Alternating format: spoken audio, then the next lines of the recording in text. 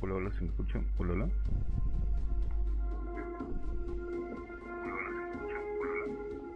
Perfecto, bueno, se escucha todo ok. Estamos.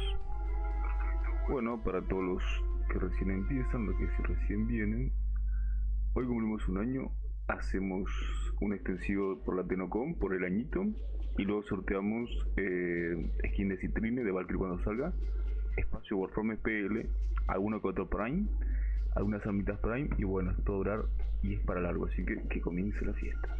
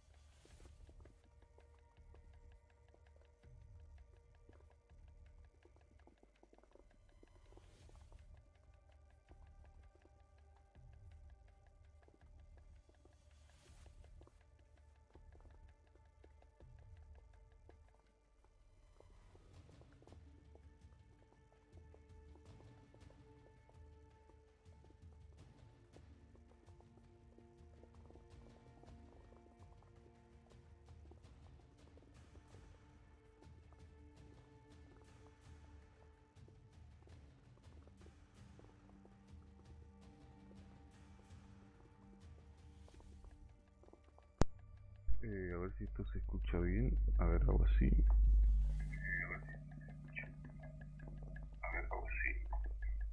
Bueno, por teoría hay una táctica media rara, what the fuck. Pues eso es una...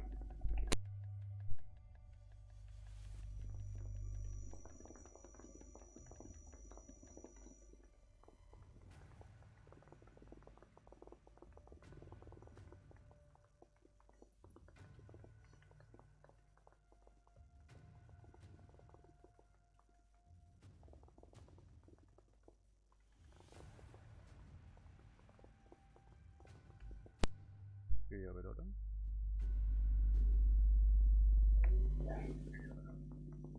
Pero me cago en la muerte de alguien. What the fuck, ¿por qué?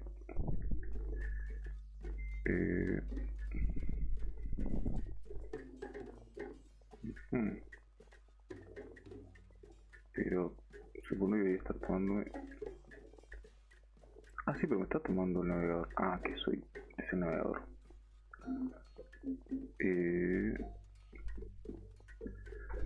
¿Cómo anda, pandita? ¿Todo bien? Che, panda, ¿se escucha bien? Pero tirame la info, porfis. ¿Cómo anda, pandita? ¿Todo bien? Che, panda, ¿se escucha bien? Pero tirame la info, porfis.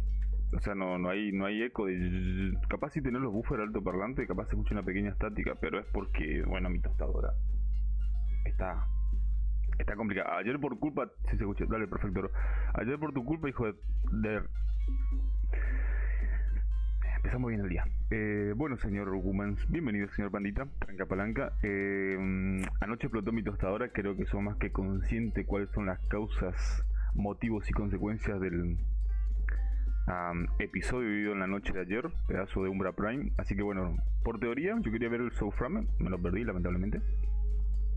Pero bueno, prendo igual acá, bro, y ya sea lo que Jesus quiera y aguantó el estilo neo.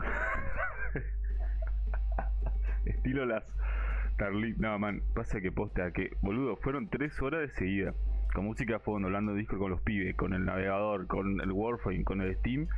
Y a un punto que dijo, estoy cansado, jefe, y capum. Pero bueno, detalles. Bueno, bro, lo que voy a hacer hoy es mirar todo supuestamente el de Steam, lo que queda de hora. Te juro que había visto que era las 5 de la tarde. Me organicé para que sea a las 5 de la tarde, pero bueno, pasaron cosas. Y al final, la parte del Warframe que quería ver, no lo pude ver, así que bueno, ya fue, miramos todo esto. Termina esto, bro, y de ahí, bueno, voy a sortear las cositas, o sea, el skin de Valkyr. No, el de Valkyr viene el 21, me habían dicho, así que para el skin de Valkyr falta. Pero lo que podría hacer quizás, ¿sabes lo que estaba pensando, bro? Es, ¿dónde está? Un touch, a ver. A ver, ¿escribí algo, pandita? ¿Escribí algo, por favor? Escribí hola, para que ver si aparecen. A ver, escribí hola ahora y quiero ver si aparece el chat en la pantalla, a ver si aparece.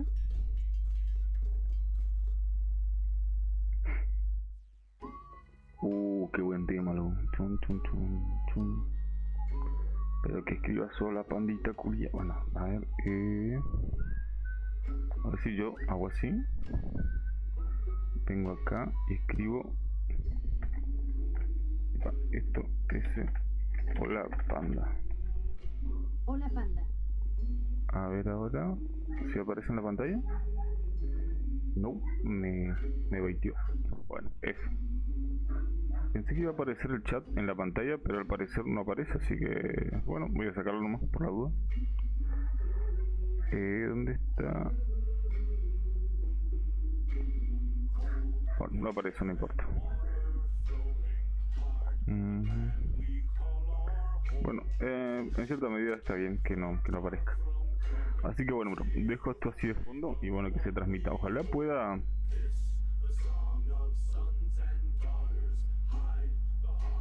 Uy, ¿por qué no está el...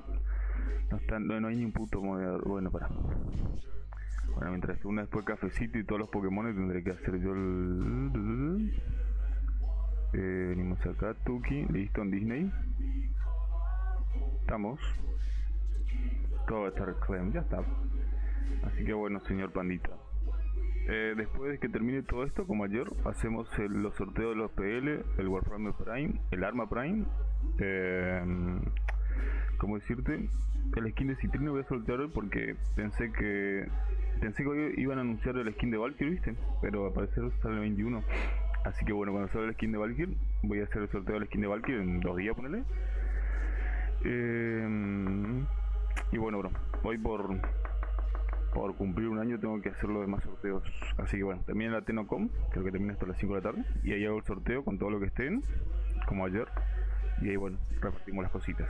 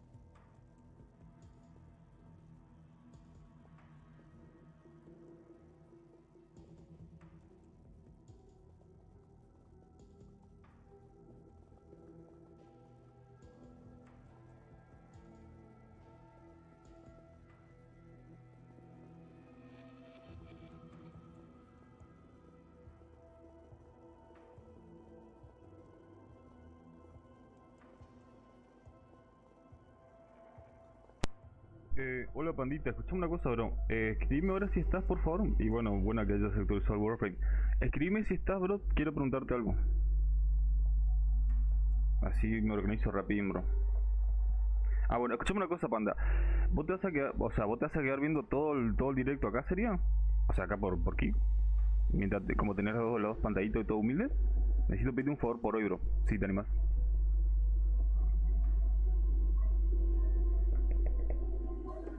Dale, escúchame, ¿te parece si te hago moderador, bro, ahora y cada vez que aparecen esos mensajes de spam?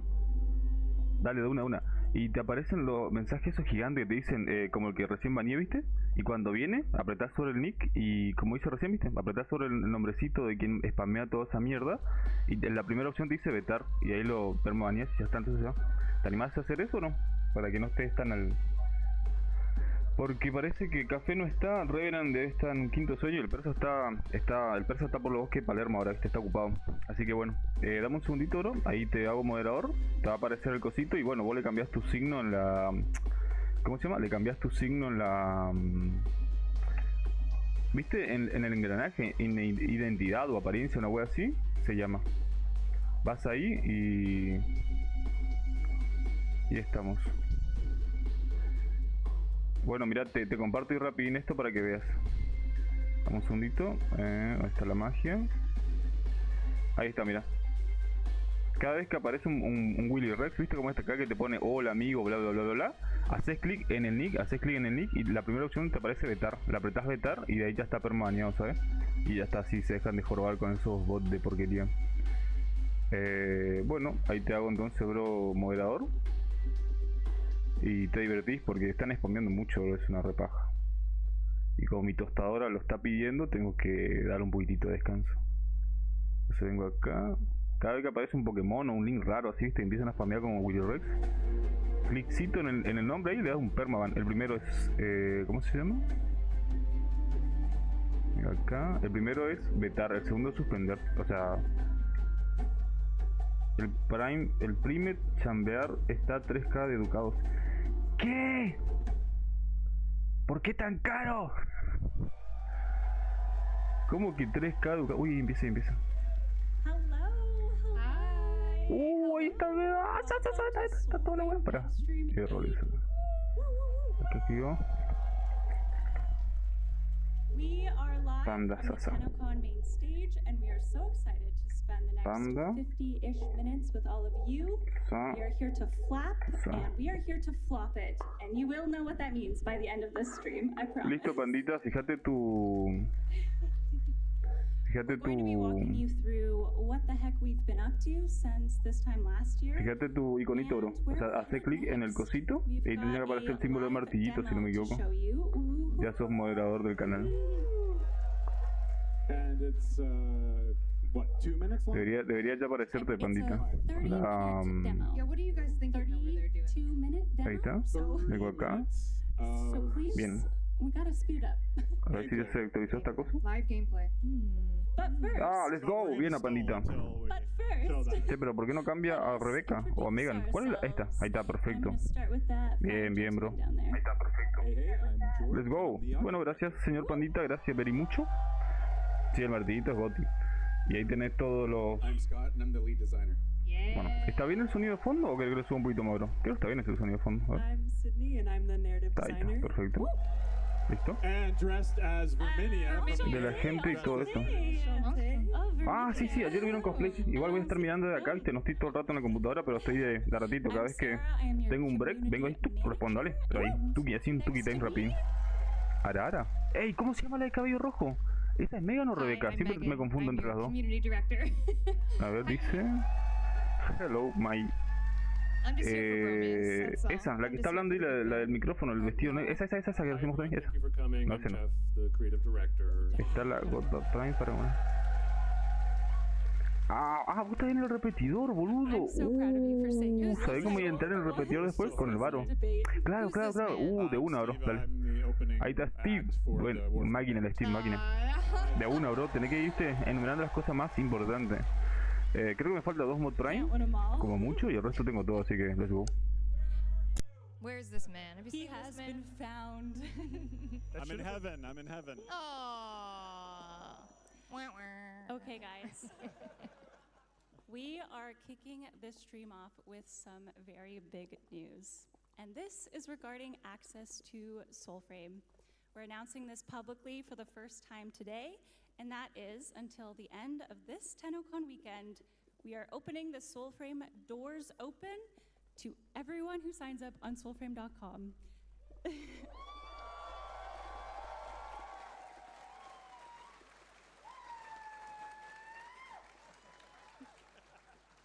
So yes, if you have ever signed up for soulframe.com, Whether that was 1 year ago or today, you are automatically in as of right now. Some of you may have already noticed. We've already got notifications. I think it went out. Download it. Go. Get into Yes. Preludes. Yeah, turn off the stream and ignore No. it. No, just kidding. We would Sidebar. Wait, maybe ideally wait. love if you stay and also watch the rest of the stream first. But this is permanent access to the game. It will only include those who have signed up on the website by midnight Eastern Standard Time tomorrow, at which time we will return to close invite-only access. Come help build the game, everyone. We need you. We want you. Yes, please come bring it. Come build Preludes with Amazing. us. Thank you. Definitely. Yeah.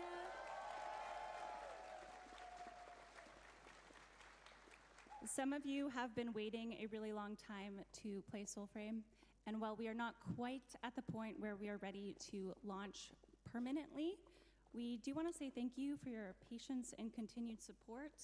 And if you're itching to play Soulframe Preludes as it is at today, again, Preludes is our pre-alpha state of the game. Come on in.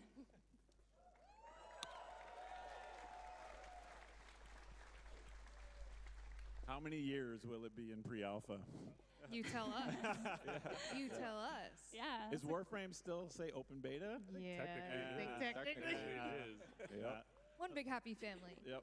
Maybe we'll go from, instead of pre-alpha, just be pre. Nice. I like that. Pre. Maybe we're just in pre-alpha? Ooh. No more pre. You're gonna make Steve sweat. You're I think gonna make we've gotten rid of at least the couple pre's. Regardless, we are still early days, and there is a ways to go with some core game design and systems, which we're going to be talking about today. But this is still a really exciting time to join our journey. Our aspiration is we have no more account resets or wipes, so everyone joining in gets to keep their progress, and yeah, just help shape the game as it grows. Keep your puppy. Yeah. Join us, won't you? Join us. Oh, very nice. Okay, so for those that haven't tuned in since last year and are still paying attention and not downloading Soulframe right now at home, we have progressed quite a bit. We've built upon our gameplay, combat, and some of our core game design. So we are going to quickly walk through what has progressed. Thank you, that's why you're here. Before we get into our live, never-before-seen gameplay. So, since last TennoCon, we have been cooking. We've also been swimming. Isn't that right, George? Cue the video.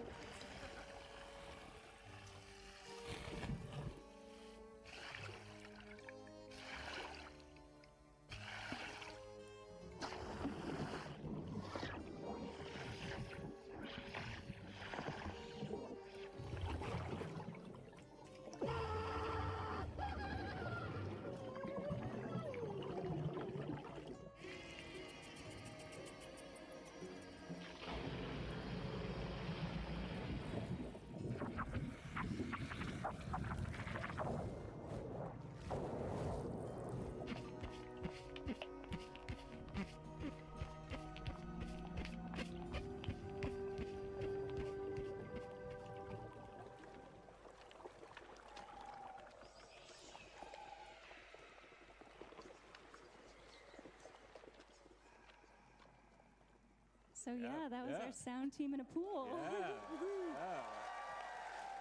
Yeah, that was.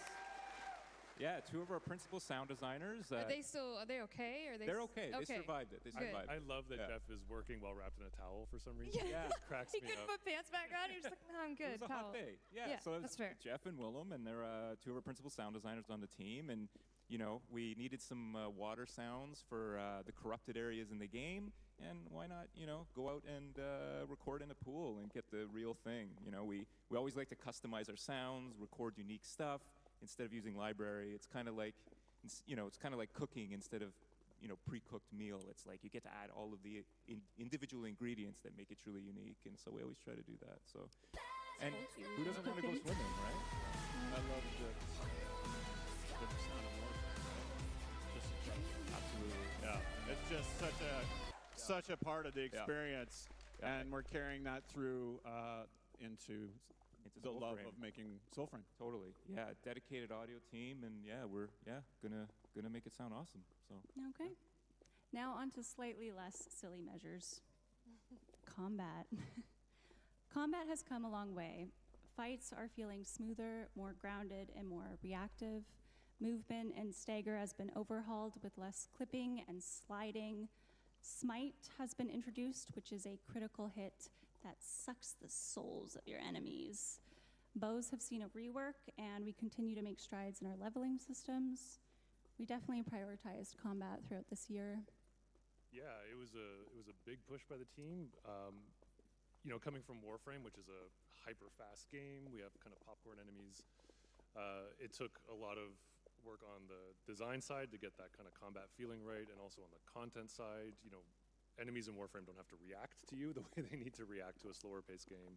So there's just a ton of new animation systems that came in to kind of enhance that acting and that reaction.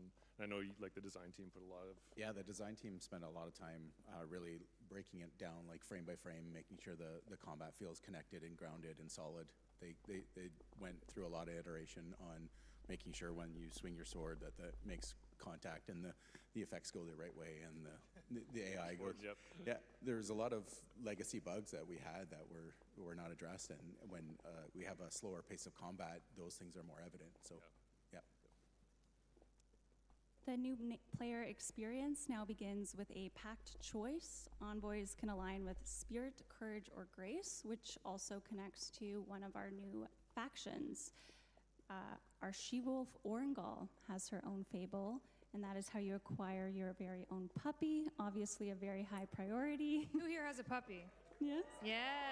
Puppies. Look at all the puppies. There's some puppies. Oh. Time-limited content has been added, with the most recent being the Festival of the Circade. Sydney, this was a spooky event. I was very scared. It was scary. It took place in the haunted crypt of the Jotar clan.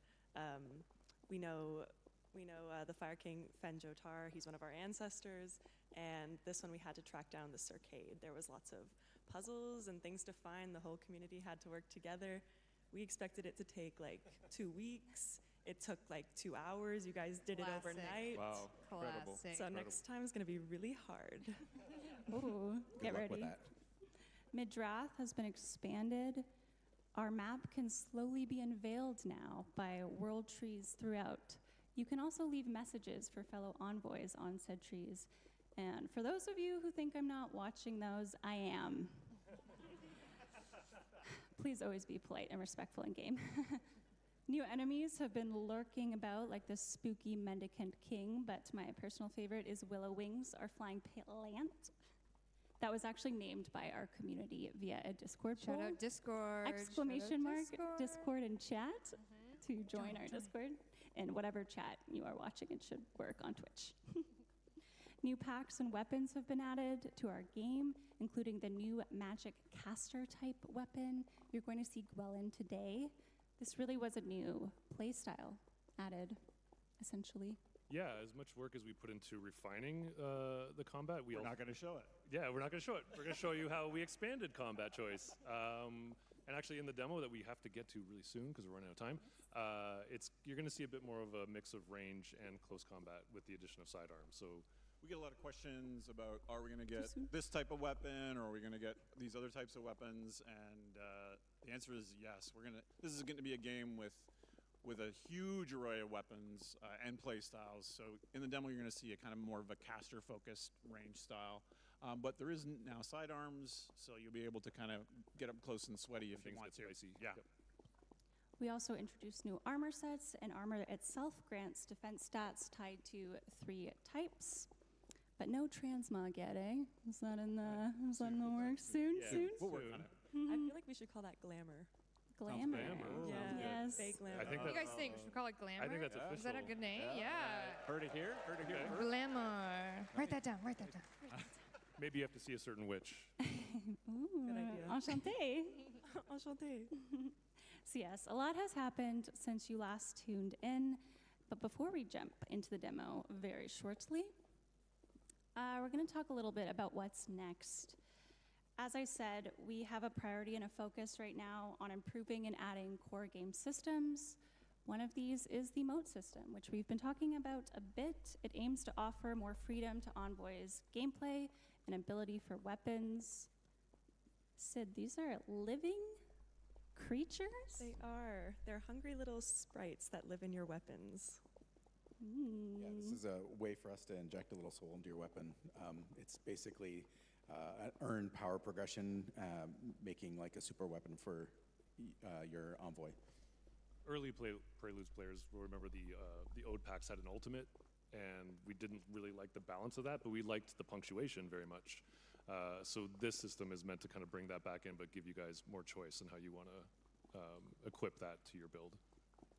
Another concept we have in the works is related to leveling techniques of envoys. What are we looking at here? Right, this is, everyone makes their own kind of martial arts manual. We're sort of inspired by the feudal arts, sword fighting arts, and so rather than kind of a fixed skill tree, which unfortunately caps out very quickly, you'll be able to learn these techniques from ancestors and quests in the world and collect them, and then you write them into your own personal martial arts manual. So that's going to be, I think, going to be really important for customization. Again, the moats and all of these sorts of things. My envoy is different and fights different, and my weapons are different than yours. Just embracing customization and choice. Yes. Speaking of customization, character customization is very early in this pre-alpha state as well, which we have another asset for. Very early, but we have lots of stuff coming. Like lots of stuff in the pipeline. We have new armor, new packs that are in production. Epa, parece que Cafecito se pegó una vuelta por acá o le secuestraron los trabajos. ¿Y eso qué mierda es? Es un nuevo diseño. Ah, no, eso es Warframe, boludo. Terrible. No sé si eso va a andar mi tostadora, pero cuando salga y tenga la posibilidad voy a probarlo.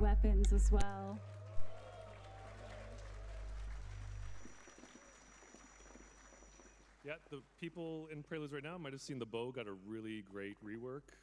So we just loved it so much, we're just going to kind of keep encouraging and put more content in to build that around. So, and more sidearms as well. Yes. Phase sword. Of course, there's always going to be more. Is that even used today? It was going to, Oh, and we made a pivot. Oh, okay. And who uses these? Certain angry little cabbages. Ever want to kill someone with a leaf? Now is your chance. Always wanted. Yes, our beloved Sprout folk in game. You're going to see them very shortly, and they're not doing too well. But they also need somewhere to live. Oh, very Jeff cute. told me this one maybe wasn't necessary. I was just going to say that reaction just proved your point. So you win. Hell yeah. So cute, but not quite as cute as... Yes. Right. Aww. This is a new Omen beast that you will one day meet, but it is not the one you will meet today. Speaking of which... Cosa a la miércoles. Yes! I think we should turn now to what you may be most excited to see, and that is a demo of our new Fable story of Bromius.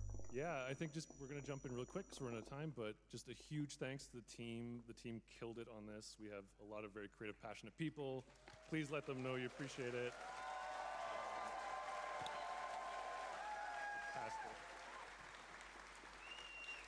And yeah, if you are in Preludes and you don't want spoilers, you actually might want to just download it instead, because this is a very condensed version of the Tale of Bromius.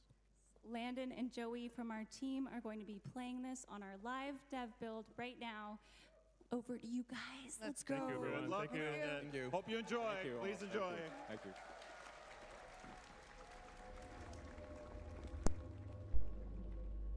No sé si ya estuviste probando el Warframe, pandita, o si lo vas a jugar cuando salga, ya que es muy similar a ¿cómo se llama? Dark Souls.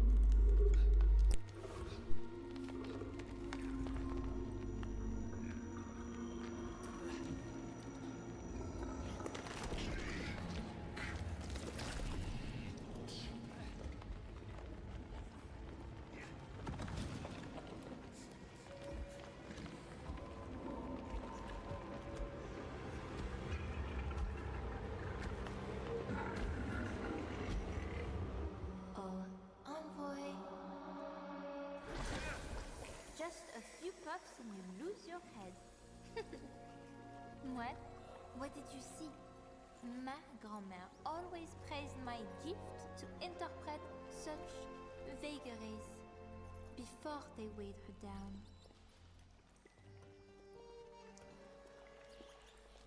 Yes, you fear the beast within. ¿Esos son los gráficos de Warframe? Untamed. La bruja Verminia, la Iberina. Such visions do not lie. Me parece que mi tostadora. It is worse. Parece que mi tostadora no va a resistir tanto. Forgive me, envoy. This sap dream is no oracle of your many inadequacies, but a vision of Tanto your placer. violent future. Sounds delicious, no? Allons-y. To Weavenwood.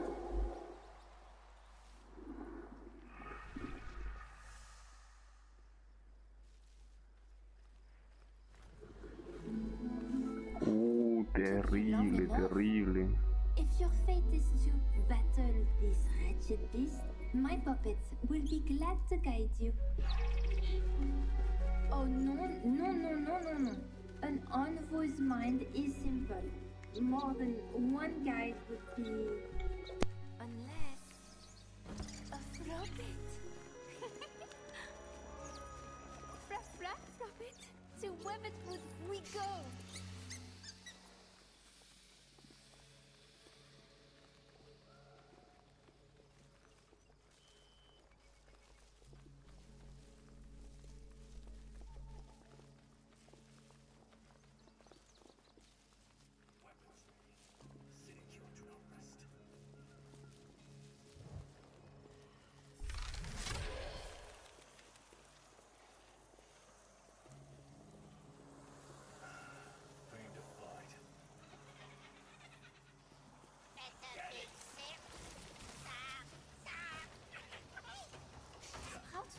They are cursed, even more than usual.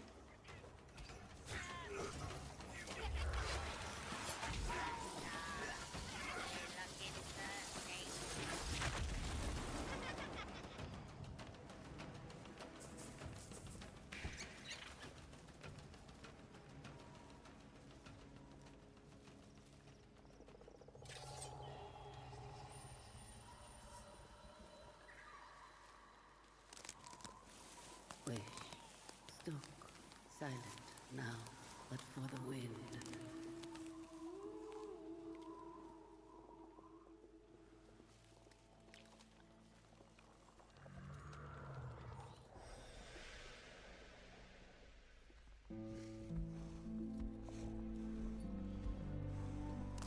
The sap of elder voicing trees, once granted drinkers future dreams. None his own, no cub nor home. He raised them, their bearer, Bromius.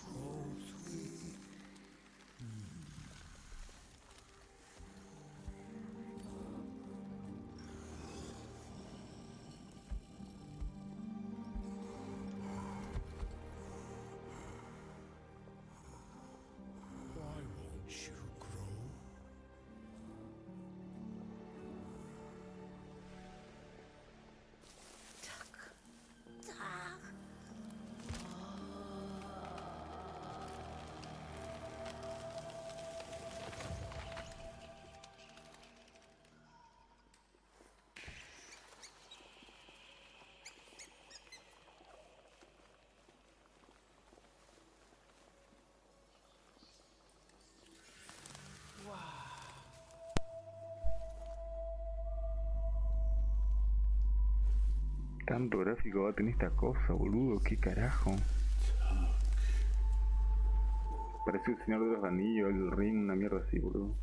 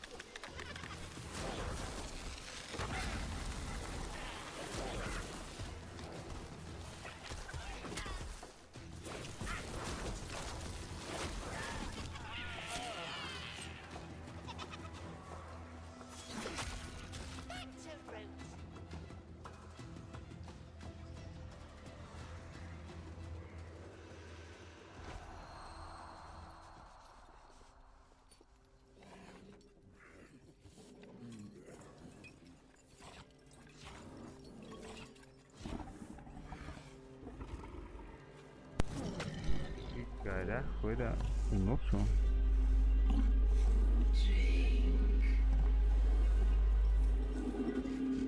Drink.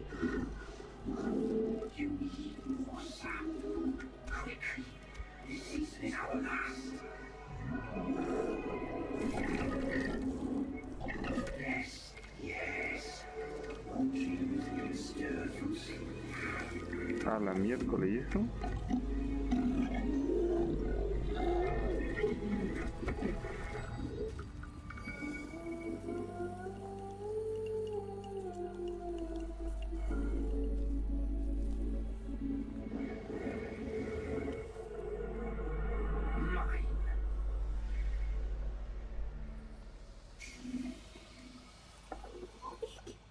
This putrid hand. I smell a medicant. My puppets know well his ways. Lo bueno creo que si esta cosa se hace ufame no va a tener tanto menú, tanto botoncito para apretar. Hay 1, 2, 3, ya está. Oh, capaz anda jugando en consola, ahí me recontra mil cabió.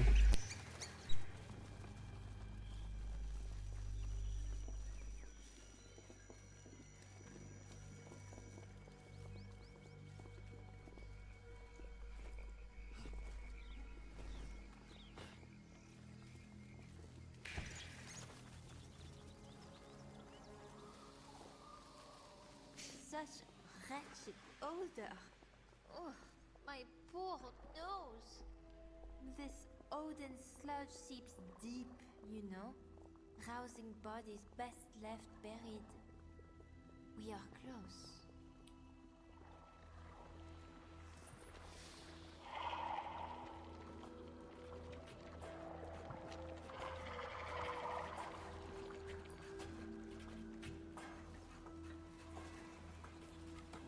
A word faking.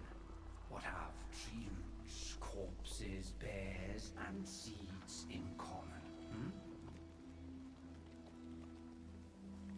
All are rotting beneath your feet.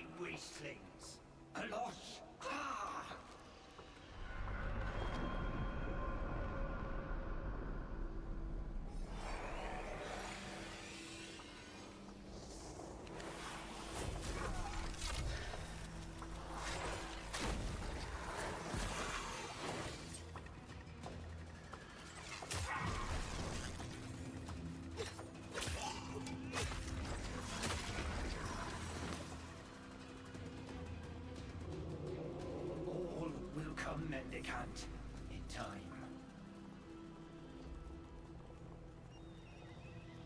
Mendicant wraith, leave our seed to the living.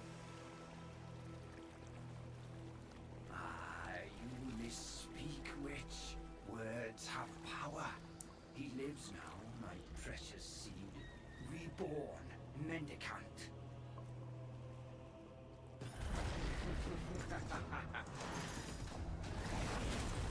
We rotted things have much in common. Our tongue, whoosh. Our thirst, still.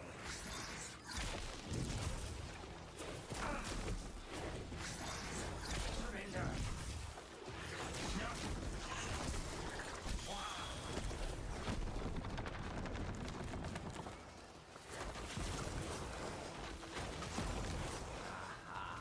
What said I of rotted things? Shed tongues, shed blood, shed legs.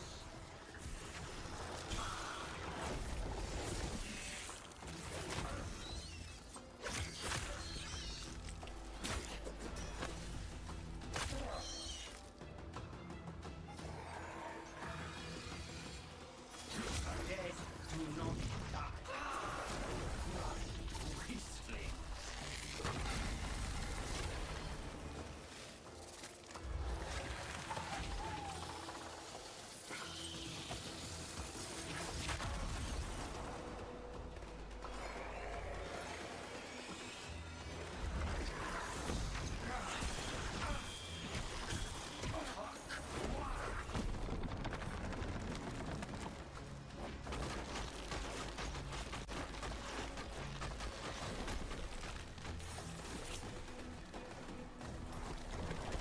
Another fall. No attack.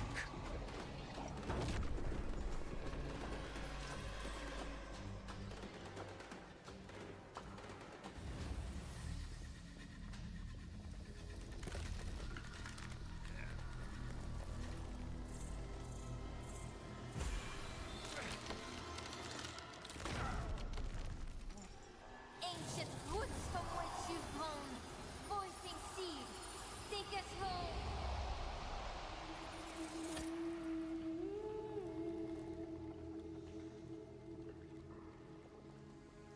Though home it may be, you cannot thrive here. I see the puppet. This spoiled soil will turn you mendicant once more. We must go below, face the rot at its roots.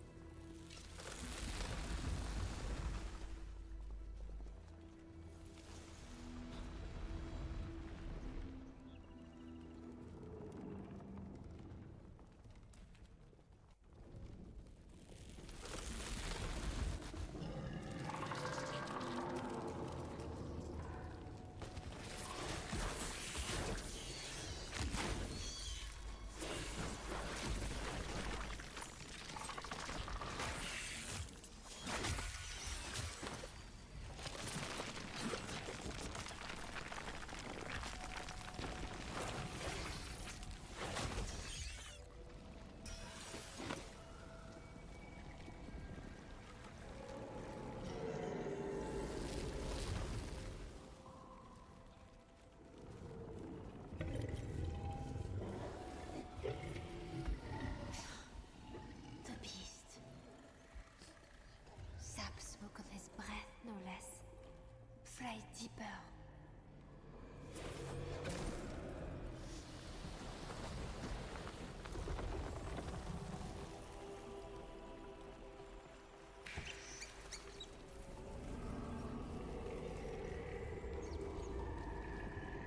Eso se ve más aburrido que el Monster Hunter.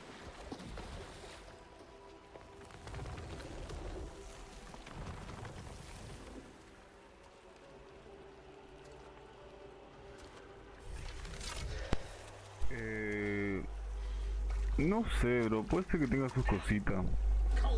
Pero el tema es que no sé si va a andar en mi tostadora. Ese es el gran dilema que tengo. Porque puede ser que por ahí, ahora viéndolo, no tenga tanta, no sé, no tenga tanta, ¿cómo decirlo? Tanta expectativa. Pero capaz cuando lo juegue, bro, tengo un poco más de entusiasmo. Lo mismo pasó con Dark Souls 3. No le da tanta importancia hasta que después te uní a este juego de mierda y ya no paras más.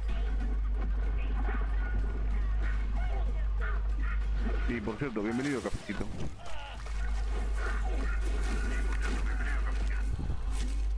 Creo que está un poquito fuerte el sonido del escritorio. Ahí le junto que si hay Tuki. Si no se escucha mi voz. Y ya, ahora sí, debería estar ahora. Pero bueno, le daré una oportunidad cuando salga. Si anda, si no, no. Habían dicho otro también que era similar a Coso, pero mínimo me pedía un i5 décima generación y una RTX 2060 humilde y dije no, que hacía en la lista de espera por el momento. Lo que pasa es que se ve a simple vista que está muy inspirado en Dark Souls, pero quedándose corto. Y no. Yo lo veo que se mueve más rápido que Dark Souls. Eso es un punto a favor, porque Dark Souls es una paja, amigo. Jugar Dark Souls es horrible con la movilidad. De estar jugando Warframe a 244 Hz y moverte a 1000 km/h. Animación de nada. Explotaste. Entonces, ese punto lo doy a Soulframe.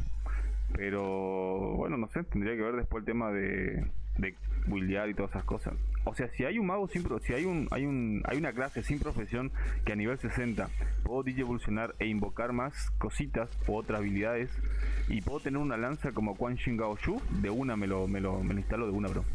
No sé si va a andar, pero lo voy a intentar, lo prometo.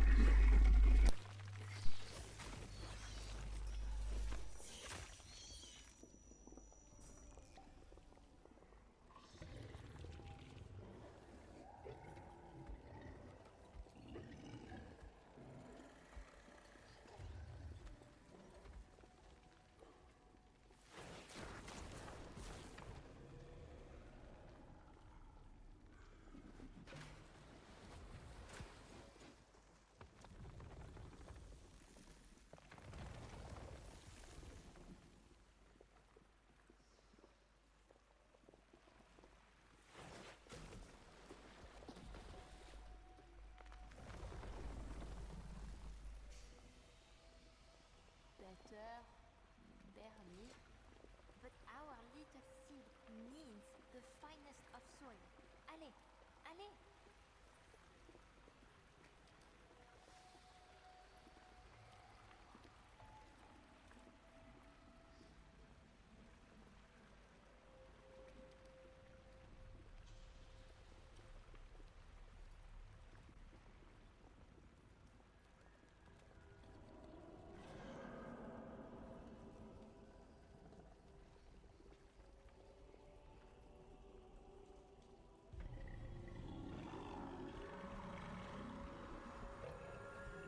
Ya le compraste cositas al bar.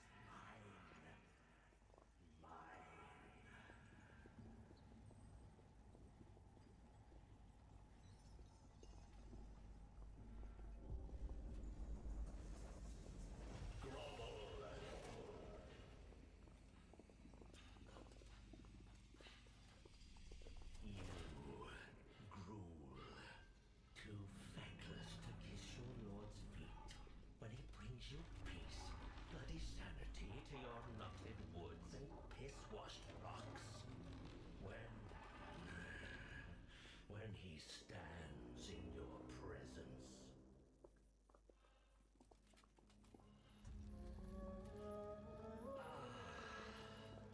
That's better. Better to listen. We are a family, are we not? Now give me the Empress, you blue-blooded bitch of a thing.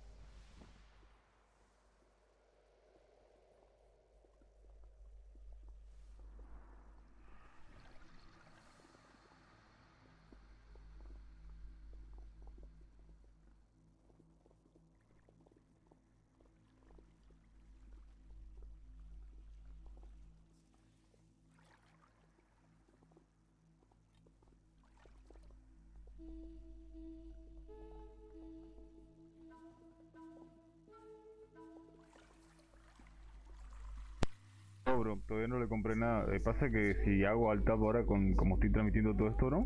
Explota todo mi tostador, así que por el momento nada. No, bro, todavía no le compré nada. Pasa que se escucha bien perfecto. Como estoy transmitiendo. Pero deja trabate computadora. Ahí está. Bueno, como te decía Gumans, tengo que esperar que se termine esto. ¿En cuánto? ¿3 horitas humildes? Bueno, capaz que creo que sean 2, 3 horitas, no sé. Y espero que esta vez sí me dé el drop. Ayer me dio, entré al juego, no me pagó nada. No sé si yo estoy bugueado, si tengo la mala Yuyu pegado encima o qué onda, pero me saltó la alerta que sí recibí el drop ayer. Entré al juego, no me pagó nada. Pero bueno, hoy veremos al menos si puedo rescatar el espacio del Warframe. Y después el resto, veremos. Pero no, todavía ni entrar al repetidor. Cuando termine esto, entro al repetidor, hacemos sorteo y le damos a lo que dé. Un ratito en contestar, no te preocupes, como que quede tu mensajito ahí, Café o Panda, y ahí yo apenas vuelvo así rapidín y les contesto, no hay drama. ¿Eso es un panda? ¿O un oso? Ah, no, un oso.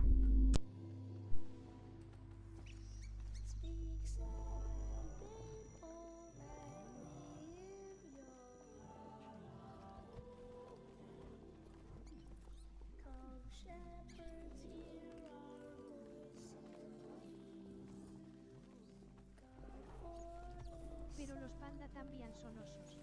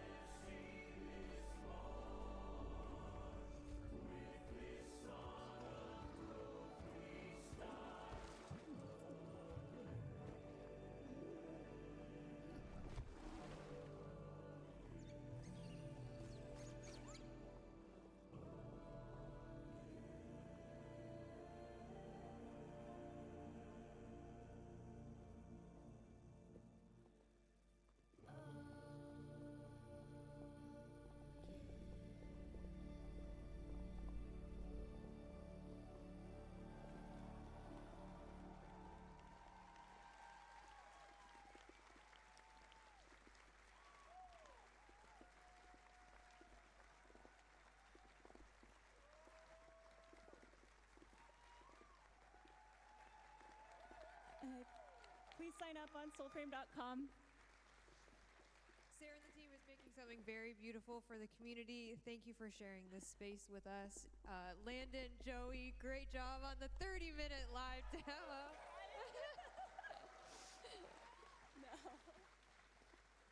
Steve, guys, any parting words for our players? You promised no tears. You did that. That's my guy. It's my bromius. Like, I gotta save my dry makeup. eye. Sorry. Please sign up by the end of this weekend if you want to join us and help shape this community. Thank you so much. Thank you for your support. Thank you so We much. love Thanks you. for watching. Join us.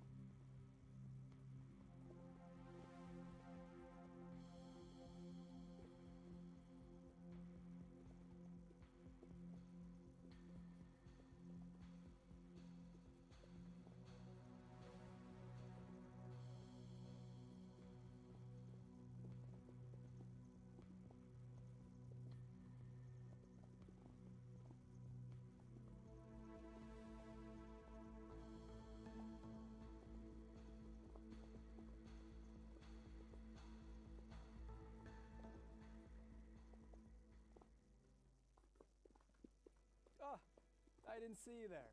Salutations, Tenno. My name is Zach. I'm delighted to meet you. I've returned for day 2 of TennoCon, and I'm here to keep you well informed on the Twitch drops that you are able to obtain. Not everyone can be as dashing as me, but fear not, we are here to assist. By watching TennoCon for 30 minutes between 11 a.m. and 4:30 p.m. Eastern Time, you'll receive the Noctivire armor set. You may even outfashion myself. Actually, probably not. Upon the start of Tenno Live at 4:30 p.m. Eastern Time, watch for an additional 30 minutes and receive Valkyr Prime absolutely free. The only thing finer than a free Prime is a tall glass of the sweetest apple juice. Ah, perfection. Often I receive inquiries regarding said Twitch drops, and no, placing an exclamation mark in front of a random word does nothing. Stop doing that, Clem10_destroyer69. I won't ask again. To do it properly, head over to warframe.com/Twitch, log into your Warframe account, follow instructions, and you're ready to claim your goods. Observing today's show on Steam, ensure you are logged into your Steam account before watching, and you'll be rewarded with item tokens in your Steam inventory. Once you claim those tokens, log into your Warframe account and adorn yourself with all your new items that make you feel alive again. Now then, run along and get back to enjoying today's show, Tenno. I've got important business to attend to.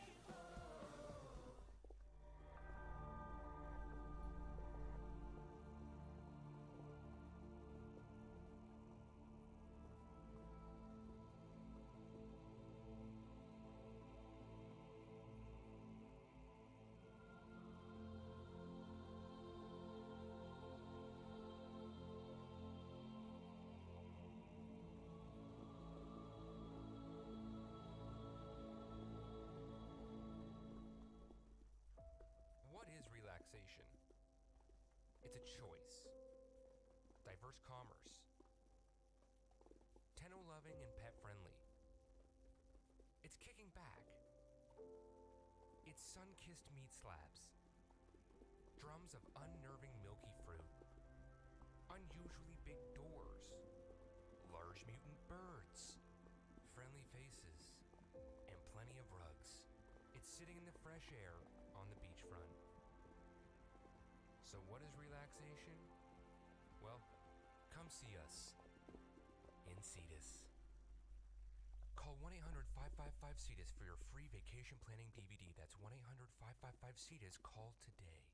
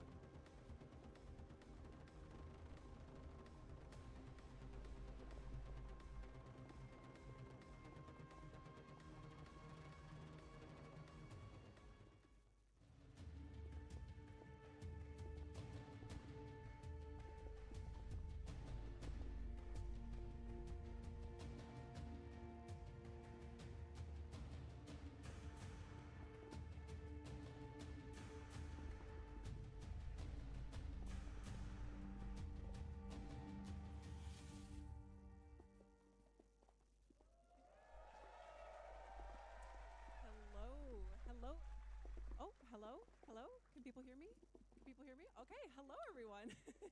Welcome to the Art and Animation of Warframe panel. I'm joined here by the incredibly talented people you see here on stage who brought you 1999, Tekra, Encore, Isleweaver, and so much more with their teams, and some things you guys haven't seen yet. We'll get to that in a little bit, but we're going to start with some introductions. Carrie, hello. Hi, I'm Carrie Black. I'm the art director on Warframe, and I think it's really, really hard to follow a panel that had a mouse run through a bear all the way. Yes, yes. And we have a special guest. Hello, Flair. Hello there. Hi, Kaz. Hi, Kaz. Hello. Hello. And we have Marco. Hi, I'm Marco, Associate Art Director with Warframe. And next to Marco, yes, yeah, Marco, next to Tim, or next to Tim, next to Marco. Hi, Tim. I'm beside myself. I'm Tim. I'm a principal animator on Warframe and mocap performer for Soulframe, so I get to just play pretend for a living. Woohoo! And we have the lovely Sedona.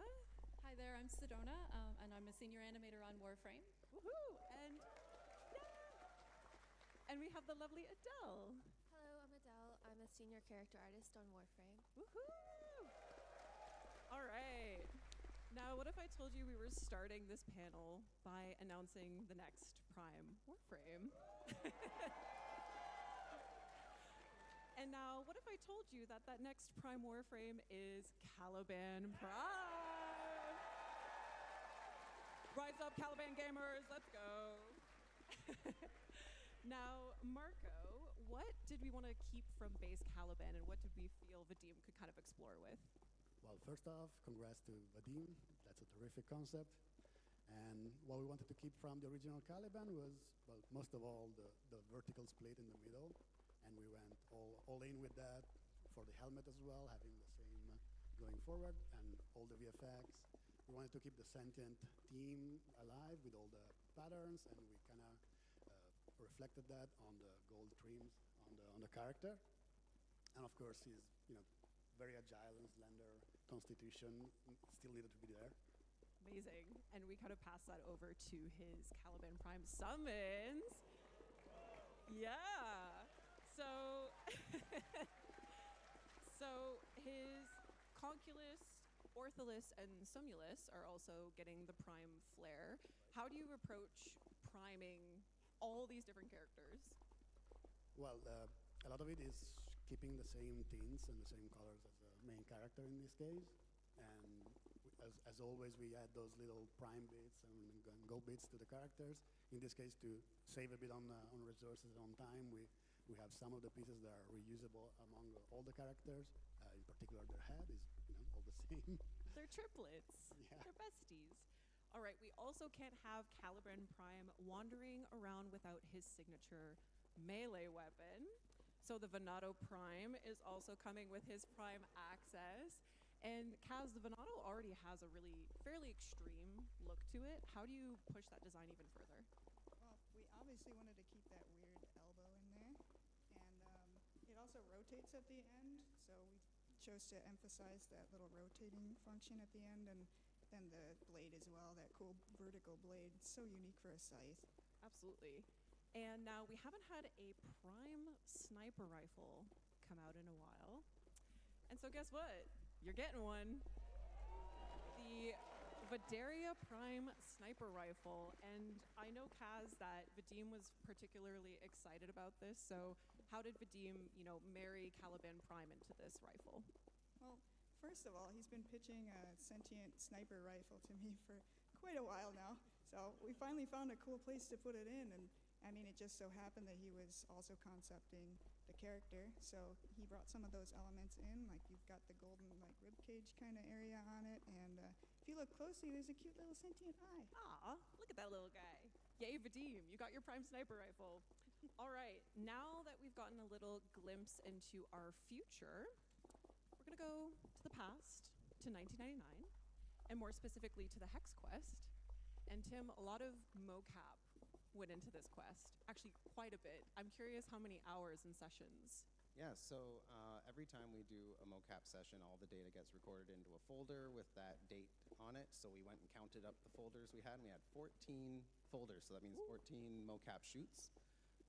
Probably an average of about 2 hours per shoot, but we do mix in Soulframe and Warframe in the same shoot, so it's very rough estimate, probably about 20 hours of working in the mocap studio on this. Incredible. Well, we've got a video here that shows you just a fraction of those 20 hours. Let's take a look. Not again!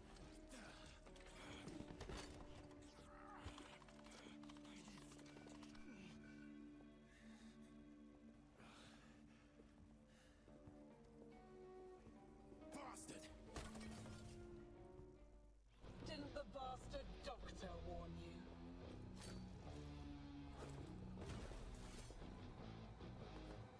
I've an order.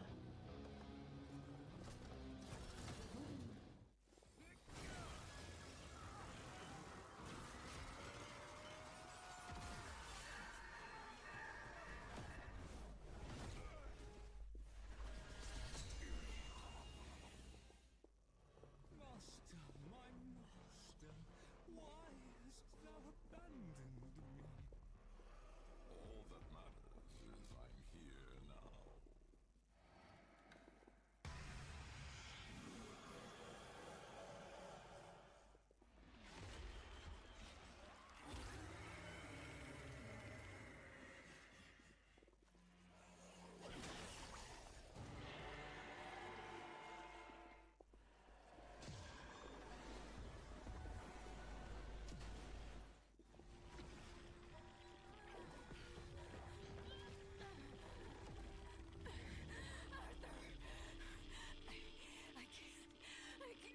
I can't.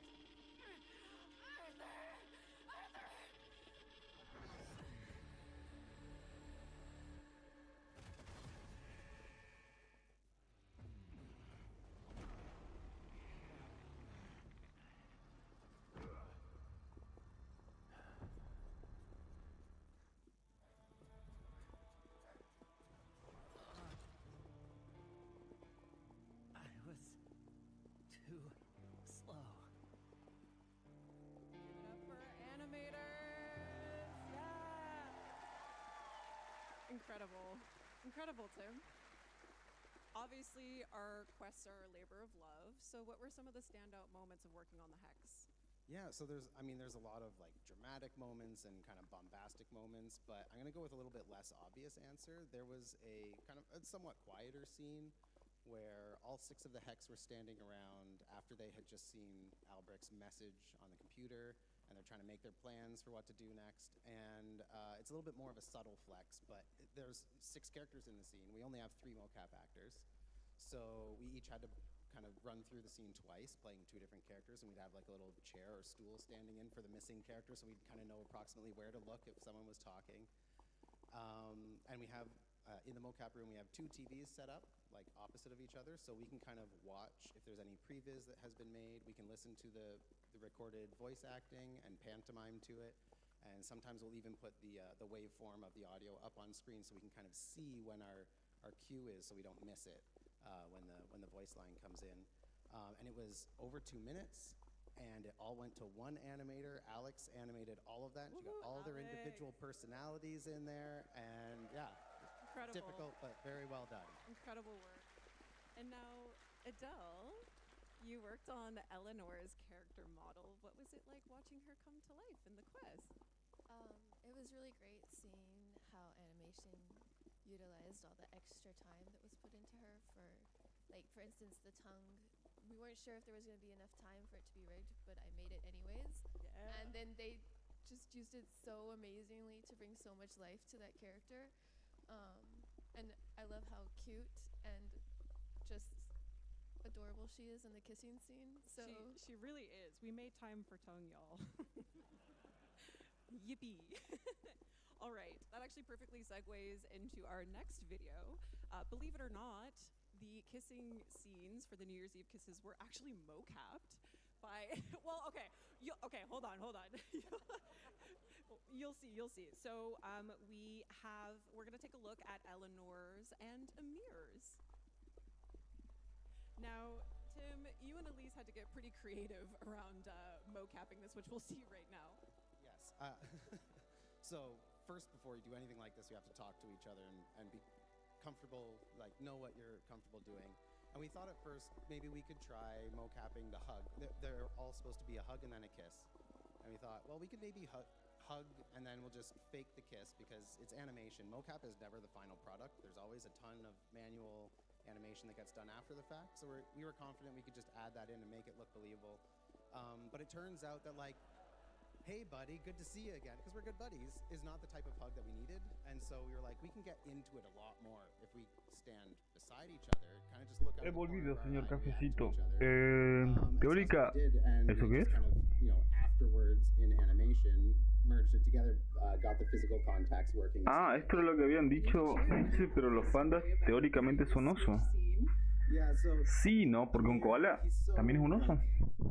he has to psych himself out. ¿Qué es eso? And then when he does, Share today experience, no sé de carajo. Twitch drop link your Warframe and Twitch account and warframe.com/Twitch. Ok, ya hice eso.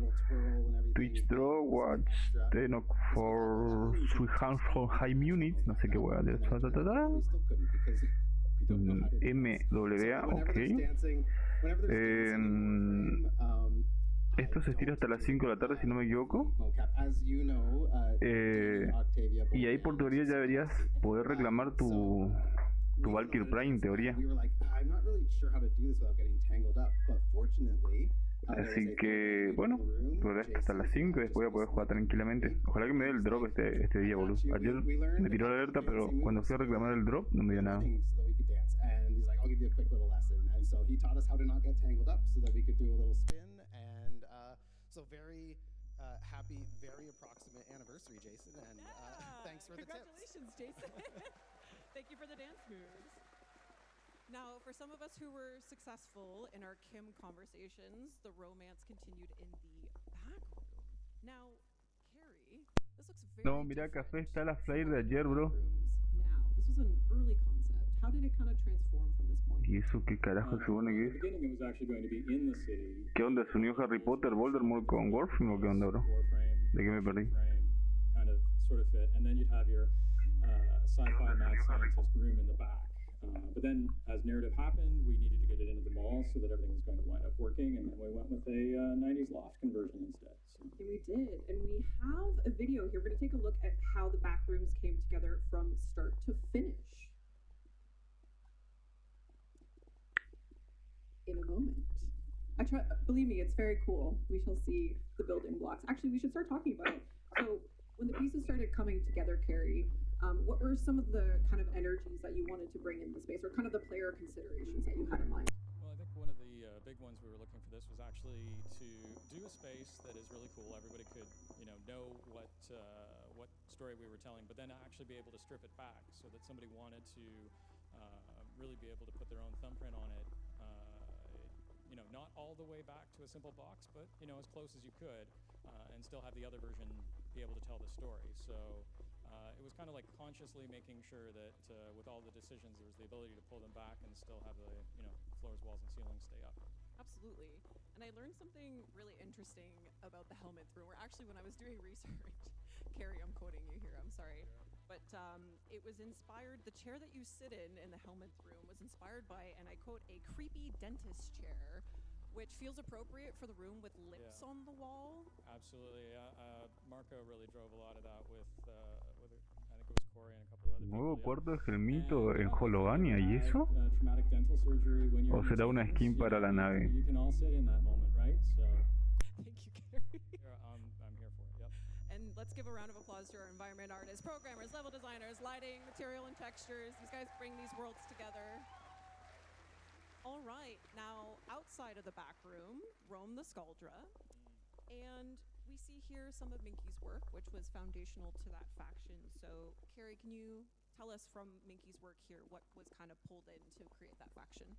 Well, I think it's amazing how many foundational things actually are. So, the Eperon, which was a big, like, how is it going to work? How are they going to be able to take on Infested when they're mere humans from 1999 and similar? So there's that. And then the playfulness that Minky had in his work was kind of key. So here you have bubble-wrapped enemies, and we're a third-person shooter.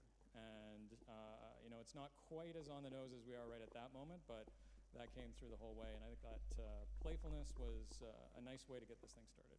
Absolutely, and then we see Michael brought it all together here with the final concepts. And Marco, when building up the Skaldra faction, what was the most important kind of features to help distinguish between one another?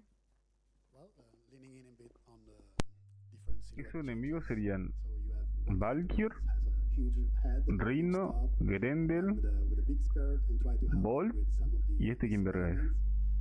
you know, that helps as well with the harsh try to Caliban, more readable in every condition. pero versión Then you have versión behavior as well. Holobaño, supongo. So if you have a character running at you with two glowing sides, you can know what's going on. Yeah, you can kind of expect what's coming next. But speaking of, so the Skaldra move and attack in some really dynamic ways, which we're going to see here in this video. And Sedona, what were some of the kind of goals the team had for the Skaldra in relation to other enemy animations in Warframe? Yeah, so just to preface, I have been working on enemies since the Murmur alongside Scott Johnson, and the Murmur were like crazy hard, and because we didn't have anything to work off of. And so when we got over to the Skaldra, one of the things we said is we need to not go that crazy again. We should use some of the 10 years of existing gameplay animation to try and make our lives a little easier. So working with that, we started making just like focusing on the idols and maybe a couple locomotion changes, but then the personalities of them got like crazier and crazier, and so we did end up making more work for ourselves in the end, but like I think they ended up coming out super charming. Absolutely. And speaking of charming, I know speaking to Scott as well, obviously very talented animator, and he carried so much of that over into the H09 Fervon tank animations, and we're going to take a look at those as well. And Sedona, I know you have a particular affinity for the tank.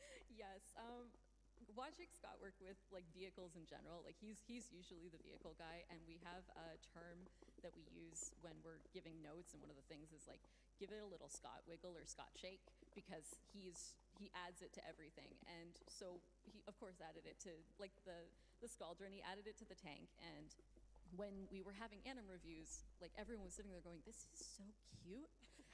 And I still agree with that. Like it's a very charming boss.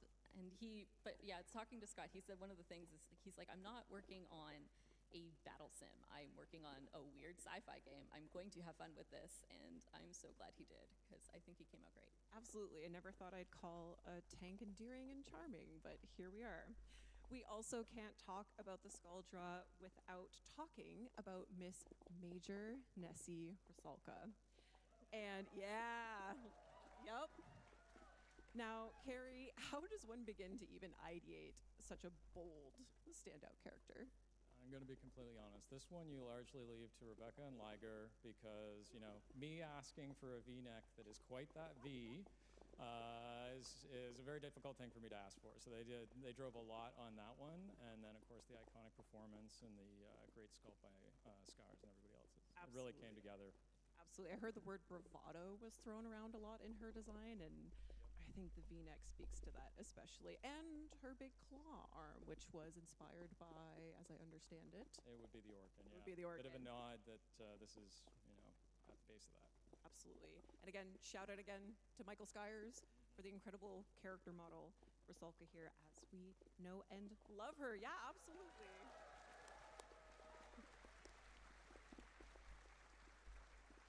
Now, we learned a lot more about Rusalka in the Kim conversations with Mom Toxicated and Papa Polar. And two, of course, are proto frames that came out with Techrot Encore. And we're going to start to take a look at Minerva. And Adele, how did you start, looking at the potential stylings for Miss Minerva? Folleto nuevo skin de Minerva, Henry, Adele Kolenowski. A la miércoles apellido. Two different age ranges and a more Skaldra-looking version of Soren. And then we ended up going a little bit different. We have a video here showing Minerva's directional shift, which is kind of more similar to what we know Saren as. So in this video, you can see how once it took a different direction, it was more that she's 40s, and so I was like, well, what was cool in the 40s what was cool in the late 90s for someone in their 40s, and I kind of referenced like the aunt that I had that I thought was the coolest, and my grandmother. And there's this movie Barbed Wire that I thought was awesome when I was younger. So it's a lot of influences from that to make her like a really Capaz le hubiesen fierce puesto los colores un badass. poquitito más clarito, ¿no? Ese celeste pálido hubiese It's quedado más only right copado. to talk about. Yeah, of course. We love Minerva. We love Minerva. Thank you, Adele. Now, it's only right to talk about Velimir Ahí está el máquina de Vol. ¿Quién hizo? Digo, a Frost. ¿Quién hizo a Frost? Linger Inuzuka. Japonés, chino, coreano. Warframes. Obviously, there's the goal of kind of maintaining the aesthetic of the original Warframe. So how was this achieved with Velimir? A bit of an easy win with them. El pelado hizo a Frost. What the fuck? And that's pretty obvious. Linger Inuzuka. Most of the tech gear on his back, which when you play you kind of see constantly, so that helps. Tenía un Rolex en la mano o un Casio. Es cuadrado, capaz un Casio. Absolutely. And I understand that Velimir Volkov 2 Linger Inuzuka.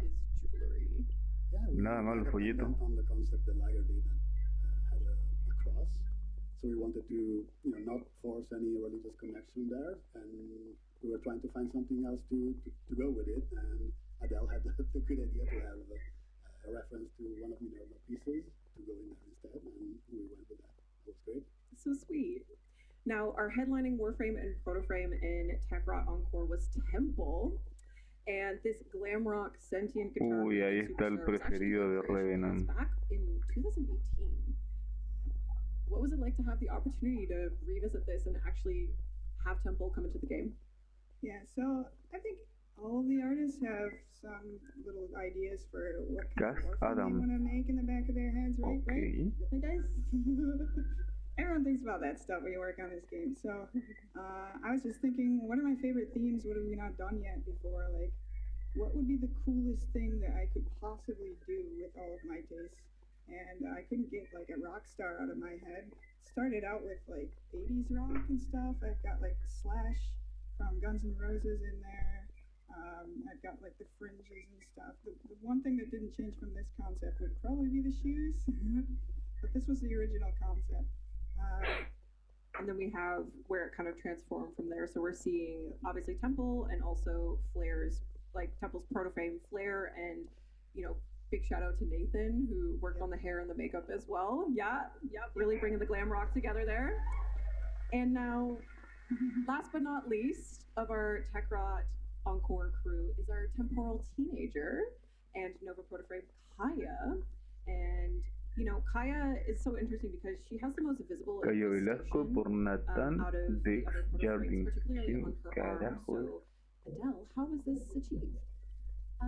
Well, the character team had been wanting like an update on the skin shader since the earliest hex, and the programmers worked really hard and made it happen. And Nathan did a lot of fielding and testing on getting that to look right with the programmers, and you see the amazing results in just how awesome Kaya looks. Absolutely. So, and it set the foundation down for character artists to kind of work from that point. Yeah, now we can use emissives and have metalness, and it's so much easier to blend between skin and Warframe, and it opens up so many possibilities to the types of skins and coloring we can do in the future. Fantastic. Shout out to our programmers and Nathan for that. Thank you so much. All right, there we have it, our Techrot Encore Protoframes. We're going to give a little round of applause for our character artists here as well who made them come to life. Now, a core part of Gemini skins, of course, is our Gemini emotes or transformation emotes, and we have a video here that we're going to show you a little bit of that process. And Tim, you had worked on Kaya's Gemini emote. And you mentioned that there was, her Kim story, narration worked on that. It actually inspired her emote. Yeah, so kind of at first glance, it looks like she's just kind of having like a fun, playful, cute interaction almost with the camera, where she's kind of like, striking a cute pose, pretending to take a picture, and then kind of like tossing it away like, yeah, let's keep it real. But like, for those of you who've taken the time to get to know her a little bit more, you might know her backstory, and what you might see is someone who's like taking her power back, and she's kind of giving you a warning. She's like, I'm keeping my eye on you, and if you try anything funny, I will kick you to the curb so fast your head will spin, and she's not having any of it, and she's just very cool, and I'm glad that she's feeling that way now. I agree. And I know, Sedona, you had also worked not only on the Hex emotes, but also the Tekrot Encore emotes. And what was the kind of process of creating the Encore emotes? So when emotes were first announced, like the Gemini emotes, seeing the one at like TennoCon at the beginning, we were like super excited to like get started with them. And Elise always did something like extremely extra with hers, and that sort of paved the way for us to kind of go, oh, well, maybe we'll do that too. And so we end up having like a lot of fun on them thanks to that. So with the Encore emotes, it was nice that we had like, we already knew we could push it. So for instance, like when I was working on Minerva, Elise had already been working on Velimir for a while, and I decided because they're a couple, I should make their Gemini emotes kind of like couple coded. So you'll actually see like their poses at the beginning are mirrored, and the kiss of death that I made Minerva do was also like an allusion to Frost using his breath to make the snowball. And so that was like kind of our fun little thing that we added. It's like they're pretending that they like each other again. That's so sweet. Now, the proto-frames were, of course, fairly prominent features in Tekrot Encore, but so were the Technosite coda. And Marco, obviously we see here some of Minky's sketches for this, Tekrot boy band. So what kind of set the tones here from Minky's concept to what we know now? Well, he had the neat idea to have facial features be the prominent thing there, and we kept some of that, mixing it with the behavior and the characters of the original human boy band, and mix some of the 90s gadgets in there as well. So you have the frontman, which has a big mouth in the chest, kind of a big mouth in the head as well. There's a microphone stuck on the back of his head if you get close enough to look at it. Dangerous. Yeah, and the Packet, being the more nerdy guy, has the video game console stuck in the chest, and swapped his eyeglasses, the 4 eyes, for a big one. Fabulous. And then, of course, from Minky's fantastic work, we had our character artists bring them to life. So thank you to our character artists for our beloved boy band online. We love them dearly. And then from there, the animation team got to work on these characters, giving each member some truly gruesome charm. We're going to have a look at them here now. Sedona, they obviously have such unique personalities. And how did you go about creating such diverse movesets between all characters? So I'm assuming like everyone's started to realize that like we're pretty 50-50 split in regards to when we're using keyframe and when we're using motion capture, and we try to find the path of least resistance in every case. With the boy bands, because their setups were so diverse and there were things that just didn't seem really feasible to do, the whole boy band is completely keyframe animated. There's no mocap whatsoever, and just because like they're so absolutely out there, especially Zeke, as you can see. This was Jay Baker who worked on him. Zeke was initially supposed to float, and he wasn't supposed to have so many arms, and Elise requested a few more before being pulled off to go work on cinematics, and so Jay took over and did an absolutely fantastic job. I don't know how he does it. I need to ask him. He's fantastic. Yeah, he's fantastic. An actual magician. Now, from the Technosite coda, the coda weapons were born. And Kaz, which of the coda weapons did the team have the most fun making? Well, that's easy. All of them are fun. It's always fun to work on infested stuff because they're their own little creatures. They're kind of characters in their own right. Absolutely. And I know you in particular worked on the Coda Motivire, which was kind of this amalgamation of vehicles and different parts. You want to speak a little bit more on that?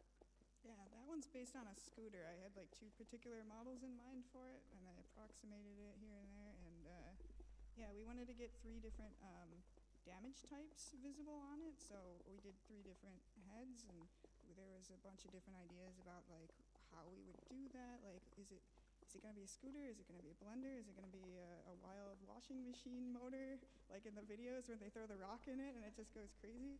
I ended up with scooter because I guess I had motorcycles on the mind. Yeah. And then we ended up calling it the pizza cutter eventually. Yes. I like Bloodborne. Ooh. Hey, yeah, there you go. Shout out. Yep.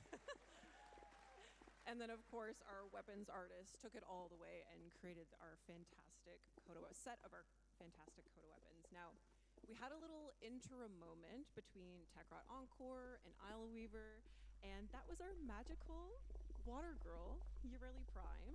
And we have a little behind the scenes of the Ureli Prime trailer that we're going to take a look at now. And now, okay, Tim, tell us how you guys made this happen. Yeah, so we knew with Ureli we would have to have K driving, so that meant it was going to have to be outdoors. And we knew she had an affiliation with the Vent Kids, so it was going to have to be the Orb Valis, and the Corpus were going to need to be the enemies. And we knew that she was kawaii, so we had to make it a little bit anime opening style. We got magical girl transformation, a little bit of like limited 2D animation and like lower frame rates, which was a fun challenge. It's more work to do less frames, believe it or not. Our engine wants to smooth everything out to like 60 frames a second or higher, and we had to kind of like force it to obey our faked lower frame rate. And thank you to the tech anim department who had to re-rig all the cloth for us to be able to hand animate just for specific shots in the cinematic, because in game it's all run with cloth simulation that runs at real time, and so it wouldn't obey our fake lower frame rate, so we had to keyframe it. So of course this happened on the character with the most skirts, fins, little bows and tassels and a bell, and like so many little cloth bits to move around. But they nailed it, and thank you for doing all the extra work so that we could do the trailer that we wanted to make. And yeah, so our direction for this one was kind of like, if you guys remember Grendel and Goss, it was like, go big, but go completely different, which was challenging. But with Grendel and Goss, we did something we'd never done before, which was kind of combine two into one. And so my sort of counterpart in the video marketing side, other Tim Nanasi, he had the pitch of basically, what if every Prime trailer from now on was completely unique and different from all the Prime trailers that preceded it? We kind of already did that with Grendel and Goss. I think Ureli worked based on the comments I've seen. It was pretty different and out there. And I've heard Tim's 10-second elevator pitch for the next one, and I think it's going to be totally different and amazing, so. Ooh, all right. All right, so after Ureli Prime, we jumped into Isle Weaver, and just a quick note, the next few slides will be showing images and videos of spider-like creatures, but we're going to talk about Araxia. And this spider-themed Warframe had been floating around in the community for a while. And how did we come about, finally making it a reality, Carrie? Well, this is one where, again, like another artist wanted to grab the theme and kind of really ran with it, actually. So Nikita did fabulous work here. Very interesting one to see how it started off with a lot of very, very disturbing reference. And then, the final character is kind of out of the park, really. So. Yeah, that whole thread was a little bit of a jump scare. It was, yeah, absolutely. It was fun to look back on. Yes. And we, of course, have to include the Araxia scuttlers, which we see here. Nikita did a little bit of exploration there on how those could look. And then Nikita brought it all the way home and made her come to life as the Warframe that we know and love today. And, a really standout characteristic of Araxia is her Silken Stride ability, where she literally walks on spider legs. And Sedona, I'm just so curious. How? I don't know. No, seriously, like with Warframes, usually like a lot of animations are shared between them, specifically with locomotion. You have like a set skeleton, this is what you work with. And Araxia kind of threw that all out the window. So she's got a whole new set of animations that we kind of had to like figure out how to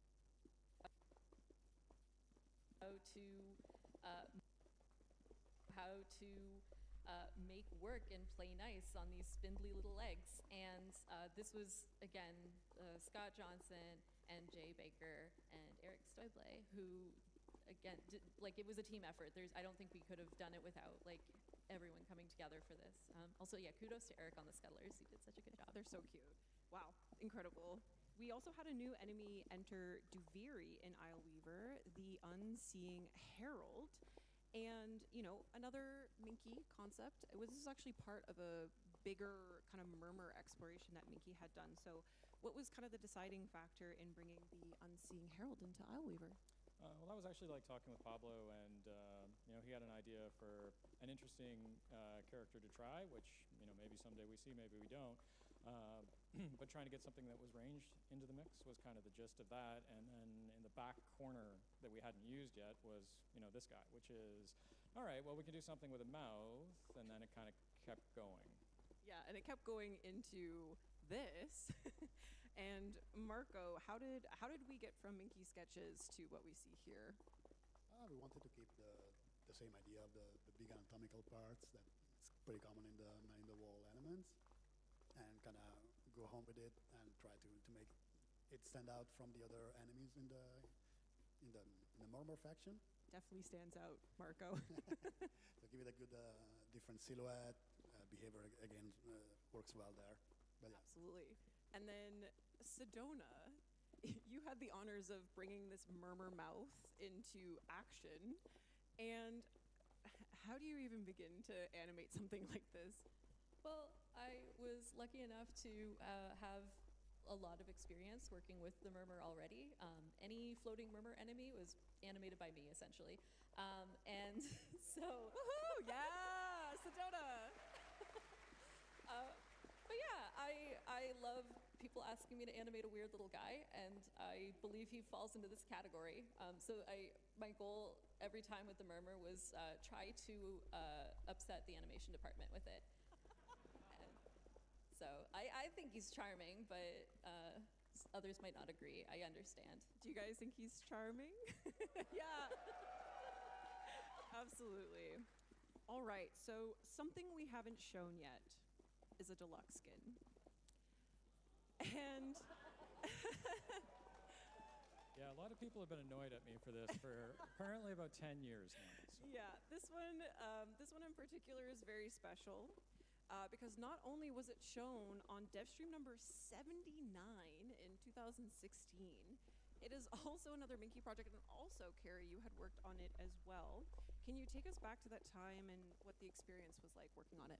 Well, that's a bit of a lifetime ago, but yeah, I can.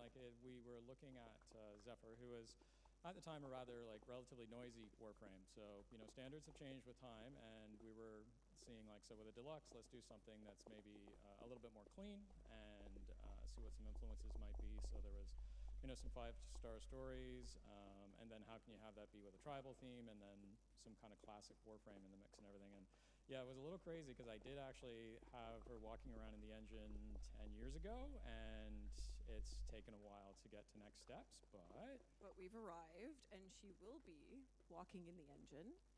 We're really excited to share that the skin has been revisited, and in memory of Minky, it will be part of the rewards for this year's Quest to Conquer Cancer campaign in October. And there she is.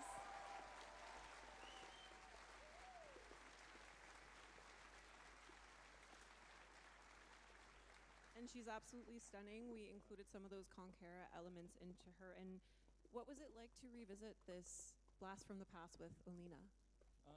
It was interesting. It was maybe a little bit too personal at times because, of course, Minky was one of the most important people I've ever worked with, and you know, a bit of a mentor. So actually, happily, Marco was able to work with Elena and do a lot of the Conquera elements in the end. And it's a very cool piece in a lot of ways because you have people that were touching Warframe things 20 years ago. If you look at some of the early sketches from Minky, and then, you know, me kind of in that middle part, and then somebody who is really, really young relative to me, who almost hasn't had Warframe in their life, or not had Warframe in their life. So it's a lot of interesting hands having touched this piece.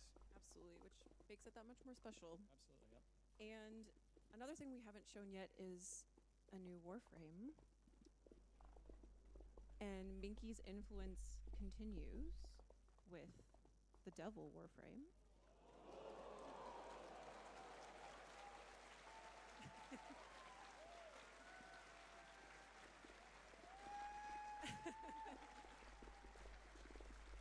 Yeah, this is obviously a layout of, Mickey's exploration into this theme. And can you tell us a little bit more about how we kind of are entering the territory of a Devil Warframe? Yeah.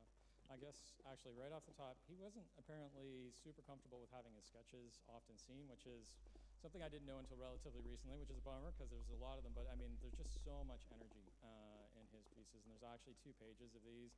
And, yeah, Rebecca and I got to have conversations with him, several times a year sort of thing, and have him do really big, impactful pitches. Like a Warframe was a part of it, but, a lot of the kickoff to get us towards 1999 as well. So can't really say enough there.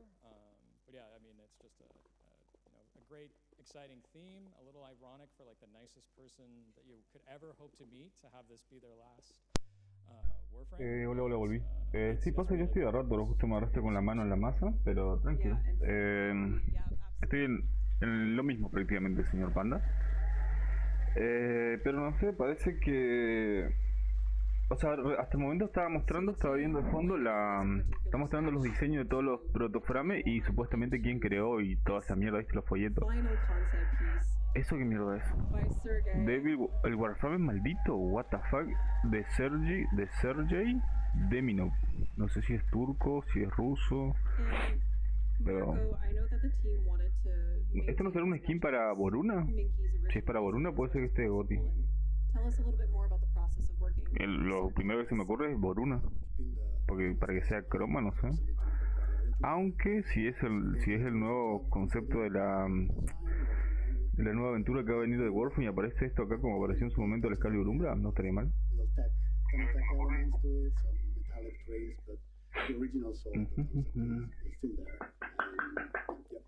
Absolutely, and we see the cool flames coming off of the heels. Yeah, maybe try to distance a bit from amber and chroma with the color of the flames or where the flames were coming from.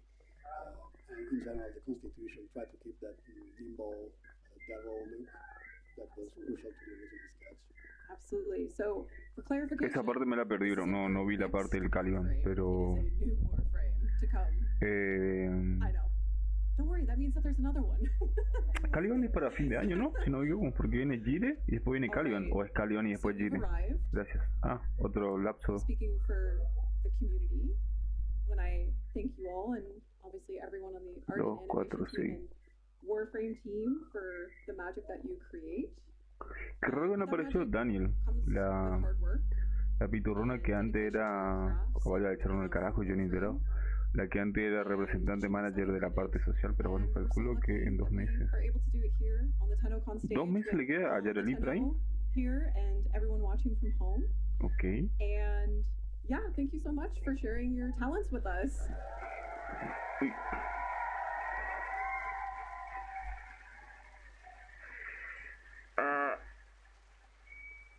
Che, pandita. Now, una pregunta, bro.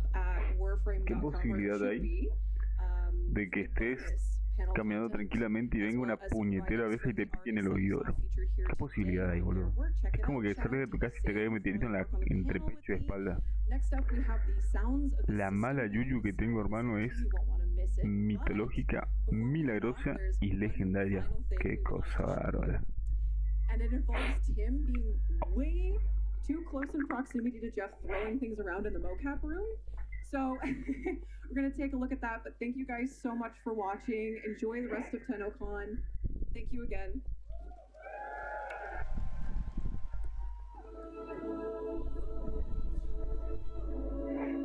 ¿Y eso? ¡No! La animación del segundo sueño. Es raro, pero no imposible. Es verdad. Solo porque soy salado nada más. Cuando apareció el Excalibur. Oh, mirá, con un pedazo de cartón hicieron esa animación. Yo pensé que habían puesto una... ¿Cómo se llama? Una caminadora, una cinta, ¿viste? Ese chabón y se te... ¿Y eso? Nah, terrible. De 3 en adelante hasta los sonidos del sistema solar. Toda esa hueá cósmica ya pasó, porque ya son casi las 3. Y ahora viene la narración... La narrativa de Warframe. Corey van den Hohenheim Kat Kingsley, Adrian Bott, Ryan Moore y Amelia Tyler. Che, pero entre todos estos nombres, no vi que está la... Había antes una representante de la comunidad de la parte social que se llamaba Daniel, que era una rubia. Pero parece que no está. O capaz ya no trabaja más acá o que... No, pero a lo que voy, pandita, es que no, o sea, no es que me picó en el borde externo de la oreja, sino viste que vino así, viste justito donde te limpias con el hisopo ahí viste donde es, en ese espacio ahí, en Estados Unidos.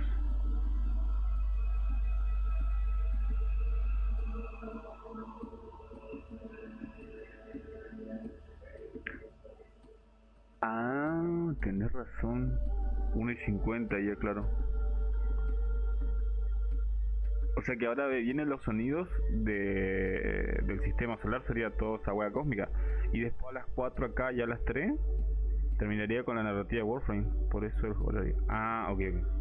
Claro, es que yo miré el horario de acá, no de allá, viste. Pero está bien, tenías razón, bro. Y ese Pokémon, no sé quién es ese Pokémon, boludo. My name is Zach. Delighted to meet you. I've returned for day 2 of TennoCon. Ah, mira, ves, este chabón ahora es el community manager y antes era Daniel, la rubia ojitos verdes. Fear not, we are here to assist. By watching TennoCon for 30 minutes between 11 a.m. and 4:30 p.m. Eastern Time, you'll receive the Noctivire armor set. You may even outfashion myself.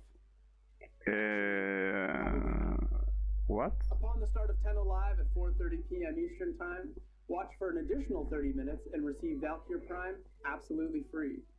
The only thing finer than a free Prime is a Al fin se viene el espacio de la Valkyr. Perfection. Often I receive inquiries regarding said Twitch drops, and no, placing an exclamation mark in front of a random word does nothing. Stop doing that, Clem10_Destroyer69. I won't ask again. ¿Nani? To do it properly, head over to warframe.com/twitch, log into your Warframe account. Pero yo ya tengo linkeado mi cuenta Goomans y no me paga nada. Ayer pasó lo mismo. Entré al drop de Twitch, vi la notificación del drop, le di OK, reclamé la wea cósmica, voy a Warframe, jugué toda la noche Warframe y no me dio nada. No sé por qué. Y tengo linkeado y olvidé de linkear la cuenta 7 veces. Hace 7 años que no me paga nada, bro. Entonces ya no sé más. O sea, solo estoy para... ¿Qué estás jugando en el teléfono, el 1999? ¿Qué onda? El merchandising de Warframe este año que da. Hay un muñequito de Excalibur, un muñequito de Mag, de Arthur y de Illinois. Aunque los abrigos están interesantes. El tema de la caja esa creo que es una Death Note, ¿puede ser? Eso era ayer, mira, pandita, eso pasó ayer. El único que le puso onda fue el heavy metal ese. Porque antes que eso te estaba durmiendo en el concierto, bro. Era música muy tranqui. Pareció te lo quite y tratas un poco de barullo.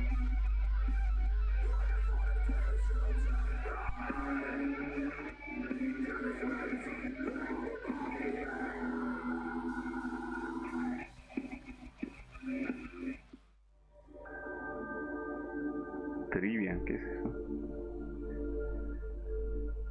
Tenno contra... No.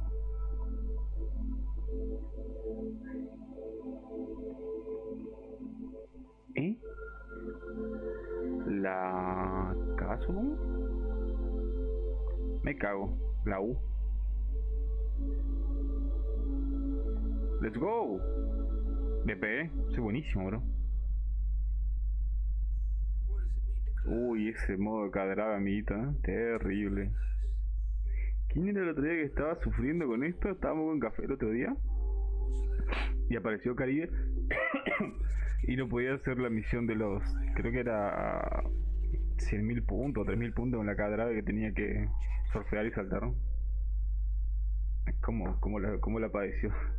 Caribe, rango 3, estaba sufriendo como un condenado en fortuna. Después apareció un chabón level 1 o level 2, algo así, y lo hizo a la primera. Gladiator Skin, Wall and Life. Ok.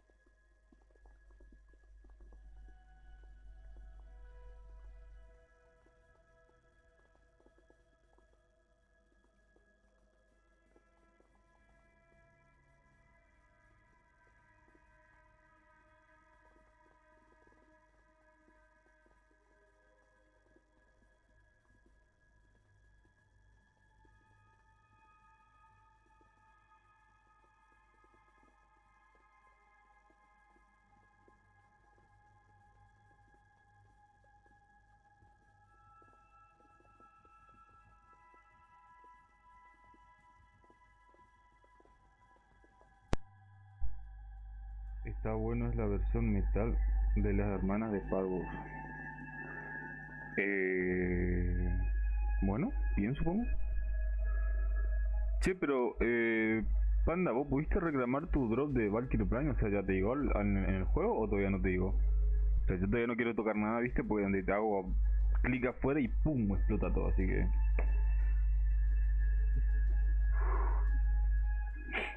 Mejor espero tranqui, si ya esperé 2 horas, ¿qué me hace Dorita, mano? Y una vez que termine todo, ahí sí agarro y veo cómo hacer el tema de los sorteos y todo lo demás. Y entro a Warframe. Aunque de última, Pandita, qué sé, el skin de Minerva estuvo de puta madre. Por lejos ganó todo. ¿Alguna cosa que haya traído nuevo Varo, Panda, de las cosas buenas, por así decirlo, épicas de los primeros TennoCon? De los primeros Varo Kitter, digo. A ver qué pasó ahora. Se están moviendo cositas.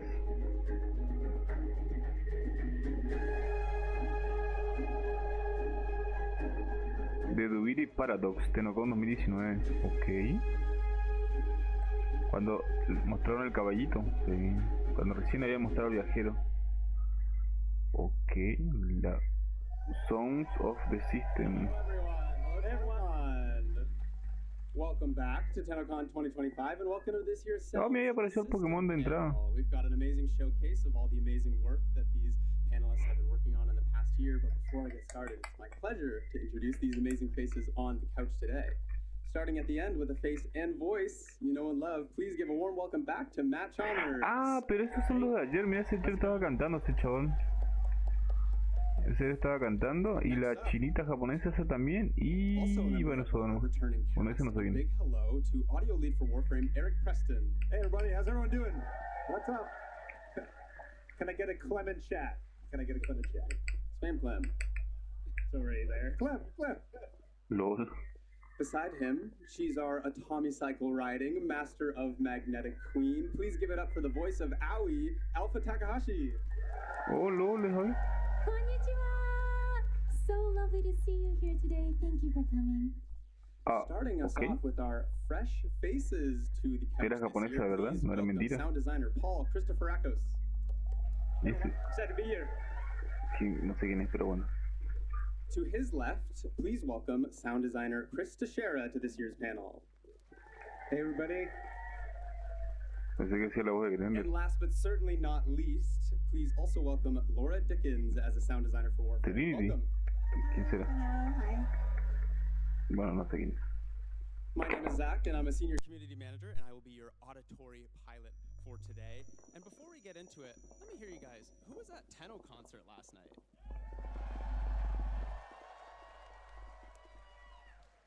I was also there, and that's why my voice is almost gone, so you'll have to bear with me here. But what a perfect segue into our first topic of today, the music of 1999.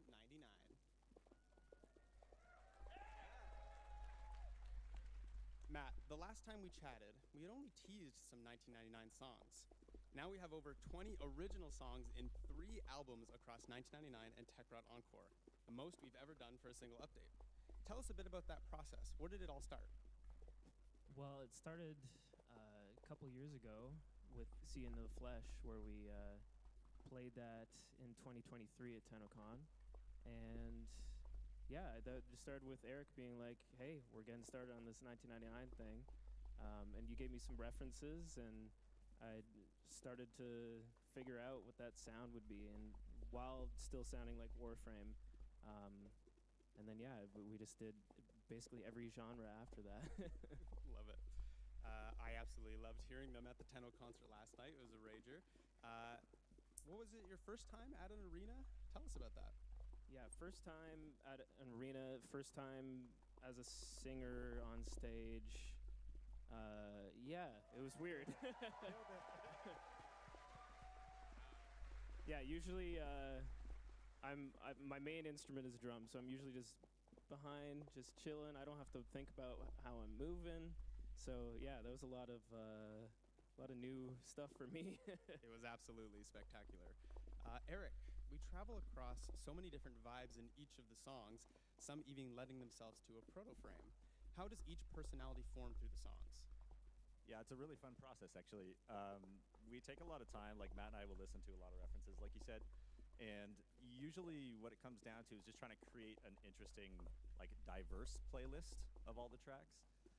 We don't really ever want two things to sound the same. You probably noticed that across a lot of our updates too, how we're always kind of changing the musical style up. So there's like a real conscious effort there to try and keep things fresh and to try new things.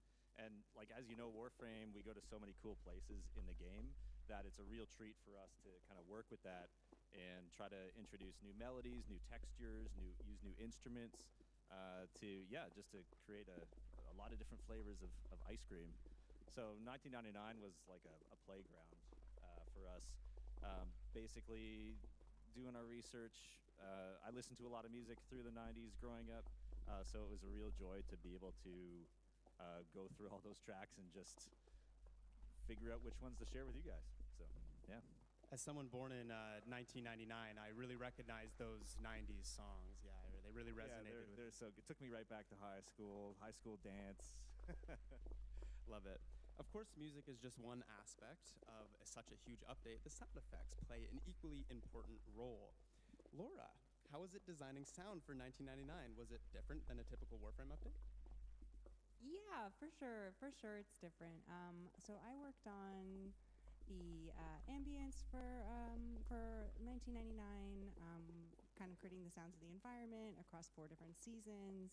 I also worked on the like Kim system UI sound effects and various other like gameplay elements for the update. And I would say that the main difference for me is that that's like a real world reference, right? So you're using the sound of a modern city as a reference. You're using the sound of like technology from a specific time as a reference.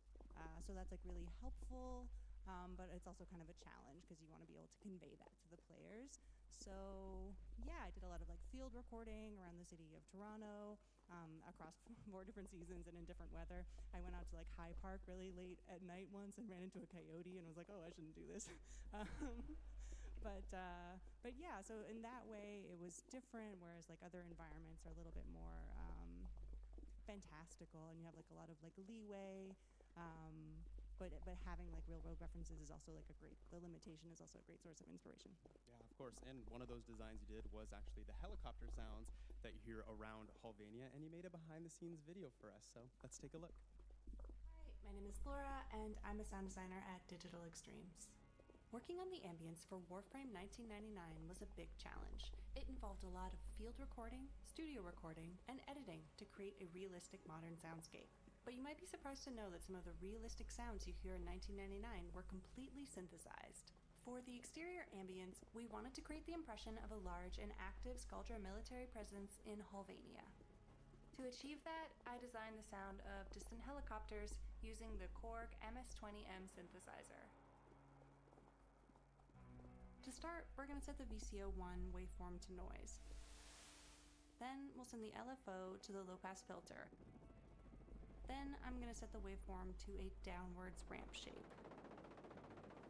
You can then control the cutoff of the filter by hand, or if you want a more bandpass effect, you can use the rubber band technique on the low and high pass filter together. If you wanted a bit darker and heavier sounding, you could try adding some pink noise.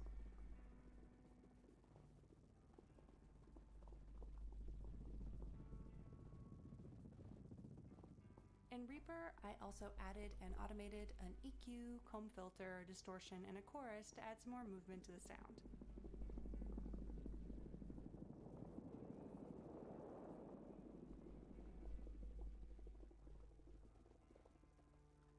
To position the sound in space, I added some panning and volume automation and set it to a short-ish dark delay and a convolution reverb.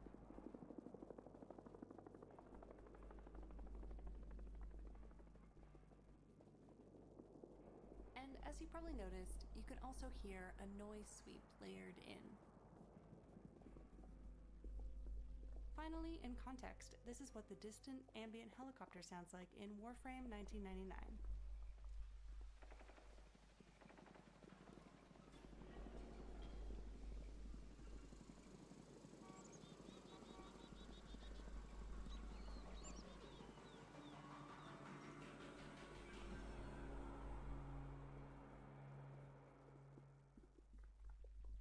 incredible.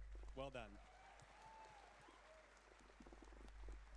Man, I love analog sound design. Where did you pick up that skill? Yeah, so in my 20s, I used to work at like a boutique synthesizer store, and one of the perks of that job was that you could take home equipment to use and learn with, just like overnight. So I learned a lot of like principles of sound design there, and I also got to meet a lot of great artists and instrument designers, and that was kind of like a formative job for me. Yeah. That's so cool. Thanks, Laura. Not only did we get great music and masterful sound effects, we also had incredible performances from our latest cast, the Hex. Alpha, you are our second proto-frame to be introduced to us back in May 2024. Time flies. How was your introduction to the Warframe community? The experience has been extraordinary. I just want to take a moment and say that Warframe and last year's TennoCon, especially in particular, has changed my life. So much of my life, I've been afraid of human communication. Meeting new people, just the idea of it terrifies me. I was frightened to come to any event, and I've never said okay to any appearances, but working with the staff, by that time it's been almost a year, when they asked me, I was like, okay. And then I actually came here, and there was so much love from the community, the people who have attended, and also online streaming, and support from the staff, and also the long-lasting friendship with our voice actors. So thank you, each and every one of you who are here today attending TennoCon, and also watching on stream.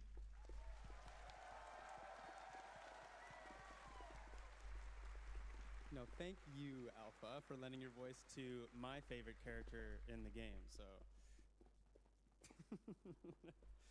You've also lent your talents to other games as well, but how was it recording for Warframe? Do you have a favorite line? Well, I believe that the human body is also an instrument, and the text, the words that we see on screen, dialogues, those are kind of like notes to us in a score. But when we're recording, we're all alone. We're just inside our box, very separate from outside world. So we're recording our own melody, and it's not until I saw, or I played 1999 myself, the actual final gameplay, that we saw the whole entire orchestral piece. And that was eye-opening. It was a lovely experience for me too. And as far as the favorite line, I want to say that the favorite line in the entire 1999 is, in a moment, I think it goes like, "Can you give my brain a hug?" Right? Like that's it hits you. Well, to be able to go from heartbreaking lines from the quest, jokes about the others, and even romance, that's a lot of range. Do you have a routine to get yourself into the recording room? I'm very fortunate to have a studio partner work with me, and every time before going into a recording session, whether it be for Warframe or other fighting games or video games, he plays music, soundtracks, so that I get into that mode. And whenever I'd go into the booth to record Warframe 1999, he would play music from the past Warframe music. Thank you. And that would get me straight into that zone that I need to be into. And after last year's fall update, Kome was playing a lot before my sessions. I love that song. Well, just as a fun fact, Alpha recorded 581 voice lines for 1999 and Tekrot Encore. That is an incredible feat, so thank you, Alpha, for bringing Aoi to life.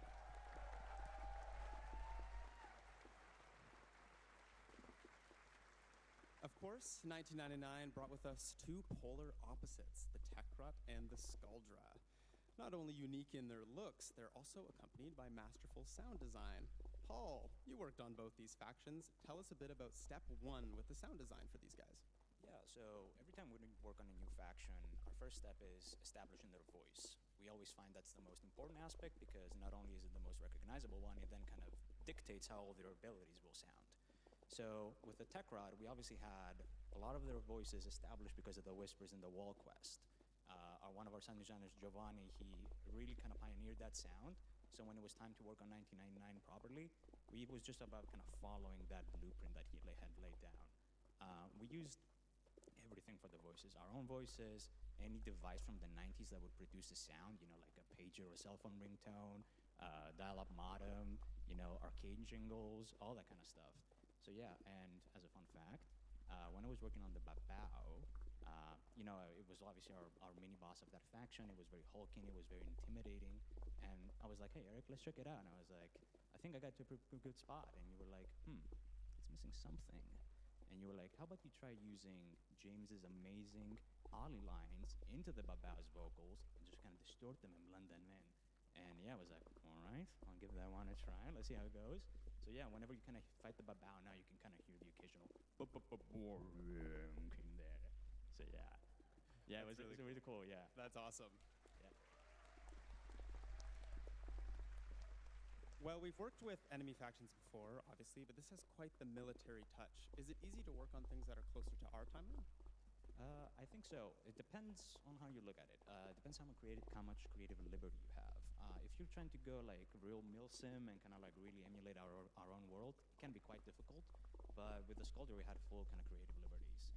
So as a good example of that is when we were working on the RPG that you use in the quest, and by extension in the Assassinate game mode, it sounded like an RPG, it exploded like an RPG, and Eric and I were chatting, we're like, okay, how do we make this thing feel like a threat to the tank? And you were like, you got hit with inspiration, you were like, add a Stuka siren on that bad boy. So every time that projectile kind of flies, you can hear the Stuka siren in there just kind of eliciting that fear and terror as it's about to damage a tank. So yeah, it depends on how you look at it, how much creative liberty you have. I love that. Well, same question for yourself, Laura. As you mentioned, you worked on the ambiance of the city. What were some important factors to consider when making Halvania come to life? Yeah, so I feel like when you work on an environment, what you're really doing is telling a story, and you're kind of trying to tell this story that took place over the course of a year across 4 seasons. So really the focus was always like, okay, what's the narrative? What's the most narratively important sounds in this environment? So that includes the Skuldra military and how active it is across different seasons, how alive the city is across the different seasons. Are the Tekrot out and about in different seasons? So those elements were always the main kind of focus, and that's how we kind of brought the story and Halvania to life across the course of a year.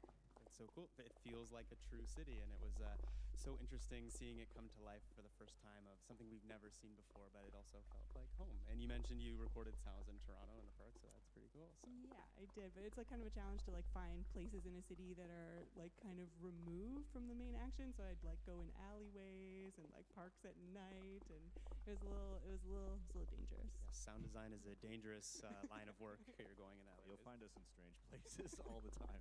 Swimming pools and alleyways is the slogan for the sound team this year. Of course, that's not the only group we met this year. Let's chat about our Infested Kings online. Chris, you worked on... Yeah.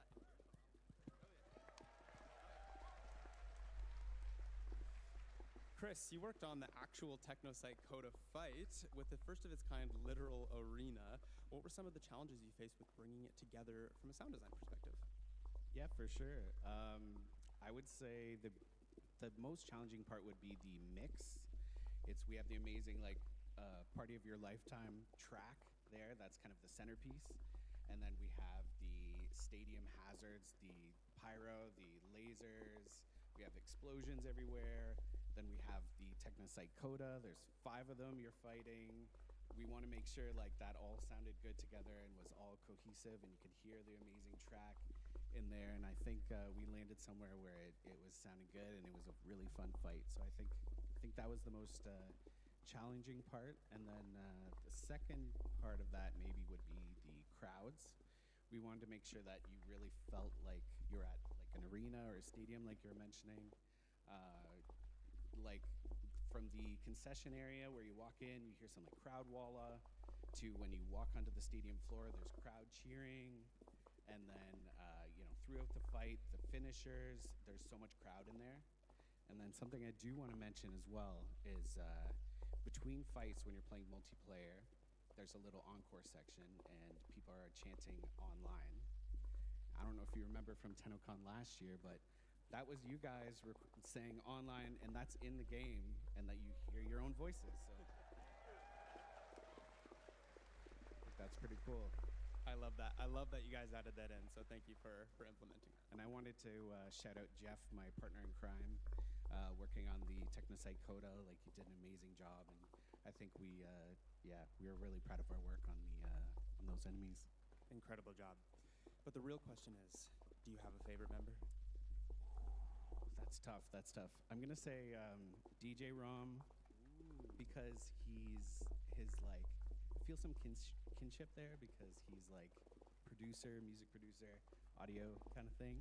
But then to fight, I'm gonna say Hard Drive because he's got a big CRT monitor that he uses as a shield. So that's my choice there. I love it.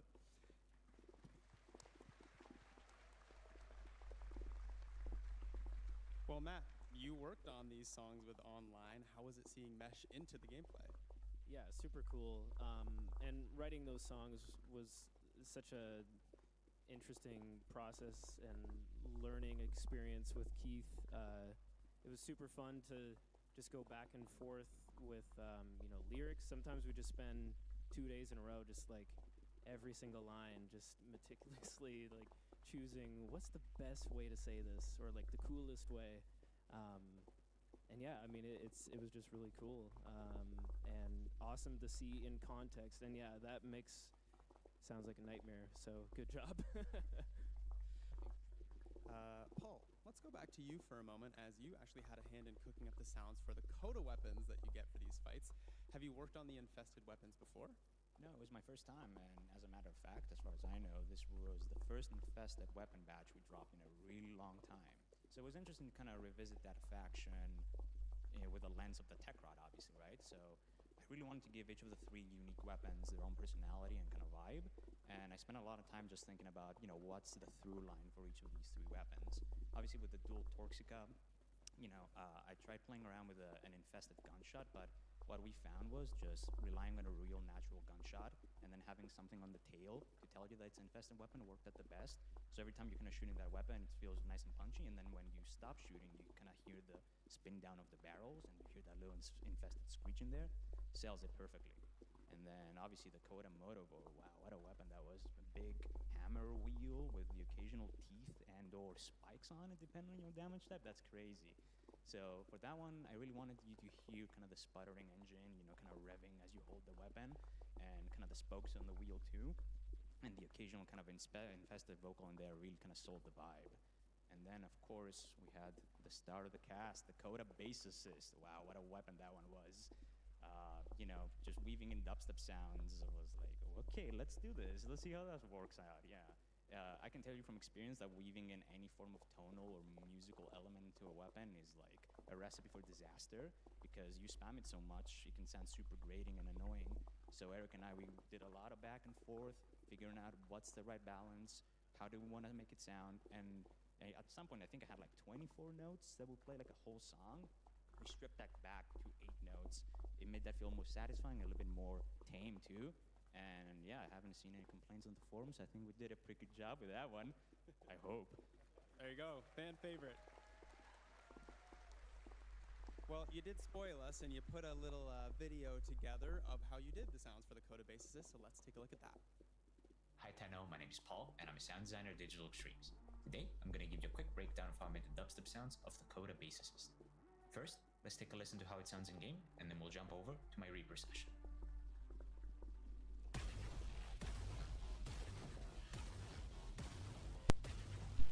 ¿Esa es el arma que vos tenías ayer, Panda? ¿O esta es otra cosa nueva, no? O sea, una nueva arma coda, por teoría. ¿O son dos sonidos nada más del arma que tenías ayer? All of which are made with the software synthesizer that you can see on screen called Serum. Let's take a listen to how each of these layers sound on their own and then put together. Let's start with layer A.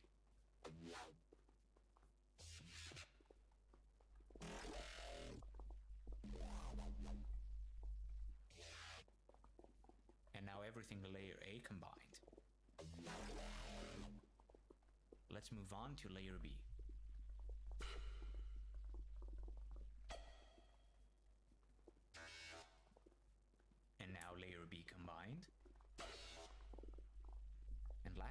layer C.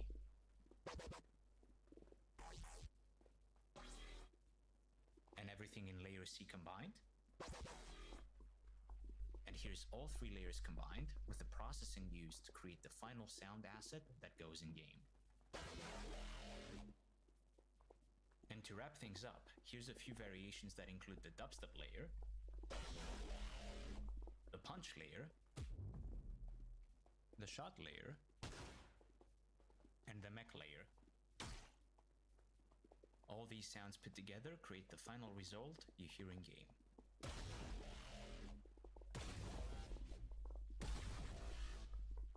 And that's how the dubstep sounds of the Coda bass assist were made. I hope you enjoyed this quick behind the scenes look, and I hope you enjoy the rest of the show. Bye. Amazing. This stage just made me realize that my speakers at home are not as good as the ones here. That's pretty basic. Well, that's amazing stuff, Paul. Thank you very much. And as much as I would love to chat 1999 for the whole hour, let's take a look back at last year's post-TennoCon update, Kome and the Five Fates. Other than Prime Warframes, Warframes don't really get their own theme songs, but Kome's theme song, What Is My Fate, is such a banger. How was it working with Matt, Eric, to create something that would play as a theme song to an entire mission? This was a fun one to work on, I think. So this one kind of started off with, I remember putting together some references for Matt, sitting in my office going, okay, what are we going to do for this one? I think the first thing that I did was I like to kind of like, again, I mentioned it before, look at references, get some ideas. And I remember kind of looking at the Japanese top 10 pop chart and kind of getting a vibe for what tracks were on there and the sound that you get from it, because we wanted it to feel like authentic and kind of an homage to that.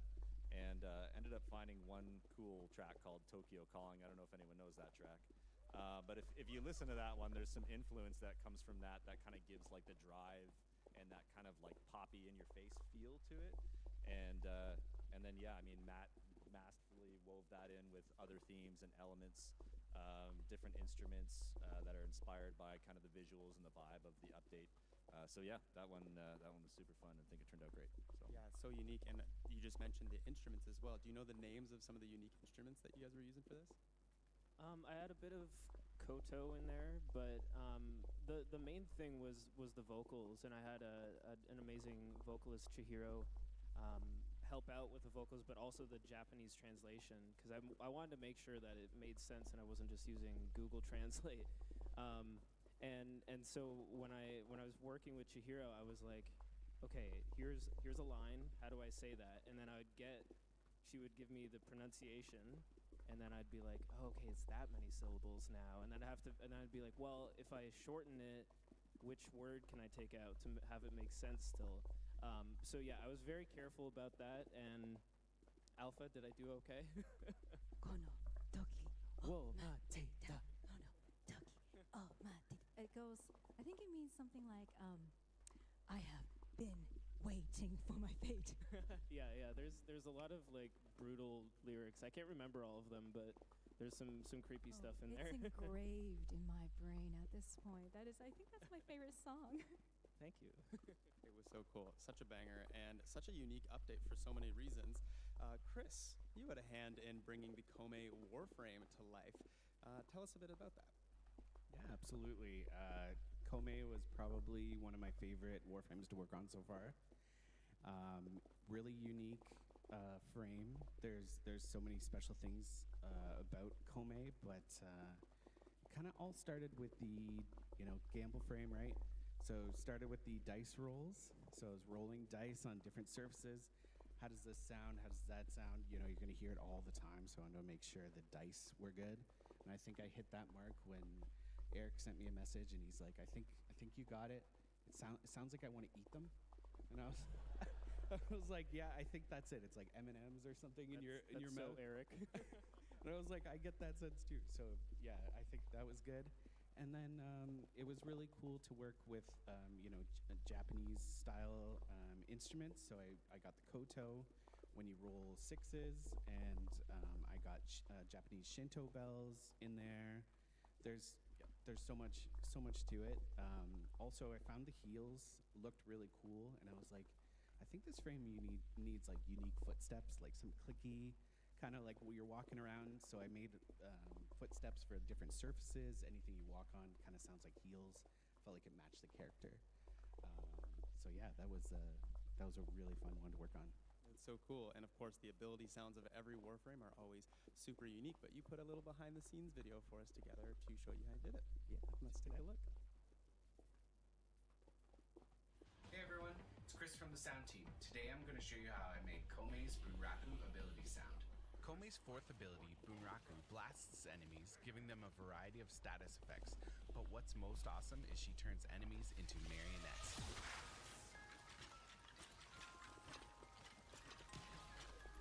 I wanted to build on this concept by envisioning enemies were physically turned into wooden puppets along with a music box tune while they danced. To do this, I picked up a wooden build-it-yourself music box kit. It played a cool little tune, but I wanted to make something custom. I started recording it note by note. Instead of sampling in the traditional sense, I used Reaper to split out the notes and put them on a grid to start constructing my song. That way I could splice in mechanical clicks and chords to make it more natural sounding.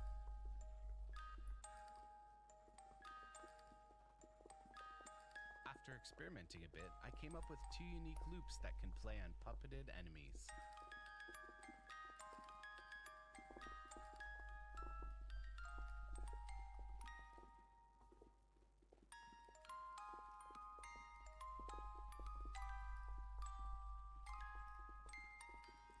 I also used some of the wood that came with the kit, as well as some dowels to make the enemy movement sounds. For the main part of Komei's Bunraku ability, I used many samples to create a unique energy buildup sound, followed by a powerful impact. There are also whispered Japanese voice lines that translate roughly to puppets dance. And after combining everything together, here's what it sounds like.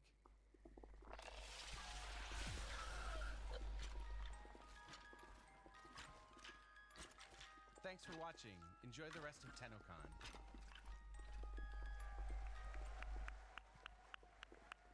The wave is too good. Thank you for it. So good. Also wanted to mention the whispered voices, none other than Alpha. That was my voice? That was your voice, yeah. Yeah, surprise. Thank you. Thank you. No, now I have to play it again. So cool. And Chris, I have to do it to you. You also worked on another fan favorite Warframe, didn't you? Which frame is that? I did. I worked on Corvex. Any Corvex fans in here? Corvex mention. Thanks, Chris.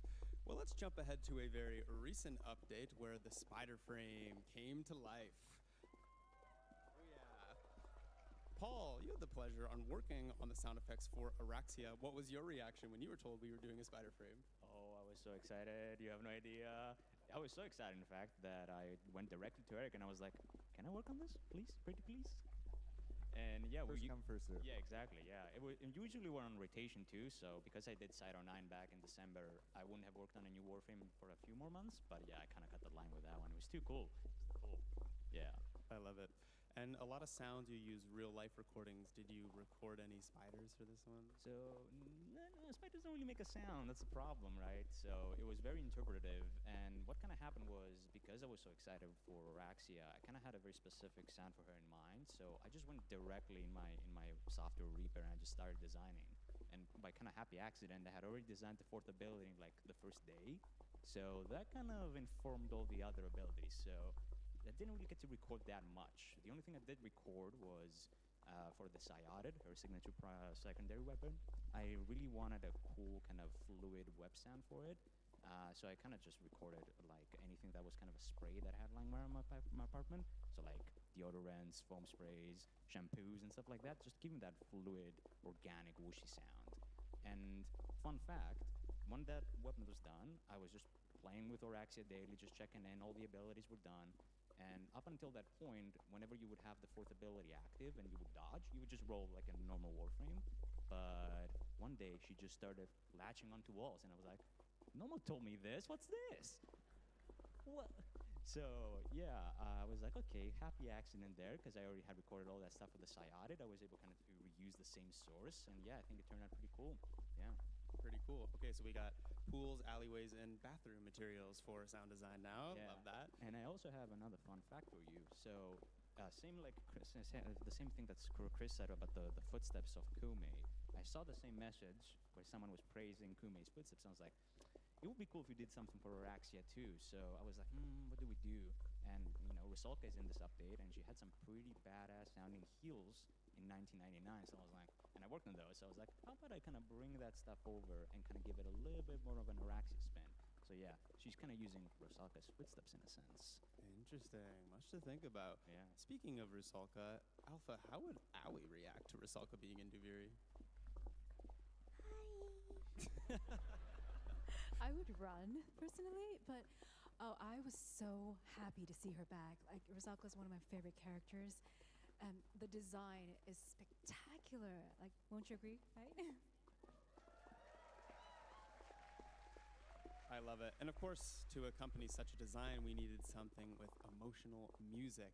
Eric, Duviri was already complex with emotion, but now we're throwing the murmur in there. Was it like opening an old cookbook, or did you employ any new techniques for this update? Yeah, I mean, definitely looking for some new textures and kind of remixing some old textures too. The kind of headlining track, Tethra Jirak, was kind of the first thing that came to mind that we worked on. That one, as soon as I kind of saw what we were doing with the La Vasosit es God. Si es la que explota y es la que usa esta noche, es un terrible Willy Rex. Pero bueno, Last time we did organ was algún día cuando salga el 60% lo voy a comprar. Ahora no. So that track heavily features organ, and then some amazing vocals again from Francesca, who's sung on a lot of other tracks for us. So yeah, I mean, Matt, you put those two things together and it sounded awesome. I think on the first pass that you sent me, it was pretty much there. Like it was sounding good right out of the gates. So that was a super fun way to combine a few things that we've done in the past.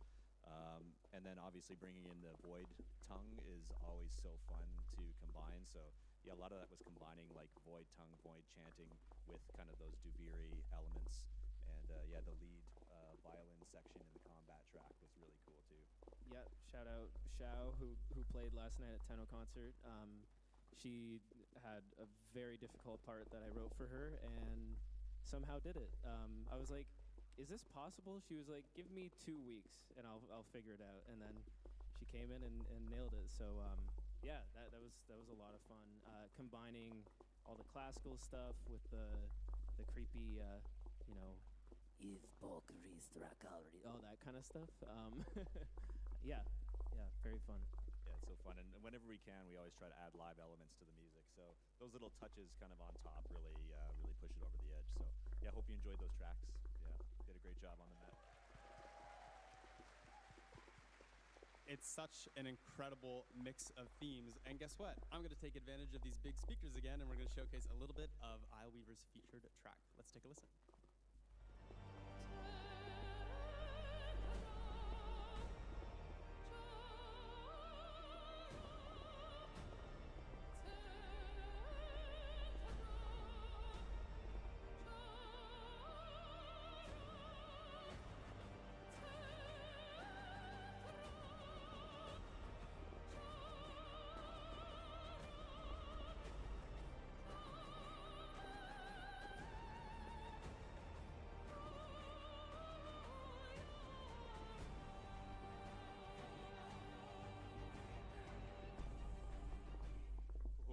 Chills. Yeah, incredible. Shout out, Fran. Now, as you know, we are celebrating our 10th TennoCon, so I thought, what better time to look back and reminisce? So I've got a question for everyone here. We'll start with you, Matt. How have you evolved your craft over the years? I think in the last couple years especially, songwriting has been a more featured element in Warframe. Even when we're doing in-game music like this, I'm starting to think more verse, pre-chorus, chorus than I was before. Usually with instrumental music, I would just kind of think like section A, section B, section C, and make sure it loops nicely and all of that. But now that we're adding more vocals to everything, it feels like an opportunity to make things a little bit more catchy and listenable outside of the game. So I think I'm approaching things differently in that sense. Yeah, it's been a lot of fun. That's great. Remind me, what was your first Warframe track that you worked on? I think it was for the new war, and I think it was a cut scene with Cal, I believe. It's just a short little thing that Keith gave me, and yeah, that was the first thing I did. That's super Rest cool. is history. Well, same question to you, Eric. You've been around DE for a while. How have you evolved your craft? Yeah, I mean, Warframe's such a complex game with a lot of combat and a lot of things happening all the time. So I think one thing that I've been striving for and continue to strive for is simplicity and trying to distill things down to kind of only the pieces that you need. Doing that not just with how many sounds are playing and things like that, but distilling emotion down in sound effects and music, and just trying to make things as digestible and readable as possible. It's a big hill to climb, and I'll probably always be climbing it. I love that simplicity. Alpha, same question for you. I've been learning that staying true to yourself can be sometimes very, very powerful. I've been with DE since 2023, and even the course of just the Always dialogues, I've seen the progression of the writing, and it's become sort of closer to what I'd actually say. Even in the truck scene, I'm not going to say it right now. Very memeable. And it came as an approval to me, saying it's okay to be yourself and showing that to the outside world. And that can sometimes affect others too. So, yay! I love that. Great answer. Paul, how have you evolved your craft? I have to echo Eric's sentiment. Sometimes less is more, and that's something I found it to be true all the time. I have a really good example for you. When I was working, spoilers for the Jade Shadows quest. If you haven't played it, go play it, please. So when I was working the cinematic sequence when Stalker is about to escape and he is ambushed by Zito in the Corpus, it's a very chaotic sequence. Bullets are flying, Stalker is grunting and he's parrying, and then eventually he gets shot in the leg and he kind of just kneels and falls. Initially, that sequence was it had full sound coverage, everything kept going, but, we removed everything, and the only thing you hear as he falls is just one bass hit. And then everything just kind of muffles. And then the emotional uncertainty kicks in, and there's nothing there but the music and then the baby cry. Super powerful moment, and in my opinion, one of the kind of apex moments of that quest. And I think one of the big reasons why it's such a memorable and emotional sequence is because of how little we put into it, in a way. Wow, that's super interesting. Thank you for sharing.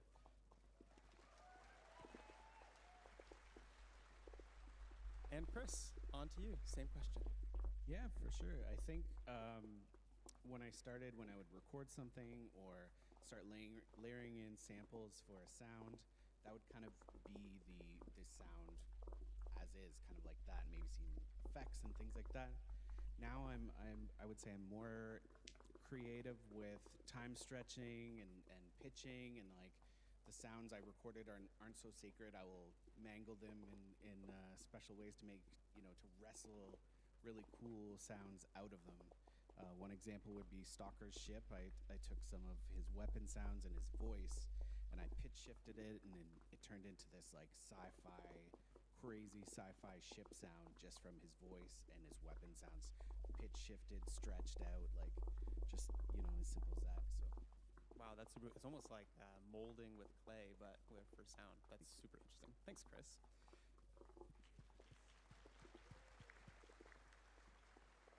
And Laura, same question for you. Yeah, so I'd say the biggest way in which my craft has improved, I also started in 2023, would be just working with a team, with an incredible team, getting their insight, getting their feedback, getting to experience their work and see how the sausage is made. That has been the most impactful on my craft. So working with others. I I love that. And a huge shout out to Laura for making a fan favorite, the Palm 2 music that you hear for the Kim Chat. This is Laura's specialty.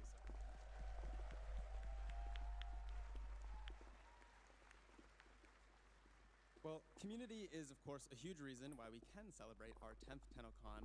And I just have to say, under every comment section of the videos that we post, you guys are giving our amazing sound team such huge praise. My favorite comment is that DE is just a music studio that makes games on the side. So big round of applause to the whole sound team at DE.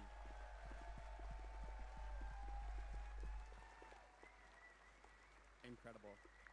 As we near the end of our time here, I wanted to have a bit of fun. Warframe has lots of iconic lines from our wonderful cast of voice actors, but what if they were read by our wonderful cast of panelists? So there's a piece of paper that I've handed all of them that have a voice line from the game, and if they would be so kind to read it out loud, we're going to start with Matt. I'm very excited now. The anticipation, ooh. I always learn so much from a live dissection. Incredible.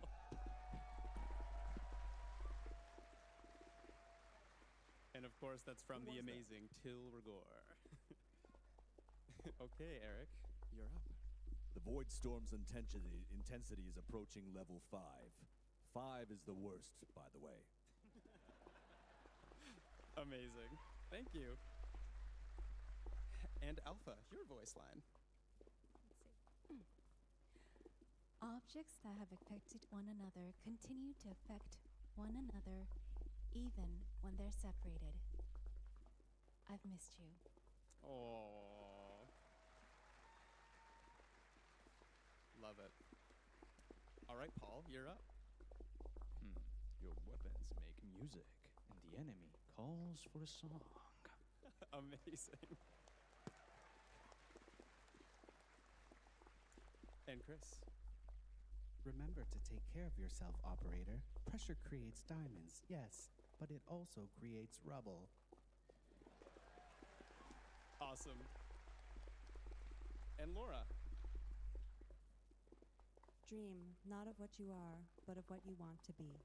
Oh, classic. Thanks, Laura. I have a piece of paper too. Look at them, they come to this place when they know they are not pure. Tenno, use the keys, but they are mere trespassers. Only I, Vor, know the true power of the void.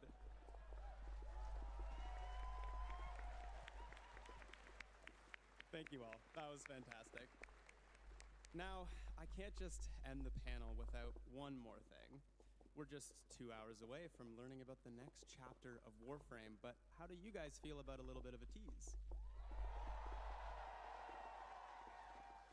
Well, Eric, what are we about to show? No spoilers, of course. Well, this is where we're headed musically with Warframe. We've just come off some crazy grunge 99 tracks, and we wanted to go almost the exact opposite direction. So this time we pulled out all the stops. This is the first time we've recorded a 50-piece orchestra for the score. So yeah, here's a little behind-the-scenes look of what's to come. All right, let's take a look.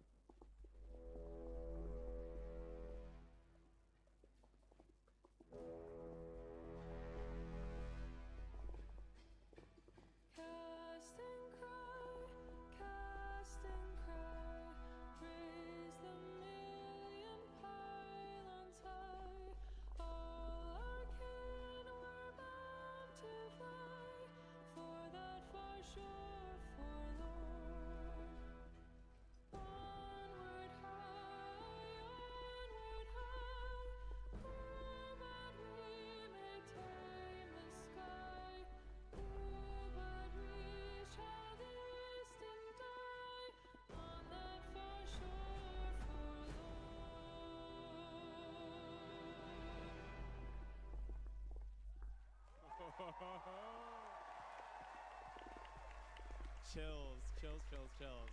So stay tuned for Tenno Live to see where that music will play tonight. Well, panelists, we have just a few minutes here, so any departing words for the wonderful Tenno in the audience today?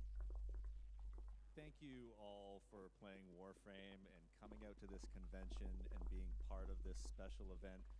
I hope you all enjoyed that concert last night if you were there, and just cannot wait for you guys to see what's coming up. So thank you. Amazing. Well, thank you to my amazing couch of panelists. Thank you to the whole sound team at DE and DE as a whole. Thank you guys for watching, and stay tuned for the narrative panel up next. Thanks, guys. Thank you.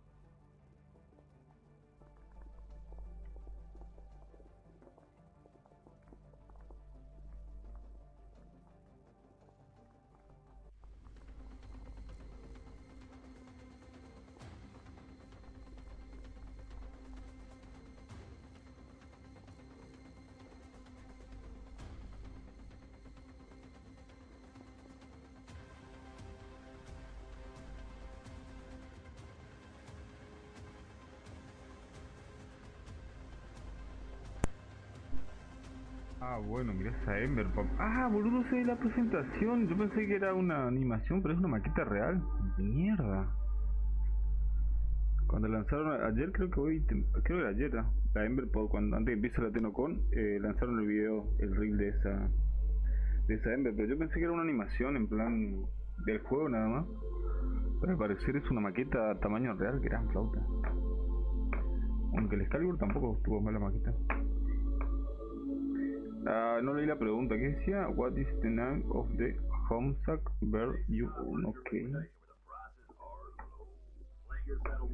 Ese estilo de animación del Holovania parece Bob Esponja, boludo, what the fuck. O Coraje, el perro cobarde.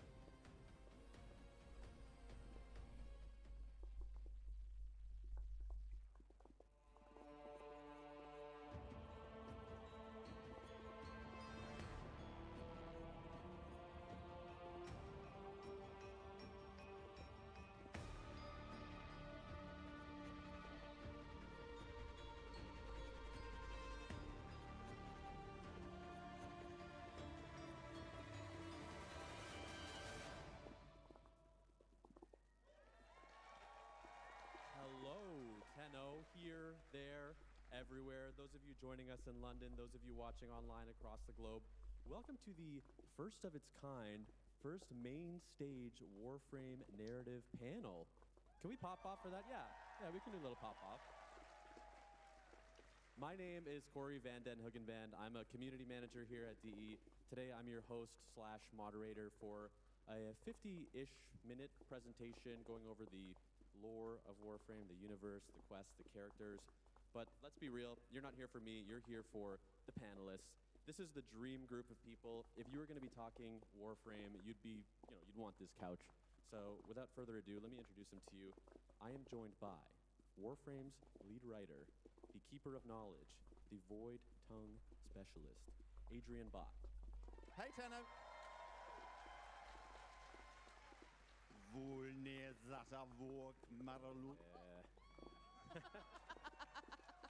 Next, our principal writer, the mad scientist behind the Kim system, Kat Kingsley. Hey, kiddo.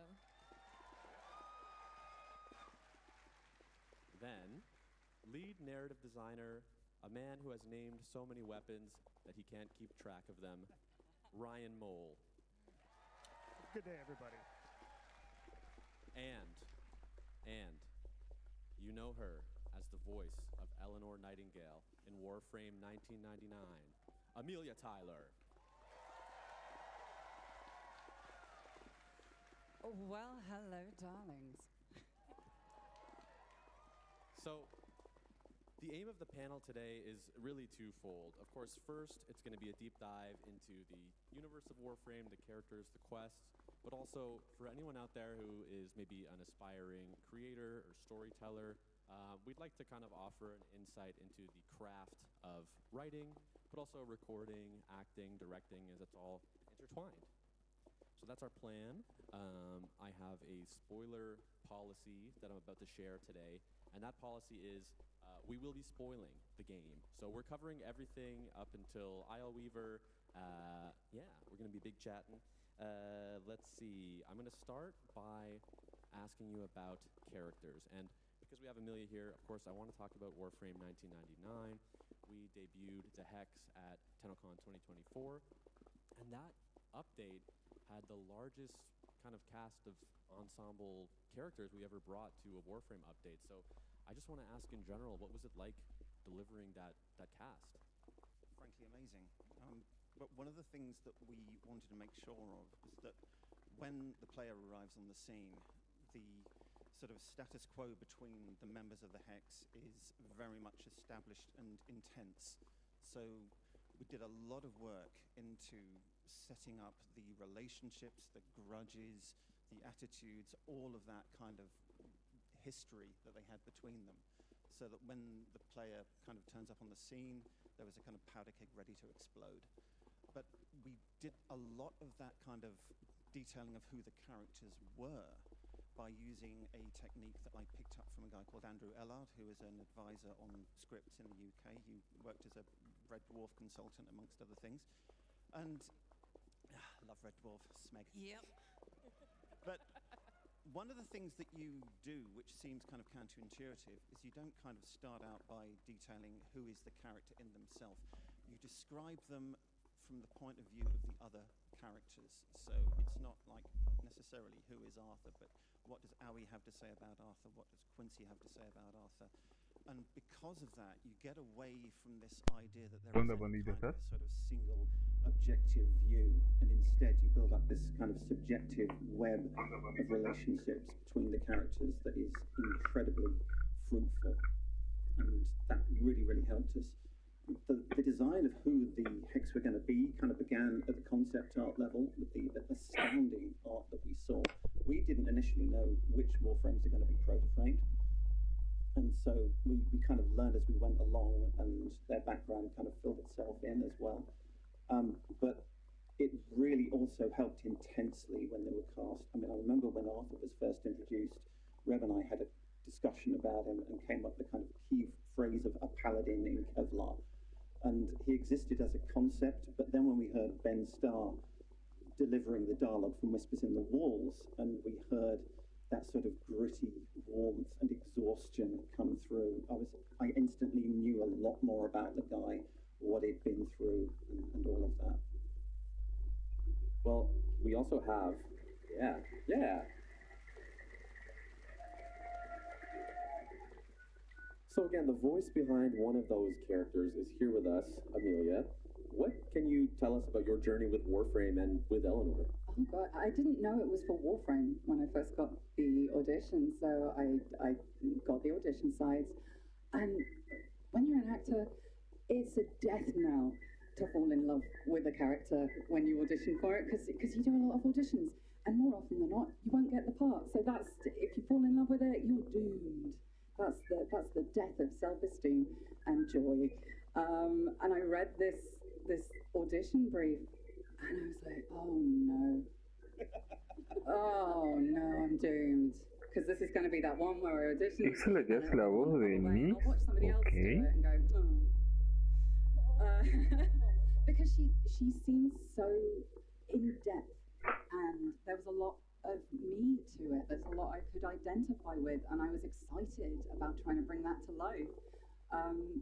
So I sent the audition off, and I was like, didn't hear back. Okay, I'm just gonna go cry in the corner. And then I stopped crying because I got an email. It was amazing. But we fleshed the character out a huge amount after that initial audition, and Adrian did such a phenomenal job of writing for my voice. Once we'd done that first recording session, like, it's me. That's me. If anybody's met me at this event, it's not far off, is it? Like, bar the tongue and the brother, that's basically me.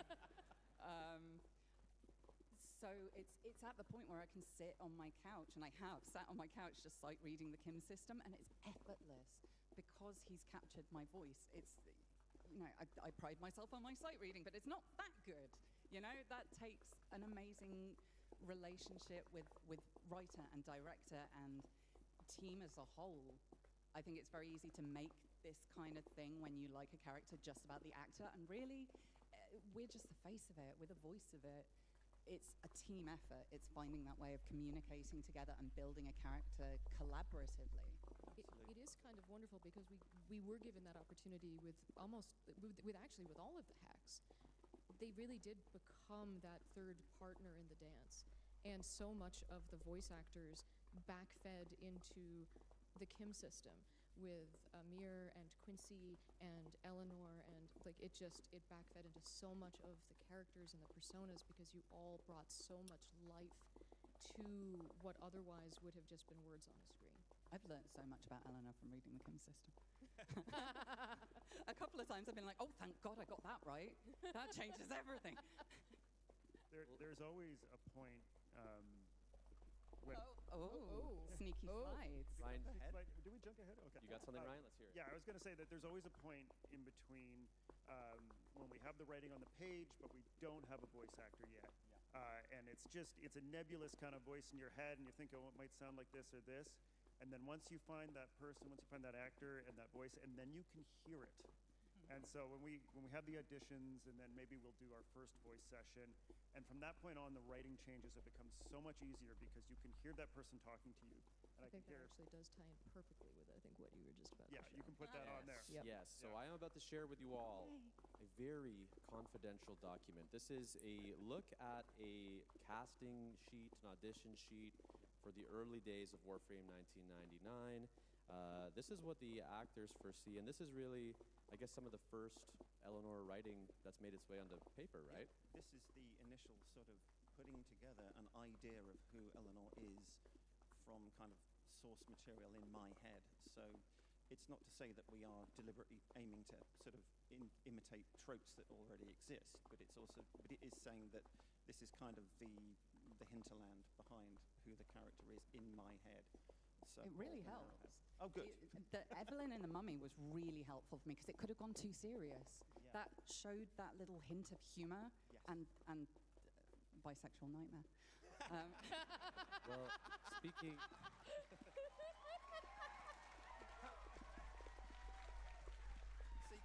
You've all watched it, I see. Speaking of humor, I'm going to need somebody to explain this next slide to me. Oops, actually, this is a sweet slide. There's one more. Oh, yeah. That's the one where this never made it into the final game because it's just prototype. But when we're putting together what we call the casting sheet, it's the first time we ever get to write dialogue for that specific character as opposed to just thinking about what they might be like. And so we knew that the Kim system was going to be a thing, that there was going to be romance in the game. And so one of the first things I tried to tackle, which I thought we were going to have to hear from the various different candidates for Eleanor from, was how a telepath approaches becoming intimate with another person, and what that might look like, and what a sort of declaration from that person saying, yes, me too, I'm on board with this. So, anybody that wants to use this for fan fiction, please. And if you want to do art of it, feel free. This was a phenomenal piece of writing, though, because it told me so much in so little. And there was that lust that, she does not shy away from her sexuality or joy, but there's a vulnerability to this of yes, I want this, I want you, but I have seen this go wrong before. I can see all the ways that you could say you're fine with this and then not be fine with this, so I need to know. It's not just a consent thing, although that is very important to her throughout. It's also a vulnerability thing of somebody who desperately wants to be able to confide in somebody and be vulnerable. Yeah. But oh, save that for the next one. Yeah. Let me ask you. Yeah. Let me ask you about this line. Oh God. Someone please I got explain. you, fam. Kat, are you taking this? No, I said wait for the next one. They were saying read it. You want me to read it? Oh, they did, yeah. Do you? Amazing. This is my life now. Okay. So this is mid-battle, right? This is like a kind of trying to get one up on somebody? Kind of. This is me, again. This is what our process was in the booth, actually. It is, yeah. Tell me. This is what would an incredibly potent telepath who is used to thinking outside the box and thinking in unconventional ways, and who absolutely, has this tendency to say exactly what she is thinking. How would she get out of a situation where she was completely unarmed and somebody had a gun on her and the team and was threatening them? What lateral thinking strategy would she use to get out of it? What telepathic sort of suggestion would she plant in someone's head? Because you're not going to just necessarily say, shoot yourself. That is too big and obvious and too easily resisted. But if you can kind of gently suggest to somebody that there's something distracting going on. Okay. Yeah, exactly. Hold the laughter till the end, please. I have trouble enough doing my job as it is. Okay. Your balls are itching. You have to keep the gun on me, but dear God, it's like spiders are crawling all over them. Jesus. It's the infestation. It's gotta be. No good. You're gonna have to scratch.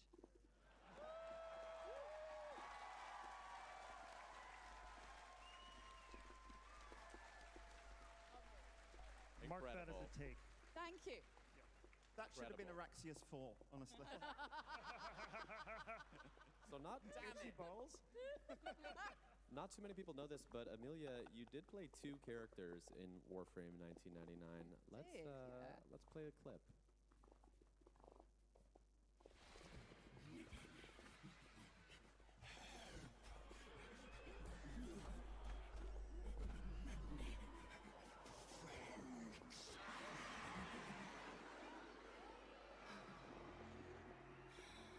Many friends.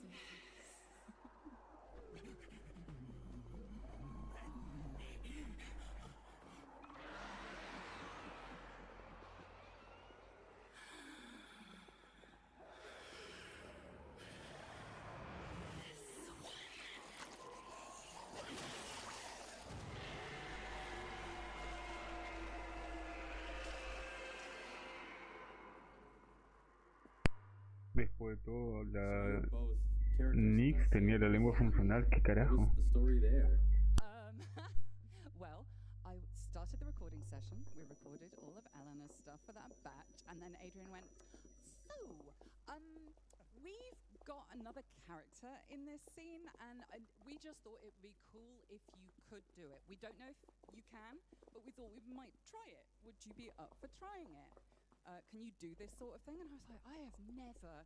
But so you're Death Metal Planet of the Apes? Okay, I don't know. Let's see. And if it's crap, don't use it. All right, okay. Yeah, I think I can do it. I think I'll be fine. No sé qué acaba de pasar, es extraño al mismo tiempo interesante, o sea, what the fuck. Learn a new skill that I can't put on my CV. It was Steve's suggestion. Thank you, Steve. We kind of ran with it. I thought you were going to die. No. I thought you were going to she hyperventilate. Yeah, Toda una dama la señorita. ¿Qué carajo? I was deeply worried in that recording session. Well, bless you for Thank God. caring about me, but I was fine. I have another highly confidential document to share today. This is a world-building Bible. Can somebody explain to me what a world-building Bible is? Yeah, so the World Building Bible is a crucial piece of document that we use basically so we can remember what we've done. So this is where we track all of the context and lore to the game, whether or not it even makes it into the game that you guys see. It is everything from legally distinct corporate names to when and how people show up to 1999, to the different seasons and how they work, to people's backstories. Like this is Eleanor's backstory. It's all of her information and how we built her character, and so how she was sort of like built. And it's a living document. So as things are made and edited and changed, because things develop as you're writing a character, we're constantly going in and adding and changing and rewriting and going, oops, well, this fact about how Intrati showed up is, whoop, we're going to redact that and change it. And so it's an internal document. It was also used extensively when we did the animation. And so that was used for when we did that. It also has the concept art, which heavily features into how when we were building the Kim system, like the body paint there was used for the Kim systems for, writing that backstory. And so all of that is kept in one place so that people don't have to pore over all of that Kim dialogue or all of the scripts to try and figure out and piece together from some other dialogue or series of fan YouTube videos of what is actually going on, for better or worse. So yeah, that is basically what we try to keep up to date as much as possible for our own sanity, if nothing else.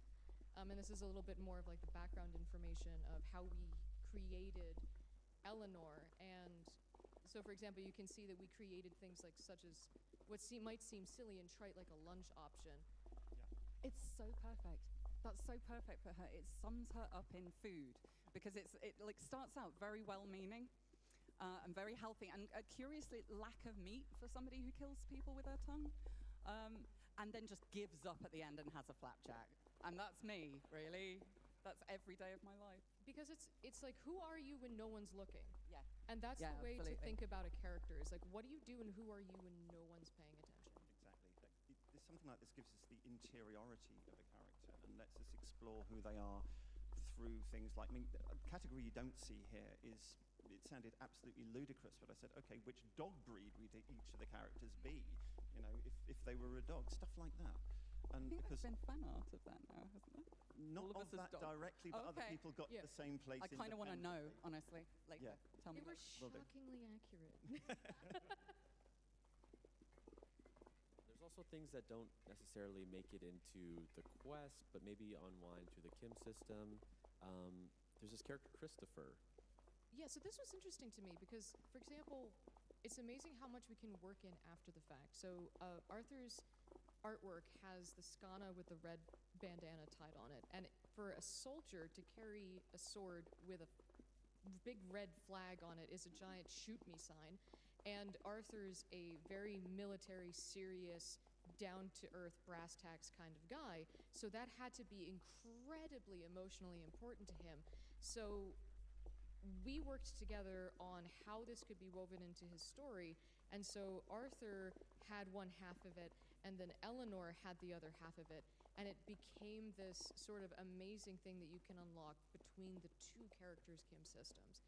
And it just became this like amazing way to like intrinsically have this. And this is again something that's all kept within that world building Bible. Right on. I think it's time to talk romance and more about the Kim system. So we've talked about, oh, here we go, yeah. We can chat over this clip. We've talked about on dev streams the book's worth of dialogue that went into 1999. How on earth did y'all handle this? Well, okay, so the stats that we've recently, well, is it, yeah, no, not yet. Yeah, we'll come back to the stats. How did we handle it?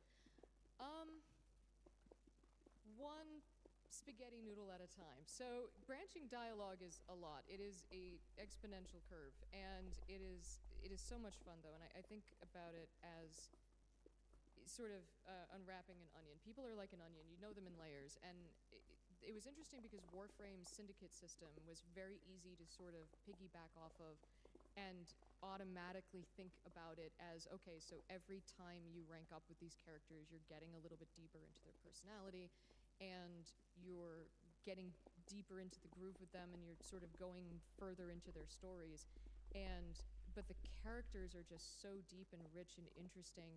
And as we got to work more with the voice actors, and they brought so much life to it, they were just so rich and interesting and amazing to work with. And I'm just so honored to be able to have like brought so much life to them. Well, I think it was also, Kat, you were new to the team when you started. Like, you were brought on to do the Kim system, and you hadn't played Warframe up until that point. So you were going through Warframe, learning how to do it, and I remember having all these questions about the lore and all the history of the game, and you really took that into the Kim system. You put yourself in the sometimes in the shoes of the Hex characters, wondering what the Drifter did, and tell me about this origin system and what it's like in the future, and then vice versa for the Drifter in 1999. And you had those characters interrogate each other so that you could learn about Warframe. There's a lot of self-teaching. But it ended up bringing out so much new information about our game and about our world and our lore, and I think it clarified a lot of stuff for people that we couldn't do in the kind of storytelling we do normally in our quests and with our vendors and things like that. Yeah. So it really brought a new dimension to Warframe. I think it's fair to say that Warframe has a lot of unreliable narrators of one kind or another.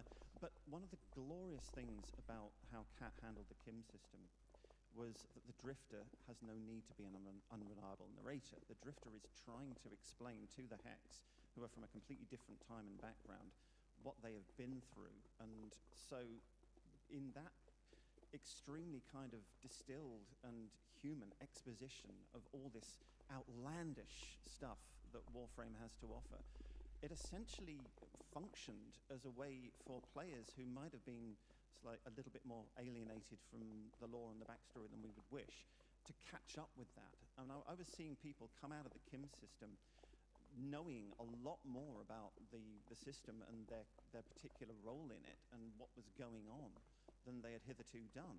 And that was just an amazing and unexpected kind of secondary consequence of this. The whole thing was just phenomenal, and such beautiful levels of detail that as actors we don't tend to get very often. And that really helps flesh out my understanding of who Eleanor is and why she does what she does, even if we never address it. Yeah. Even if it's never in the script. I want to show a visualization that we put together to give you a sense of just how much dialogue was there. We have a short clip. Yeah. And Kat, do you remember the stats? I do.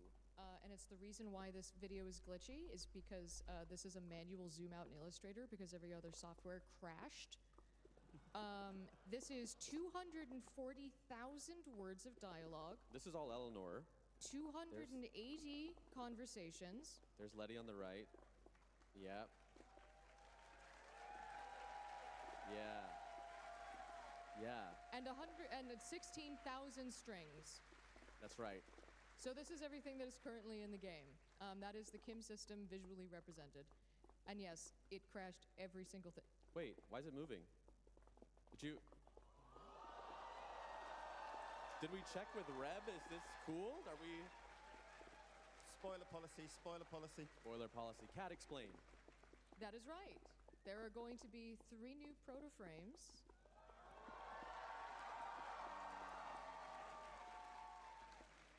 And they are going to be dateable.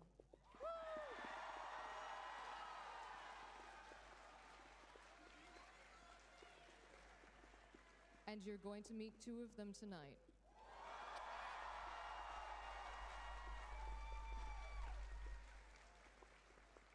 Wow.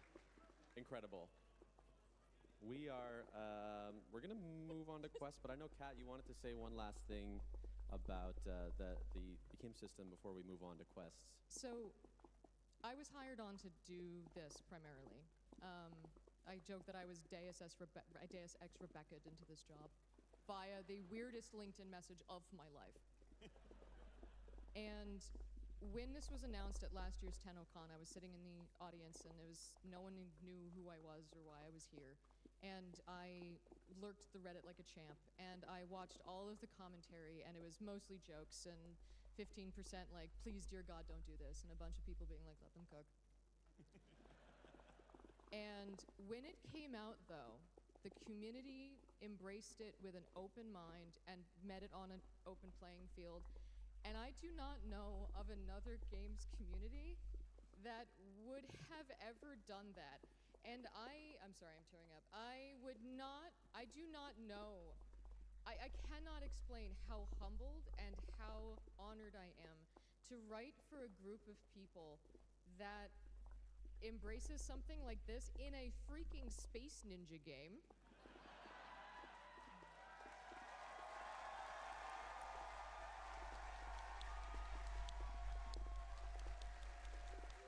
You rock.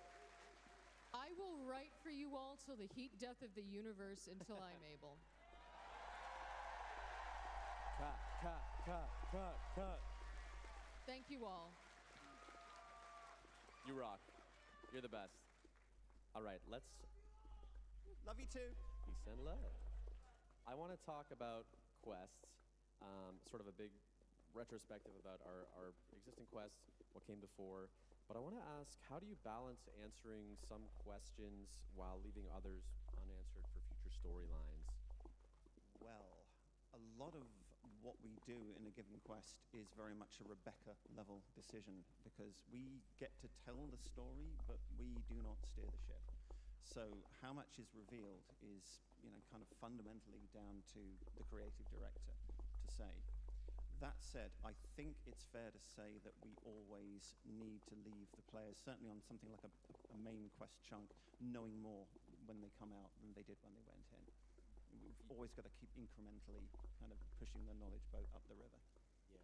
But if we're going to keep on writing to the heat death of the universe, which we are, we're going to need to leave some stuff unanswered for a while.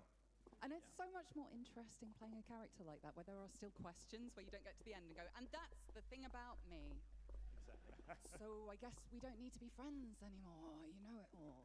It's so much juicier to have questions. Absolutely. I mean, we try to kind of charge up the pongs of unanswered questions and possible interactions and let that charge build and let players' imagination kind of anticipate where it might be going. Because if we answered all the questions every time, you'd have nothing to write fan fiction about. But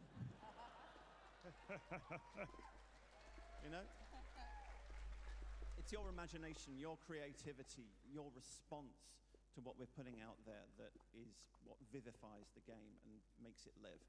So we need that to happen. Yeah.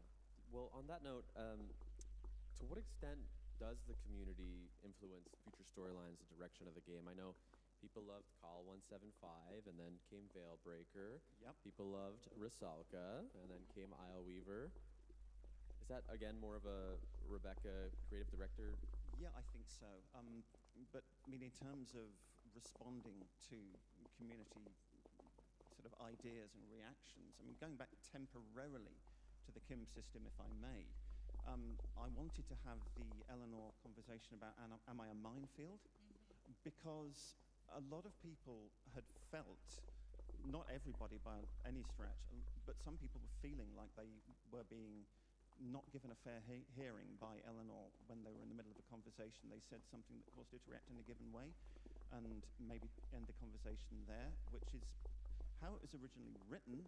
But a lot of what we do is about emotional connection and about emotional reaction. And you can't say that what you want is to make the players care, to make them feel something, and then ignore it when you get the reaction that you didn't expect or want or plan for. And I just thought in my head, look, if the players are feeling this way, or some of them, then drifters must logically be feeling this way too. What would Eleanor want me to do? She'd want me to incorporate that, to give her a chance, to say a piece, and to own it. And so that's what we did with the Am I a Minefield conversation. And if she hasn't been in your experience, you can say so. You do have the option of not going down that particular path. But that was very important to me, and I was very, very heartened to see that that particular thing got a positive response in the main. And to go back to your original question, Corey, it's definitely something that's great about working on a live service game that updates as frequently as Warframe does, is that we get to, have that feedback from the community, we get to see what people are excited about, and then we get to improvise and go and do a new thing and build on it. We're doing what we're excited about, but we're also, catching all that energy from you guys, and that's really feeding back into what we're doing. I've worked on box games before that took 3 years to come out, and you don't know, is anybody going to like this? Is they going to like this part or that part? And it's so awesome to be able to kind of, ship something every couple of months and get that feedback and then iterate and improve on it every time. So I thank you all for that. And you might hear some of the cast's ideas in interviews coming up, because we have been crafting thoughts. We need to chat. We do. So this is not a confidential doc. This has been on our website. But Warframe is in its 4th saga. Yeah. We have the Awakening, which covers Vor's Prize to the Arcwing. War Within Saga is Nata through the Sacrifice. The New War Saga, Prelude to War through Duviri, Paradox. And now we're in the Void War Saga, which started with Whispers in the Walls and is going onwards, question mark? Yes. I mean, the indifference is still out there, so... Very much so. Don't look directly. Isle Weaver is not the end of the saga. We're God, no. Yeah. No, not by a remarkably long chalk. Just to put that out there, yeah, we've got a lot more stories to tell. Honestly, I mean, we say the Void War, but there's always kind of a twofold set of things that are going on. There's the whole origin system situation with all the various adversaries that we've had in the past. Classic ones like Alad V is presumably out there still. Worm Queen is still doing her thing. There's Pazul, of course, and the Archons. Yeah, it's nice to see that Pazul has his fans. Freaky guy. Antonio's here somewhere. But there's also everything on the voidy side as well. So, what is going on with the indifference?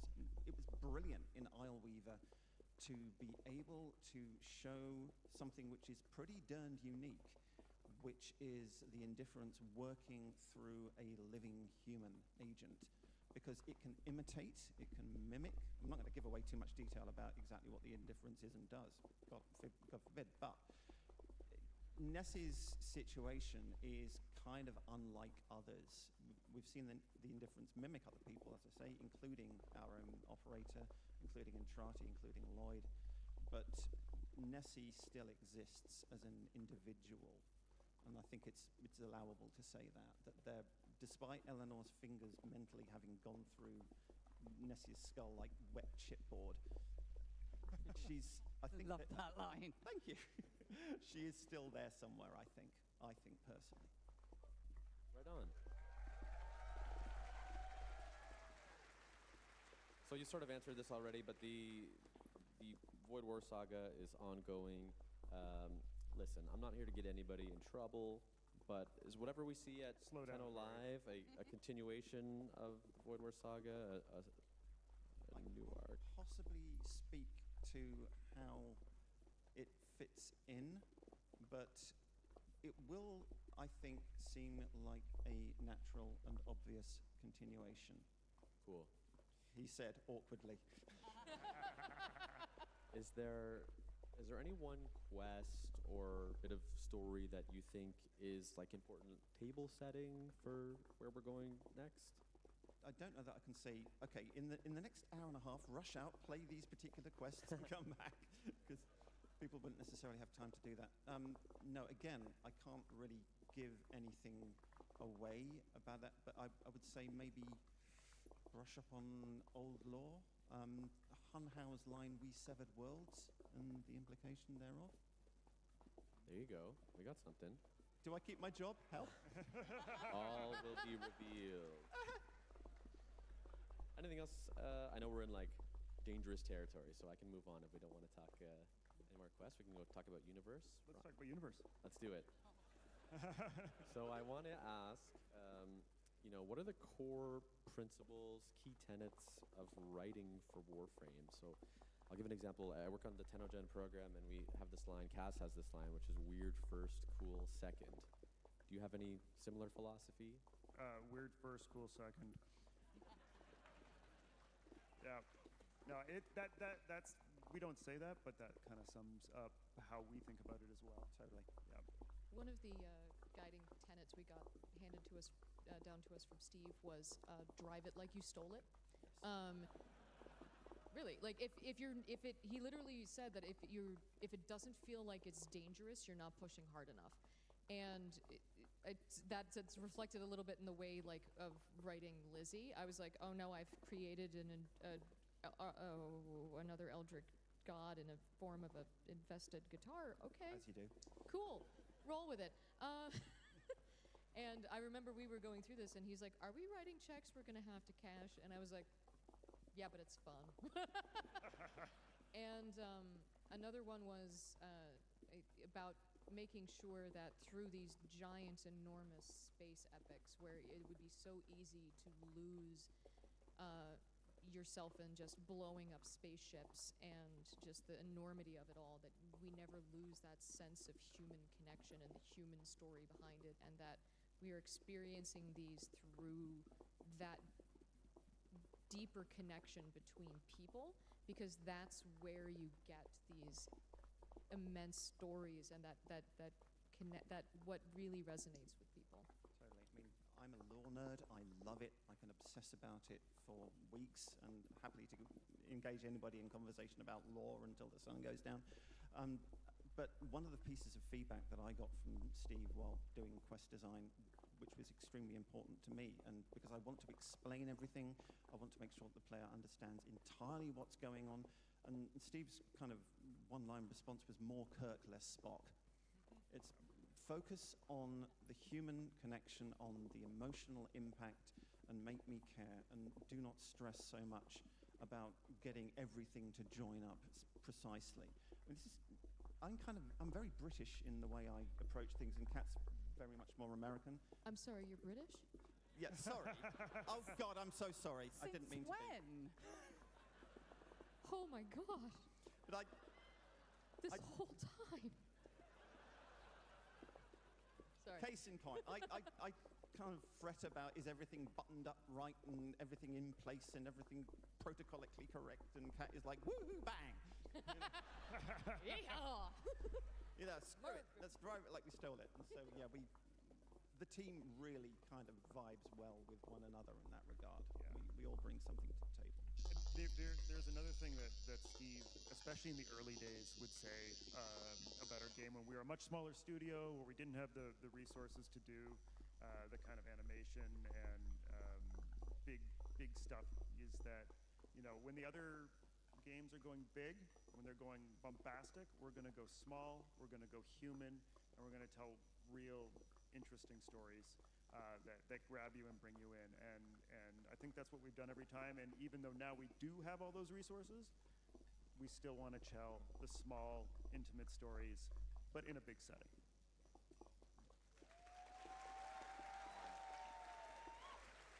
Well, Adrian, one thing you told me last week that had me cracking up is you said when Reb reads a draft and she comes to you and she says, "I hate you," as a compliment, that's mission complete. I hate you, brackets positive, in one of the quest scripts I handled recently.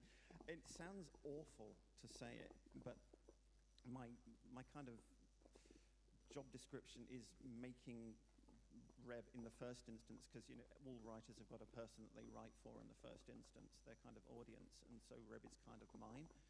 And I remember it was while we were creating Jade Shadows, the quest went through a lot of iteration. It ended up being very stalker-focused, which is totally understandable, and there were some incredibly emotionally impactful kind of moments in that quest. But we had a lot of backstory and a lot of sort of stuff about how the Stalker Jade situation came to be that wasn't able to get showcased in the quest itself. And I wrote the Jade's Promise texts that are on the feathers in the relay that serve as a kind of memorial in a kind of blinding gush, because it was necessary to tell the story, in my view. I wanted her side of things to be heard. And I kind of sent this to Reb on spec one morning, and I said, I really want to do this. And she sent back, in all capitals, "Adrian, I'm crying and I can't stop." If I remember correctly, that was like 4 days before it launched, too. It was like... because it got included after the event, Belly of the Beast, wrapped up. So there was a narrative kind of through line from the one thing to the other thing. And it was kind of implicit that Stalker had been to Larunda Relay and set that up while the players were all there, in his shadowy, stealthy way, as he does. There was a very frantic setup to get that all working in time. Oh boy, this is how the sausage gets made. But it was so, that's one of the things that is, again, speaks to live service, is you can do that in live service when you can't in like a box game. Totally. So just saying that, getting a response like "I hate you" is a positive thing, because if I leave people indifferent... Be English. If we're not insulting you, we don't like you. Yeah, exactly. If we're polite, that's when you worry. So there's 12, 13-ish years of world building at this point. Yeah. How are we keeping it all together? Are you doing okay? Yes. Oh. Yeah, I mean, we do our level best, and we really I personally enjoy, I think I speak for the team here, paying off stuff that's been baking for a long-ass time, so there was stuff in Jade Shadows that referred back to the very earliest sort of Stalker lore as well. Any time we can refer back to something that's been around for a hell of a long time and make players go, "Is that?" Then yeah. Yeah, well, we're a little ahead of schedule. There was the Grandma's Nabarus story, right? Yeah, well, Grandma's Nabarus tale, yeah. I mean, to start with, how the first couple of Nabarus stories, it was just basically like she popped up behind me and said, "Do you know, darling, I've got a very terrible story. And would you care to write it down for me?" Because it's like Ryan said, once an actor has been cast and you know their voice, they start talking inside your head. And often it's not so much writing as taking dictation. So that's exactly what happened.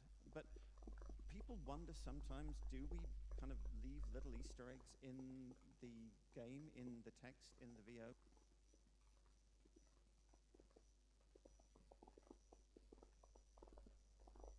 Yes, oh hell, we do.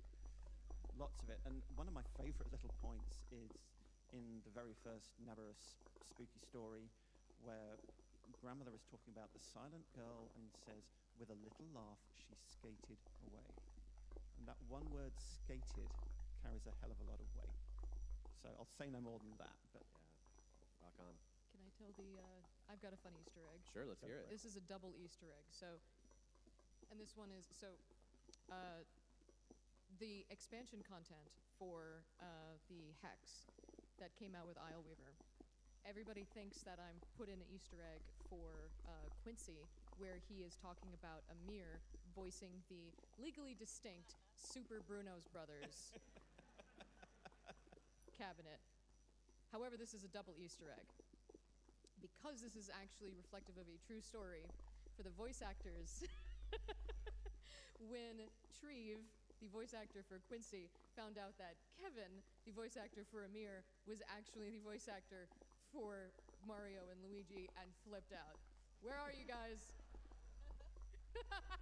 And like actually freaked out in the cab. And I heard this from our community person Tatum, who was in our PR, who was in the cab, and he told this to me, and I was like, I am writing this into the game immediately.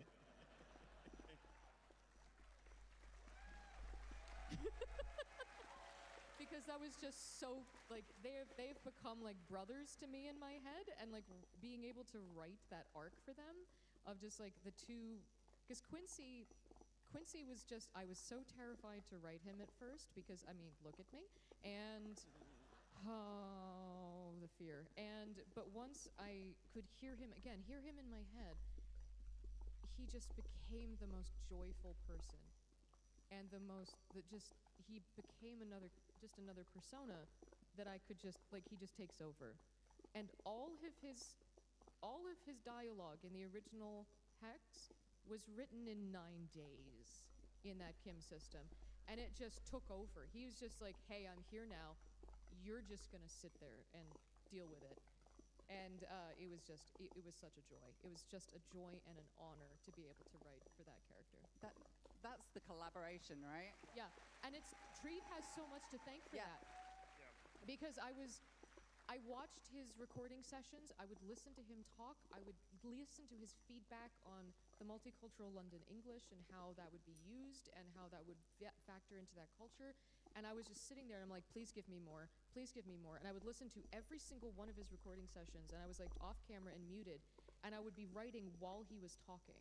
And I would listen to every single one, and I was literally just absorbing Treve the entire time.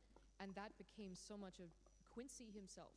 That's so important, especially for characters like that. That's a side of life that is not represented authentically in video games enough, honestly. And it's so cool to see people embracing those authentic voices and wanting to learn to bring those to life, rather than assuming what they are and just giving someone a script, you know? Yeah. And he's such a warm, deliciously complicated character as a result, because Treve's got that warmth. Like, he's a human hug.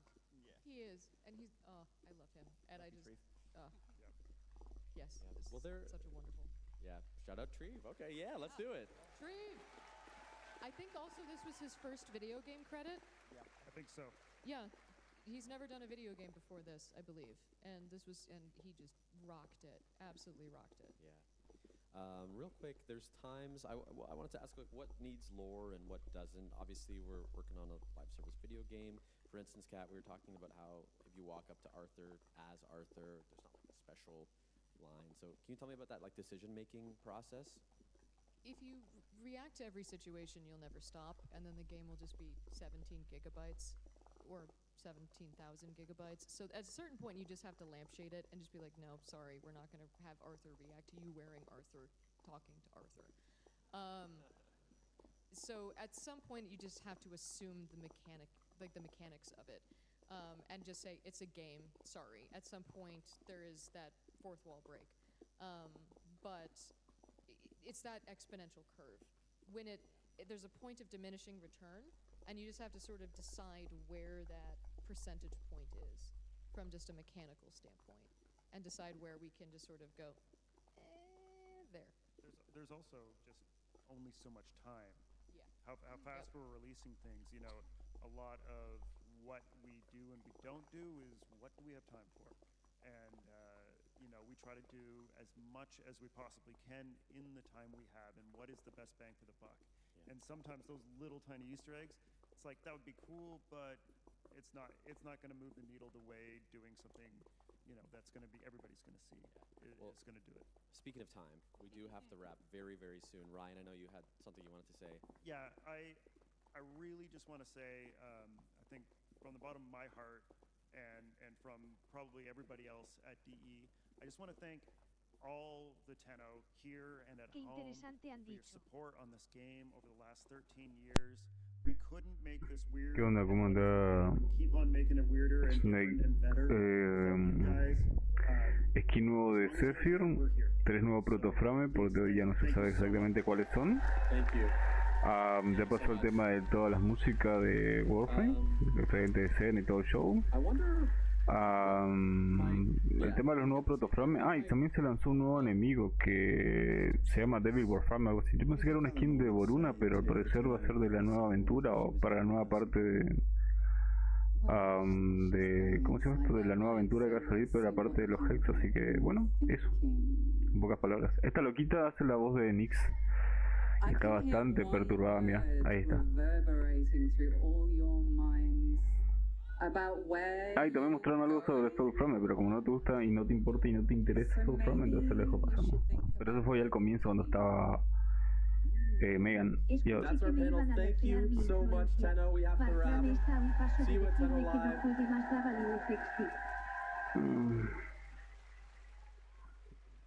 Live. Ya, no sé, bro. Ahora terminó el segundo segmento, ahora viene el tercer segmento. Que vuelve Megan, es lo que tanto estaba esperando, la puerta de Tutankamón, quería verla Megan. Hoy lamentablemente empecé tarde porque yo he visto mal ayer el horario, ¿viste? Pensé que empezaba todas las 5 de la tarde, no a las 12 del mediodía, boludo. Y al final empezó todas las 12 del mediodía, o sea, horario argentino. Y bueno, digámosle que ahora tengo que... ¿Cómo se llama? Ahí bajo un poquito el sonido para que no solape tanto la voz.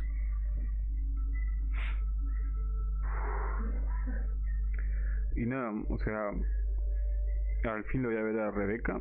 Ayer le vi, digo a Megan, ayer le vi a Rebeca todo el show cuando tocó la banda de los Baxter Boys de los Hex. Y nada, toca esperar a ver que sale la última parte con Rebeca, Megan, Steve. No, basta Hosby y White. La que va a dirigir este segmento va a ser Megan y después va a estar Rebeca, Steve y todo el CEO de Warframe. Aunque, o sea, ahí empieza, ¿no? De la mercancía que se vende. No sé si vos viste la TennoCon del año pasado o años anteriores, pero en cuanto a cosplay, siento que esa parte del evento años anteriores estuvo mucho más interesante, especialmente cuando apareció el Stalker legendario. Por ejemplo, esto pasó ayer. Cuando apareció ese loquito fue la única parte interesante del evento. Y cuando cantaron la canción de Seagot y la de... Es más, casi no las veo y... sí, qué sé yo, tiene su cosita, ¿no? Hoy si Panda no me avisaba a las 12:30, ponele que mandó un mensaje al grupo.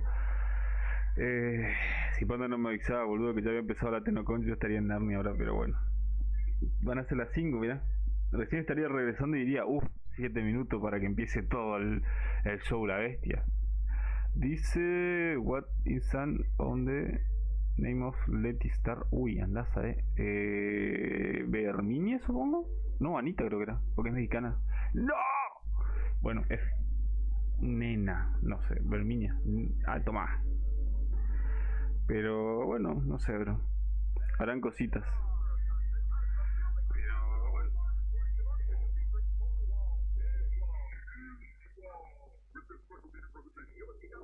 Mirá cómo está esa propaganda en DVD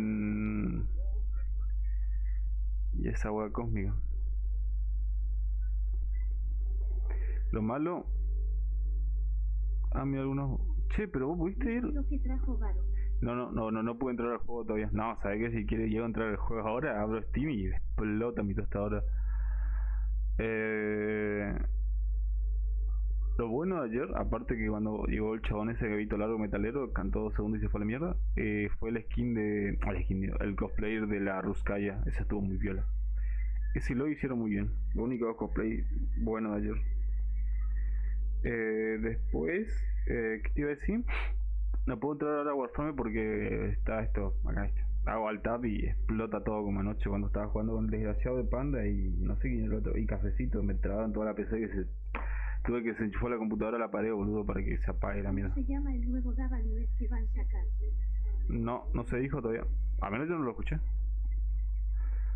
Mira, esta es la skin de Ruskaya de ayer, sí, es ella. Este fue lo mejorcito de ayer, ¿no? Me acuerdo que en un short habían mostrado como la cosplayer esta había...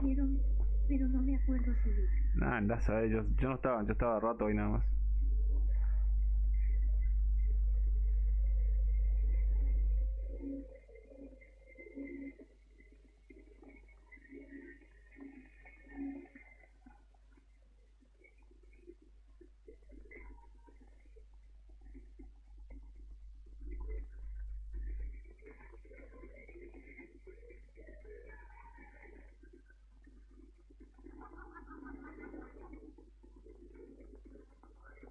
pero ¿viste lo que pasé al grupo, Snake? El cámara, ¿cómo era? Cámara dividida, no es cámara dividida. Ah, el mod este legendario. Dubiri Paradox 2025. Ok. Esto demostró ayer. ¿Qué te iba a decir? El tema del precio de cada mod, boludo. Cámara preparada. Eso, cámara preparada. Boludo, el precio de cada mod. Y cámara preparada es un mod común, dorado, por así decirlo. No es un mod Prime, aunque haya sido de evento. Pero Ya sabía que valía 3K. No, man, yo pensé que era broma, pensé que era meme, boludo. Pero 3K, un mod dorado de evento y 1.000.000 de crédito. O sea, te sacaba 10 mods, son 10 millones y mínimo son 30K de endo. Es una locura, boludo. ¿Cómo mierda llega eso? Y va a estar por una semana, no vale. Tengo... Es que un mag único cuesta 300 PL. Y eso que es un mod común, porque es dorado, por así decirlo, no es un mod Prime.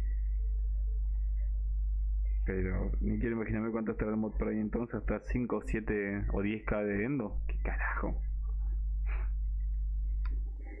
Esto pasó ayer. La única parte buena fue cuando cantaron la canción de los Baxter Boys de los Hex y ya está.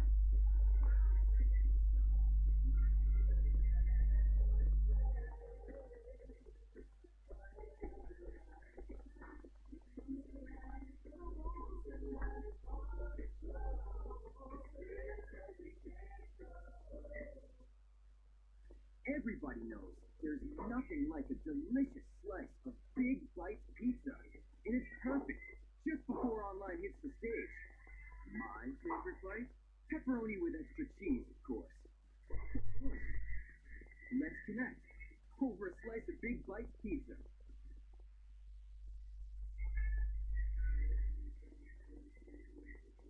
¿Qué es lo que le van a hacer a la influencia que dijiste que están cerca de correrte? ¿Qué fue con eso? No entendí esa parte no estuve.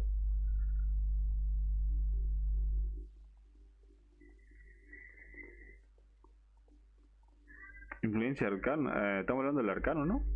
¿O de qué estás hablando?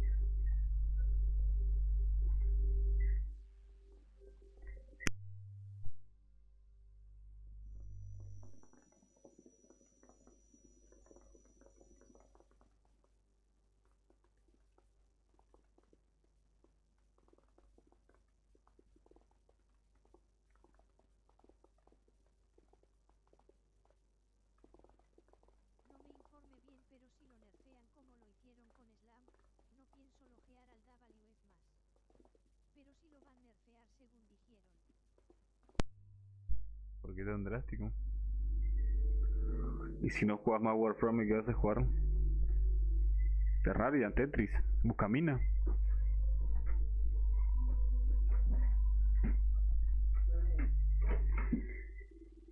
Porque dudo mucho que te veas jugando UA. ¿Cafecito se animó? Regreso al FIFA. Ah, mira, no te tenía en esa, bro. No sabía que en Belice les importaba el fútbol. Bueno, bro.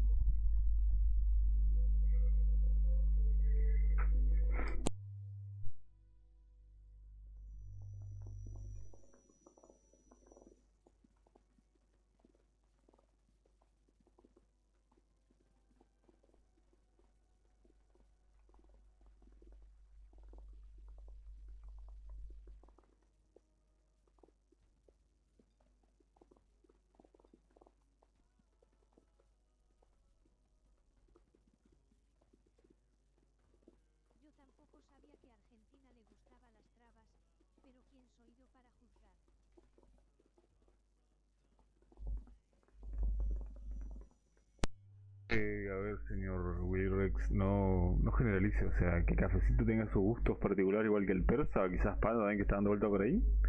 Y bueno, máquina, re nene de Chile, pero bueno, comparten ahí la misma afición, los dos están ahí cerquita, ¿viste? Así que no hay que generalizarlo, por la duda.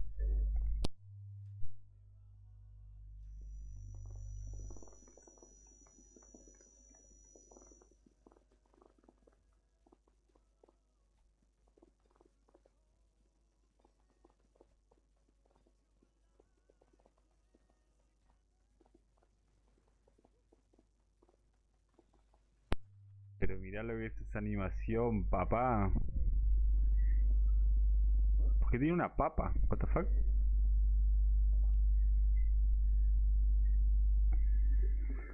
¿Qué carajo es eso?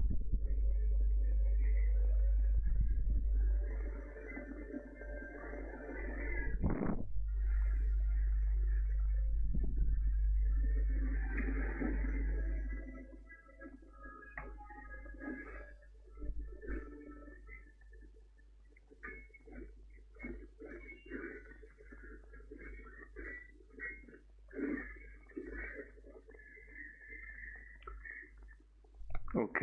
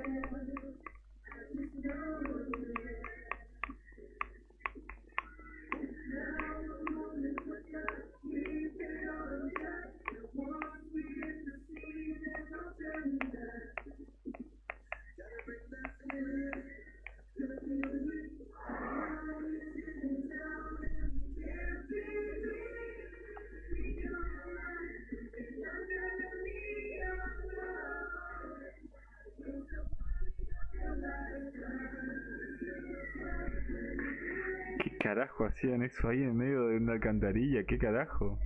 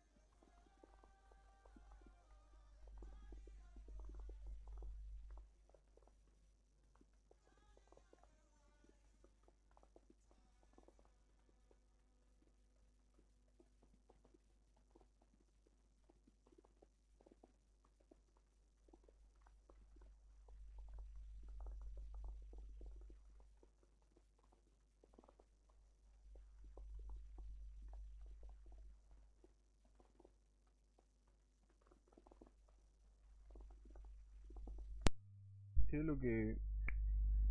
lo que sí pensé que iba a haber un pequeño anuncio, capaz no se le hizo ni ayer, capaz se termina haciendo hoy, no sé, viste, por lo que había pasado en el servidor de Europa, señores de ahí. Bueno, no sé si está spando por ahí también. Pensé que capaz iba a ser una pequeña alusión al tema ese de repetir donde van todos a ofrecer sus condolencias, pero parece que no. Bueno, ahora solo quedaría el último evento donde va a aparecer al fin Megan. Y ahí va a estar piola.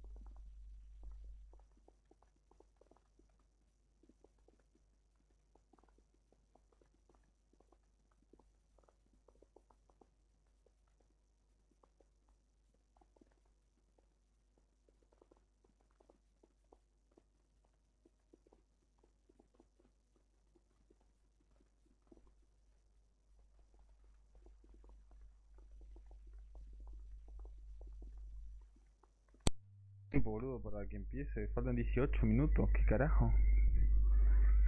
Voy a ver si puedo entrar al juego, al menos a ver los cositos de barro mientras tanto, porque si no, una locura esperar tanto tiempo, boludo.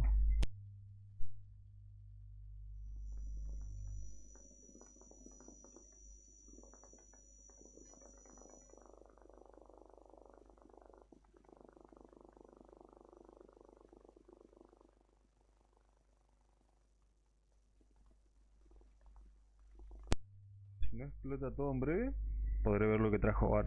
Si no, bueno, qué lástima. Ahí está abriendo Steam, a ver qué onda.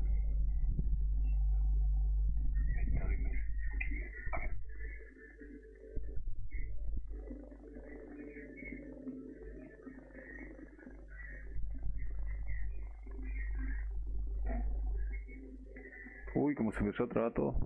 Mierda.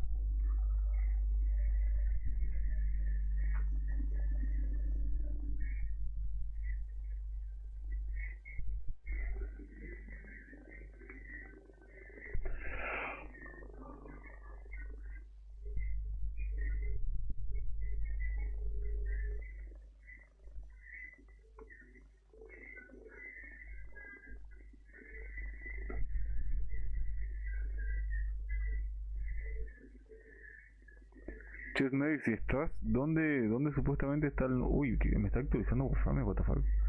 ¿Dónde está el nuevo repetidor? Porque me tiene que actualizar Warframe, what the fuck. ¿Por qué? Espero que no sea mucho, ¿eh? Uy. Ah, fueron 100 megas nomás.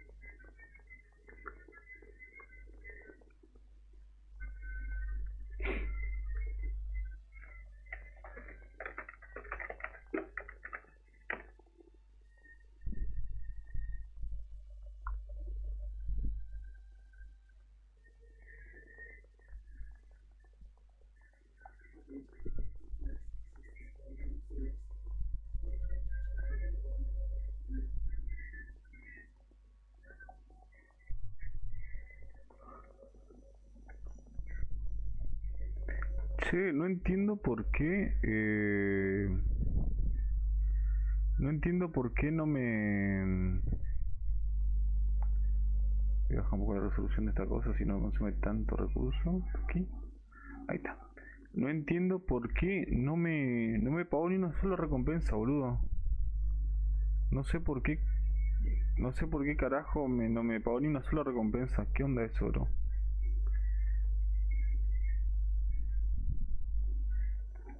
Ni una maldita recompensa, ni ayer ni hoy, no me pagó nada, bro. Qué mentira. O sea, lo que sorteamos en realidad ayer, todos reciben su premio, pero yo no saqué nada, what the fuck. Medio extraño eso, bro. Porque creo que Panda recibió su premio, pero yo creo que no. O sea, soy el único infeliz que no consiguió un carajo. Qué lindo.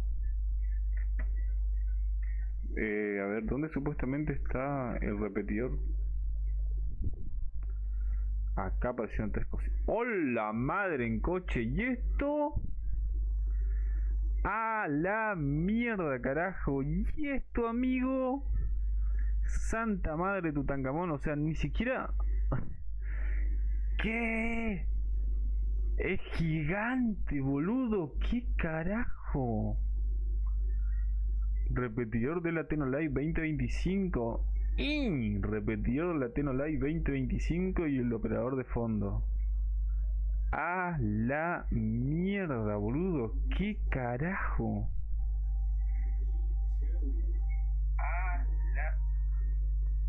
Buena, hermana. A ver, Tuki. La aventura comenzará en 2 segundos. En 1 segundo. ¡Buey! Te ocupa toda la pantalla, boludo. ¿Qué carajo?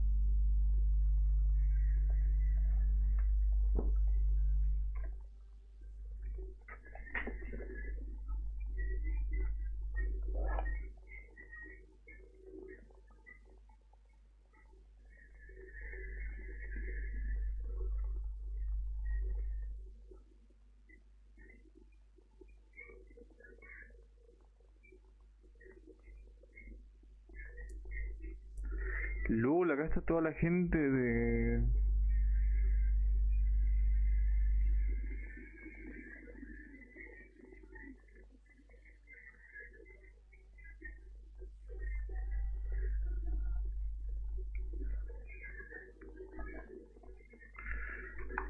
No sé qué está pasando, pero creo que en el live...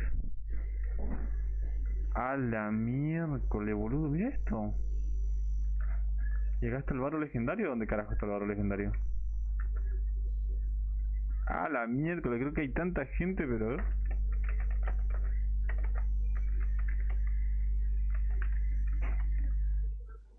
¿Se puede escribir? Yo no sé, yo intenté escribir, pero o estoy bugueado o hay demasiada gente y no puedo hacer nada. Chip, ¿dónde se supone que está el super barro quitter? What the fuck?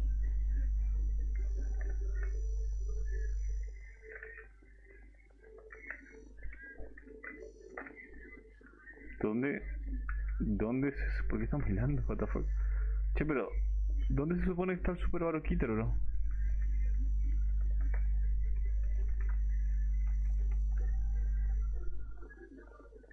Si aprieto la Q, está todo bloqueado. Sí me deja escribir. Pero yo porque tengo me pasa que mi tostadora le está costando mucho cargar, por eso pues estoy... Pero ¿dónde está el barro quitter, boludo? O yo estoy demasiado bugueado. Por eso no quería entrar ahora, bro, quería esperar a que termine la Tenno Live. Porque... encima todo te bailan re fachero. Yo no... Oh, pum. Let's go. Ya está bailando una loquita y yo la hago... Y le pongo... Bankai, Tuki. Y quiero mi Bankai, pero ¿dónde está el barro quitter, bro? O sea... El varo no está en ese lugar. ¿Y en dónde está? ¿Cómo hago para viajar o cómo hago para...? De ese lugar. ¿Pero cómo salgo de acá, boludo? ¿Dónde está Varo? ¿Está ahí arriba o dónde está? ¿Dónde está Varo?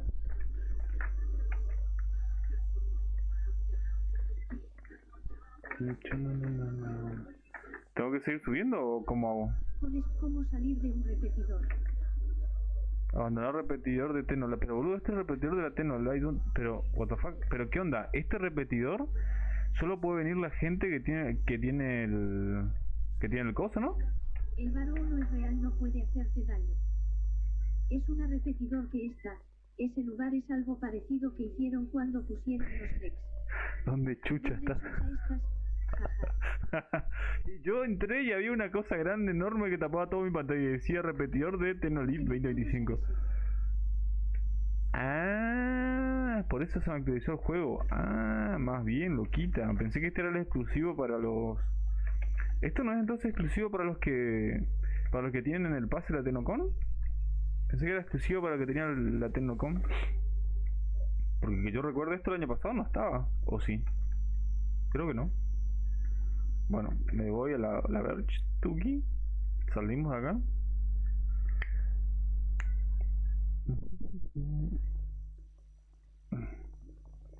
No, en este pueden ir todos. ¿Ves? Tan loco no estaba. Bueno, mira esto, bro. Yo aprieto acá esta wea cósmica. ¿Ves? Y me manda derechito al... Ah, ¿y dónde está Varo? Evento, repetidor TennoCon. No, pero de Hex. Este año es de Essentials. ¿Y entonces cuál sería este? ¿El sol repetidor TennoLib este? ¡Hola, miércoles! ¿Por qué hay 89 repetidores? ¡Ah, la mierda! Y 86 están ocupados. El primero. ¿Cómo el primero? O sea... Pará. Mira, yo aprieto la X y cuando aprieto la X me manda derecho al cosito que está ahí al fondo, mira, a este, así. Yo entré y me mandó automáticamente. Entonces dije, repetidor TennoLive, ¿será Álvaro Kitter acá? Es el que dice 6D. Aquí dice 6D. ¿Sí? El primero.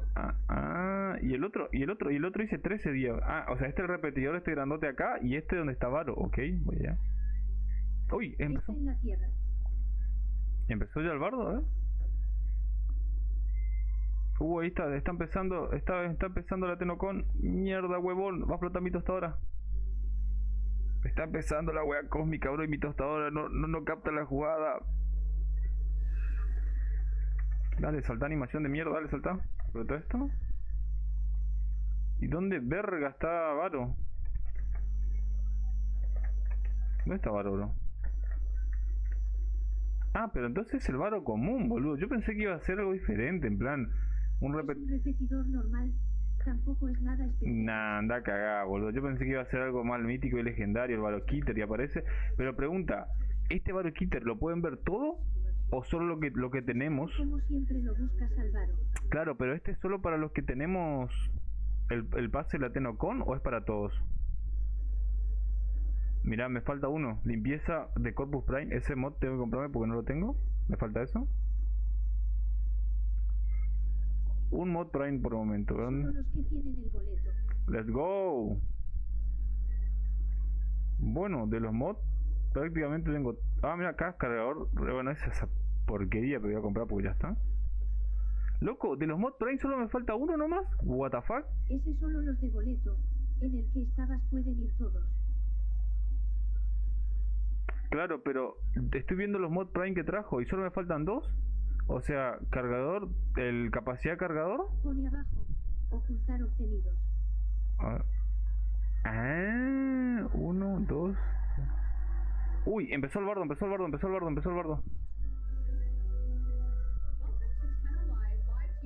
Está hablando Mega, let's go, está hablando Mega Woomans. Cerramos esta mierda antes que explote todo, tuki. Uy, se me trabó todo, Woomans. Cierro Warframe, bro. No, capaz si no hago nada, no pasa nada, ¿no? Cierra Warframe o te explota todo. ¿Vos decís, bro? No, sí, para cierro, no, es que sí. Es que por eso no quería abrir la concha, la madre, boludo, Mirá lo que tengo que hacer. ¿Se está viendo o no se está viendo? Tuve que abrir el administrador de tarea porque explotó todo. No, está mostrando todo y me estoy perdiendo porque se trabó todo. Pero pará, mira esto, pedazo de Umbra Prime, mira esto, mira. A ver, pará. Ahí, mira esto, mira lo que estoy haciendo, boludo. Mira. Tengo que cerrar todos los procesos desde acá, boludo, porque... Mira, y se trabó, boludo. Pero la puerta, Tutankamón. Mira lo que tengo que hacer. Bueno, ¿ves? Como bajones de FPS. Sí, pero por eso, pedazo de Pokémon. Ahí está, mira. ¿Y hago así? No, pero... Pará, boludo. Bueno, brother, supuestamente ahora está en pantalla completa la mierda, ya está, bro. Mira, eso cuando estaba mostrando todo lo que pasó del 2015 para acá. En 3 minutos y 55 segundos empieza toda la magia. Mierda que hay un delay asqueroso. Apretar play y pausa ahora para que se actualicen.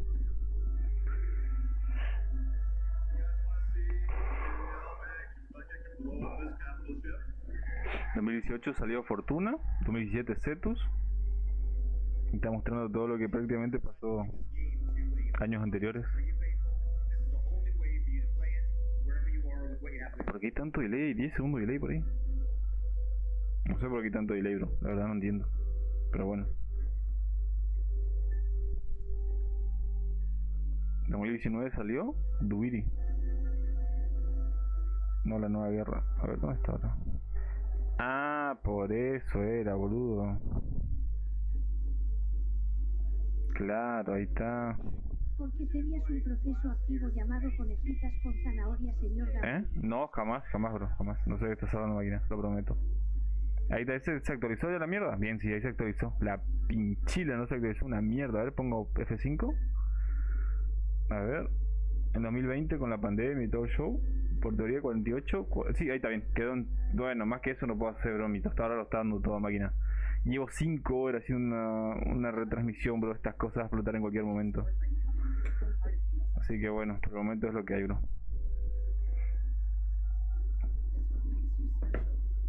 ¿Y cuando salió Demons? Ok. Quiero ver a Rebeca, boludo. Digo, a Megan. En el 2021 salió la victoria de Clem. Eso pasa cuando no se cierra el node. No. Ahora, por teoría ustedes no deberían estar viendo esto, ¿ver? No, se está viendo perfecto. ¿Algún proceso mentiroso ahí quedó bugueado en segundo plano? No, está todo cerrado ya. Así que ya no más. No. Ah, Sumatra. No, y encima mira aparece ahí. En el 2022 salió la... ¿qué es eso? Duvity. Ah, sí, la Paradox. La paradoja de Duvity. No, la aventura del Umbra Prime. No sé por qué hay 6 segundos de delay. Por lo general siempre hay 2 o 3 segundos. Ahora hay 6, weón. 6, casi 7. Y no sé por qué. Bueno, ahora son 5. Bueno, ya no sé, bro. Pero cada vez que le puteo se baja un FP. Digo, un segundo menos. Así que bueno, hay que tener entre 5 y 7 segundos de... Ah, mira cuando salió la Sariman y apareció Lloyd.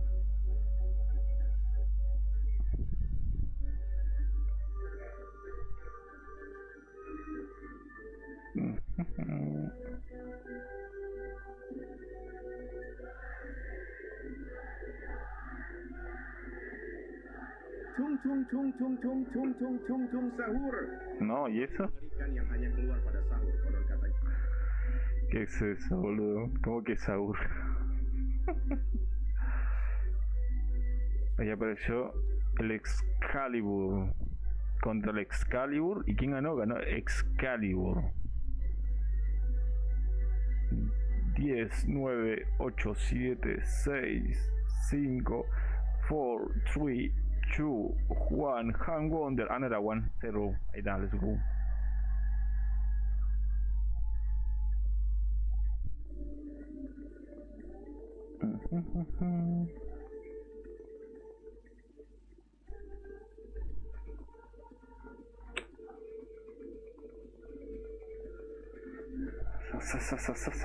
Lotus, let's go. ¿Y un perro? ¿Qué es eso?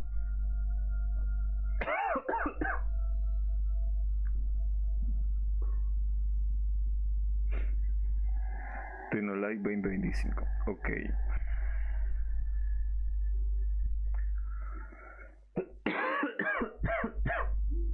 Acabo de ver un ídolo. ¿En serio? Ok.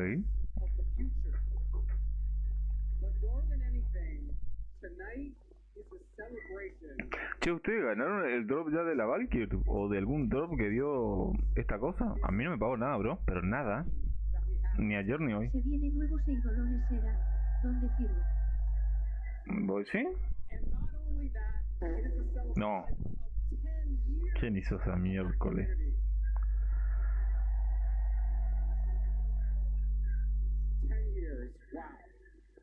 Cafecito, sos un pedazo de Pokémon Umbra Prime, La armadura, la Valkyrie viene recién. Yo no recibí nada, ni armadura, ni drop, de cositos, de nada. Ni glifo, ni Valkyrie Prime, nada. Nada es nada. Llevo como 10 horas como maquinón acá y no me pagó nada, bro. No sé por qué.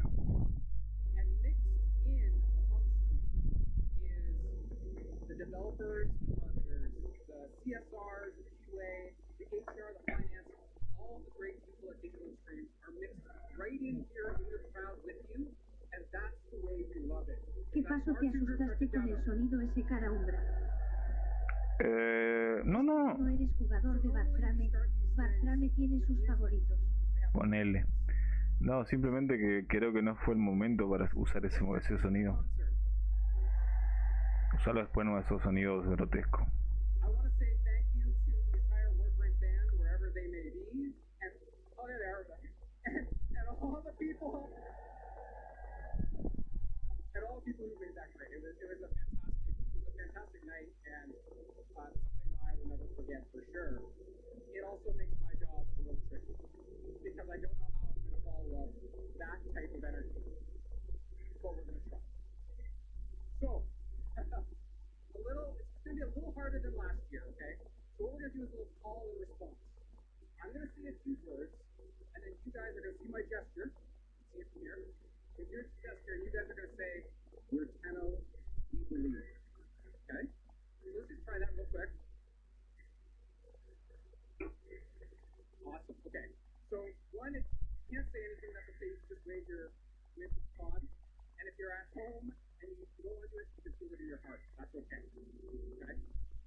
The other part is, to make it added difficulty, we're going to treat my arm like it's a volume knob. Okay? So the first time we do it, we're going to start down at a whisper. And we're going to grow over time until we get to 11. And at 11, we might say it a few times. Okay? You guys with me? All right, let's try. 10 years ago, we had a game called Warframe. We wondered if we could have a convention that people would come and connect, get to know the game, but we weren't sure if anyone would show up. A couple years later, we had Cetus and the Ostrom, and we saw that great place. And as Rebecca walked up to those glass doors, we wondered, what would they think when we opened? A few years later, we had COVID, and we couldn't do TennoCon the way we wanted to. We thought, would we even have a TennoCon? But then we thought, okay, you know what? Let's try it. Let's try it online. But will anybody actually show up to watch? Last year, on this stage, we showed you guys 1999. We showed proto frames. We showed an infested boy band. We showed a dating sim. And we thought, will these people come along for the ride? And tonight, 10 years of TennoCon have come. A ver si anuncia la nueva protoframe que por teoría iban a lanzar. Being nervous about the demo we're about to present, but we know one group will give us the courage to press play.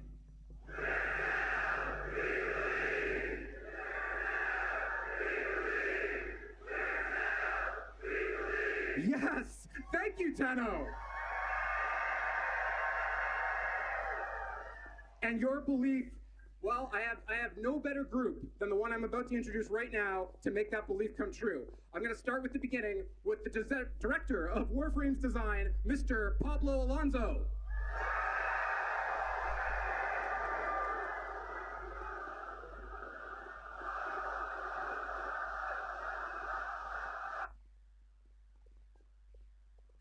¿Qué?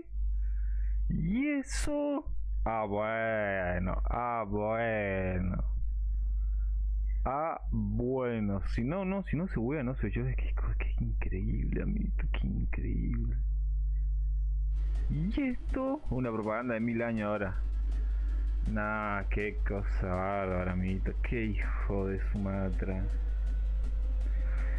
Ya se me hacía raro ya que no se haya bugueado, que no haya explotado nada, ya era muy raro, ya estaba andando todo muy bien, guacho. 15 segundos hay que esperar ahora para que termine esta mentira.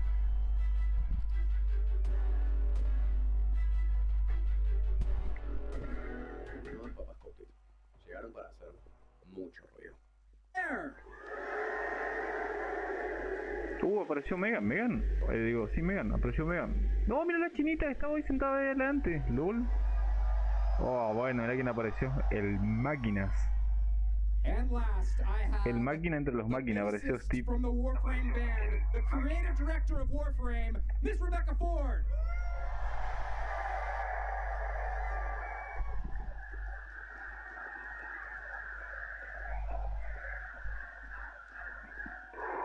Apareció Rebeca, la nueva estrella de rock que ayer estaba tocando acá. Thank you very much, Tenno. Enjoy Tenno Live. Sheldon Carter, everyone. Thank you, Sheldon. I almost started to believe. Yeah, if it wasn't a cult before, it is now. Sorry, RBC, we tricked you. Everyone drink the water. Oh. That's a good start. All right. Thank you, Sheldon, for the hype. Thank you, Tenno. 10 years of TennoCon. We keep saying it. We're going to keep saying it all damn year because it's not a baby and it's 10 years old. TennoCon is. It's 9 years old. Pablo. I've explained it like 1,000 times.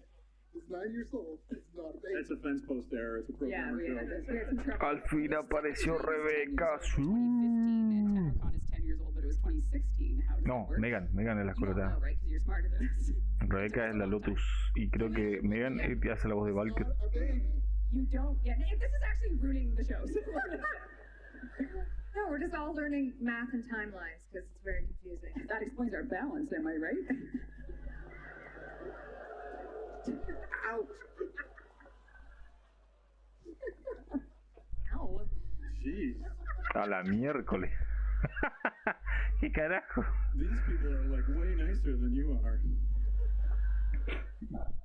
All right, I want to give a virtual nod, obviously, to those who are watching at home, on Steam, on Twitch, YouTube, Bilibili, Hi VOD, all around the world. You're staying Sí, pero no te olvides de Geek, Piturrona.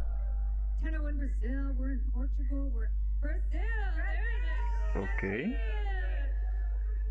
Tenno all over the world, watching TennoCon, waiting to see what we're going to see. What are you going to say, Steve? I'm just happy to be here, and I'm glad that you're watching and you still care about the game. Thank you. And Sheldon already did it, but it's in my run of show, so I'm going to do it again. Thank you to the Tenno concert, the Warframe band, for an epic, epic Friday night.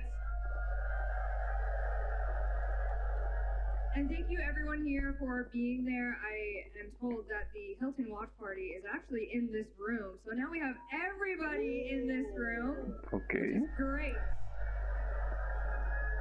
All together. All together. Lifting. Interesting.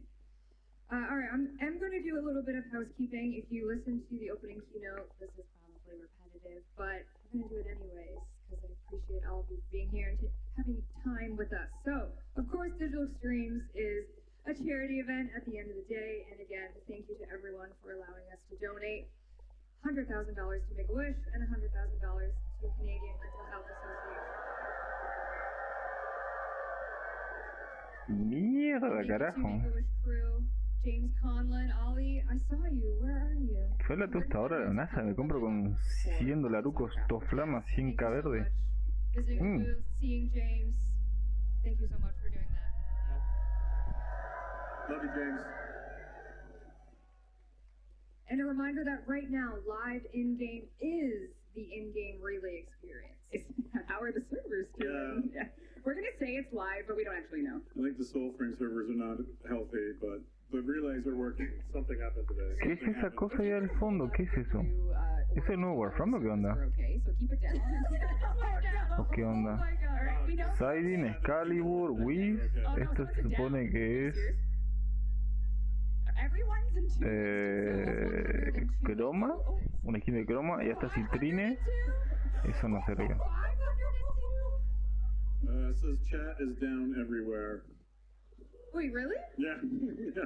Chat is down everywhere. Well, that's actually okay, because then people You can't... can just listen to us. Yeah, exactly. Yeah. We're chat. Yeah. We'll chat. You are chat. We are all chat. Chat's in the room, okay? Chat's in the Chat's in the room. Thank you. Thanks for the update. Oh, sorry.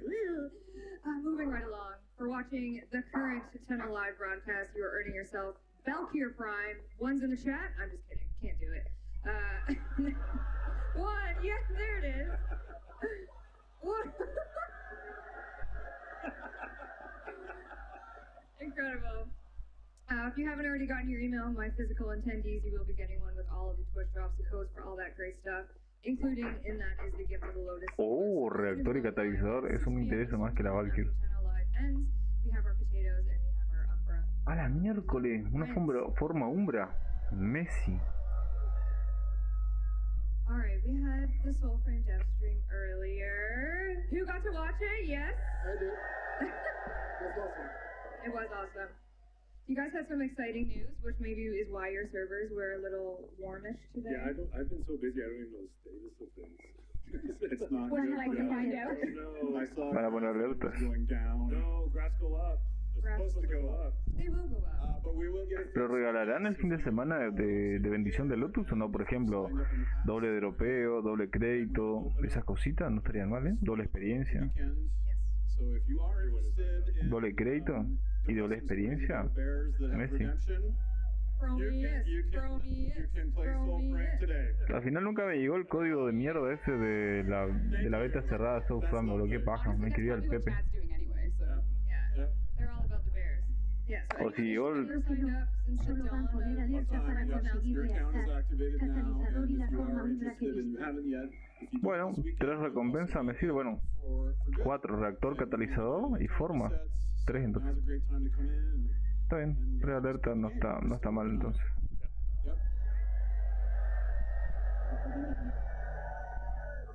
Alright, before we get into news, announcements, that type of thing, should we do some classic giveaways? Yes. Alright, my giveaway box this year, I think, is being delivered to me, and I'm going to stall a little bit, because the box has grown in Oh, I see it rolling. immeasurable size this Is year. Rebecca going to jump out of that too? I am in that box. She is in that box. This oh, is some yeah. really cool illusionist magic. I'm not here. She's in the fridge. Getting a snack. Oh, here we go. Here's the giveaway box. Okay. And who could be inside other than... There's no one in there. There's nobody in there. Wow, this thing is actually huge. Okay. Yeah, open it like a... Wow. Oh, what the? Those dry eyes. You shouldn't have. A la miércoles, porque había tantos. Crap, you can't say that. Oh my god. Alright, we're gonna start with some digital prizes first, and then we have some physical things to give away. I might need to get physically in this box. Reach out there. So what's actually in... You're the tallest person. What's actually in this box is all the giveaway cards that you guys put your information on. So I'm gonna go deep diving for a lucky winner of our first Valkyr heirloom giveaway. Oh yeah. And you don't need to come up because these are digital and I trust that you're not lying. I'm going to say your in-game alias so I don't dox your real name. Do we have Touch Portal in the house? Right back there. Where'd you point? Wait, back there. Everyone's pointing. Wait, hold on. Right there? No, that's not helpful at all. I believe you. In front of back of house. Okay, I believe you. There you are. Okay, Touch Portal. We're going to send you... A la mierda, ya estaba atrás como loquita. ¿Qué carajo? Van sortea una skin de Valkyrie. No. Okay. Y... No, you took me off them, so... Sortudo el que esté ahí en el escenario, en el anfiteatro, donde carajo se está haciendo eso. We're going to do 3 Valkyr heirlooms. We're going to do some power plat, and then we have some physical goodies to give away. So the next Valkyr heirloom is, their in-game alias is Dawn Tarv. Dawn Tarv. Don Thor, what the fuck? I'll believe you. You look great. Alright, we'll send you to Alright, the last Valkyr heirloom is going to the very... Hay 500 tarjetas y las que agarran no están los... ¿Qué onda? Oh my god. Who? Hydroxate. No way! Where are you? Stand up! You stand up! Hydroxate! Hydroxate! I was trying to find you all day. Alright, you get Valkyr heirloom, you little cheater. Is that rigged? Wow. Wow. Luck of the Irish! Luck of the Irish. Sorry, I won't do that. So sorry. I just insulted Tactical Potato wherever he was. Alright, now we're gonna do Power Plat, which is... What is it 100,000? 100,000. 100,000 For inflation? For inflation, it's 110,000 now. Oh my god. Alright. It's been 10 years, Megan. 110,000 platinum. Going to G5_gaming. G5_gaming. In the house? Not. Silence. Oh no. Yeah, 10 seconds. 10, 9, Ding, ding, ding. G5 Gaming. 6. Does someone know where they are? I don't know. If you can prove your identity, we'll give it to you later to listen. Someone's yelling over there. Are you G5 Gaming? Y fan que era chino. Nope. Not honesty. That hurt. He's in the Hilton. He's in the Hilton. He's in the Hilton. Oh, he just We said that in my got ear. confirmation. Oh my god. The Hilton. All right. I'm so sorry. Spillover room. Hilton actual repeat. G5 _ gaming at the Hilton watch party. Congratulations. I'll send you your 110,000 platinum to your account. All right. How many did I say we'd do? You said we're gonna do a power plant now, but you didn't say how many. Oh, 10. Come on. El KDPL está mejor que It is 10 te years. Val Free XP. Do we have enough time for that? Yeah, we do. We could. Sí, pero... It's been 10 years. Okay, yeah. Es como que... Ok, gané 100 KDPL. Okay, we'll speed run it. Okay, speed run it. Next time. ¿Y qué es lo primero que hace con 100 KDPL, señor Snake? Ya está. Nunca más farmeo comercio en mi perra vida. Slicer. Yep. Over there? Yep. Slicer? My. All right, I'll send it to you. Okay, our next winner, this is also going to feel rigged, of Tengo para 110,000 comprarme las formas que platinum quiera. is a Crutdui _ MC. ¿Qué te vas a comprar? Paquete. Ahí está, mira. ¿Y eso? Bueno, no sé, no lo distinguí ese Pokémon, pero seguramente un infiltrado a los bosques de Palermo como le gusta cafecito. ¿Qué te vas a comprar? ¿100.000 forma ovni o qué onda, bro? Although, wait, is that a real name? Is that a real name? That's a human's name. Oh, okay.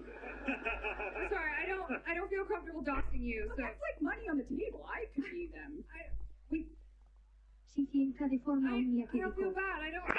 Maybe we have the terms of service here that they agree. ¿Sí, te imaginas? Is there a fine print? La personalidad de Rebeca en el cuerpo de Megan y la personalidad de Megan en el cuerpo de Rebeca. Ella cool, ¿eh? Alright, I'm gonna say the name, and if you are uncomfortable with that, just don't celebrate. Yeah.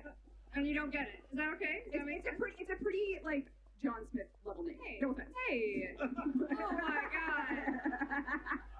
Okay. I What apologize. just happened? Está re loca Rebeca. Megan knows ¿Qué If you're carajo? watching, can you call the lawyer? No, it's fine. No, it's fine. Please. Okay. Okay, let me say it. Is it, okay, sorry, Cameron Clark. Hey! Okay. I love your name. Okay, but Cameron Very Clark. cool name, John Smith. No, I'm just saying it's not like Alliteration. That's cool. I know a Cameron Clark, and it's not that. Danny, do you mind coming over? Thank you. Cameron Clark, I will need you to make your way safely up to the stage to Danny, just because we do need your in-game alias to give you a crap ton of platinum. Don't joke like If that makes sense. Yeah. Okay. And hey, I love your name, Cameron. I didn't mean it. Okay, so Danny's right here. She's right here. Lovely Danny. Cameron Clark, if you can make your way. Get Danny. Aww. There's Cameron. Danny. Where? Pero aunque tengas para 100k de forma omnia, señor Snake, vas a meterle forma a los Warframe Prime. No creo que gaste forma omnia en los Warframe comunes. Alias Arcane. AR- Deja para las armas Prime y para los Warframe Prime ya está. No, R. Tener una mejor colección. Back there. Yeah. You'll get it online. It's digital. You don't need to come up here. Don't worry. Incluso tenés Warframe Prime, armas Prime y los Centinelas Prime. Ahí en esos tres, 100k de forma omnia, uff. Archlord Terrible. Blanket? Ay, los perros, también perros gatos. Pero no hay Prime, pero son útiles. We also have Mango _ 67. Oh, nice. Mango? You get it. How many is that? You 7? guys keep account? No. Yeah. No, 6? 2. No. 8. How many? Where are yours? I threw them down. Oh, how many do you have? 3. Okay, I also have 3. Okay, go. Okay, next 110. Ooh. Next 110,000 platinum. Zeke the Seeker. Ooh. Over there? Is it over there? Confirmed. You get 110,000 platinum. All right, Reb, 2 more for you. We got a Greek name. You're gonna love this. Ooh, George Spanos? No, I can't pronounce ancient Greek, so it's you'll know that from the play you watch. Is it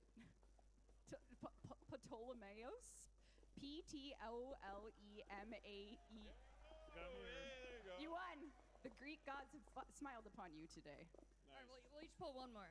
All right, my last one of 110,000 platinum is Azu Nyan. Azu Nyan. Uh-oh. Hilton Watch Party? I heard over there? Azu Nyan. You get it. All right, I'll believe you. And none other ¿Qué than the harías tú con final 100K? winner, Fur Father. Oh, Steve. the fur right there? Right there? Or were you just celebrating? Over there. Way to go. This way. Over there. No, this way. I hear that side. Way to go. Hey, there we go. We'll do an online raffle now. What was that? And they want to do an online raffle. In the ears. Do we have a Twitch picker? Yeah, I think Rue has a Twitch picker. Rue, let's do a 110,000 platinum. Power platinum. I think we can actually see it. Oh, great. I think. Right, Rue? Thumbs up? He's giving me a thumbs up. He's holding that thumbs up. He could be like, stop. Go for it. Go for it. No, he's saying, okay, go. Go for it. 2 thumbs up. Or is it 2 stops up? 2 stops up. He says go for it, but what do I do? He says it's spinning. It's spinning. Oh, It's spinning. He's playing charades with me. I'm like trying to see what he's saying. Okay, I think. They're probably going to tell us what it is. Okay, yeah. He's saying his credit card number is. Oh. My goodness. Yeah. Oh. Learn more at. Oh, read them. He's giving us signals. Oh, thanks, Danny. Read the screen, he says. All right.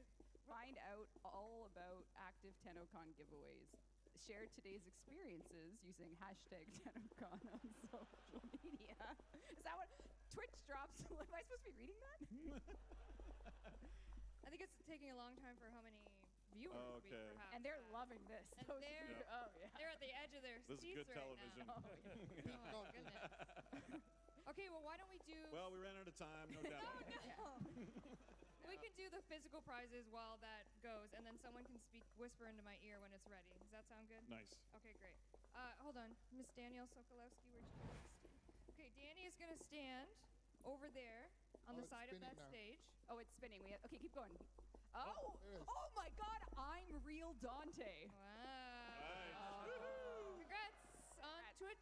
I'm Real Dante. Watching at home, that's yours. Message the Twitch page. We'll know Megan you're the tiene real cositas Dante. de Embar, And Dios mío. We'll give you your prize. That's awesome. Incredible. Okay, we're going to do our physical giveaways now. So you're going to pull the name. Okay. And they're going to come up to Danny here, and Danny's going to hand them their prize. The first prize we have is the pool noodle from the fridge. Yep. Yep. But it's been signed by all of the voice actors, our proto frames, our friends here today. Yes. I see Eleanor. I see Alpha. Bombastine Kevin. Oh, shit. And the winner is the_BCRULEX, the BC Rulix. Oh, hand over there. All right. If you can make your way safely up to Danny, she'll give you your pool noodle. Congratulations. Hope you brought a big suitcase. Big suitcase. Or a pool. Okay. That is not a certified water safety device. Yes. Digital Extremes accepts no liability. All right, next up, we have a signed by all of the lovely people on this couch, the Warframe 1999 vinyl soundtrack. And the winner is Ice Lightning 1221.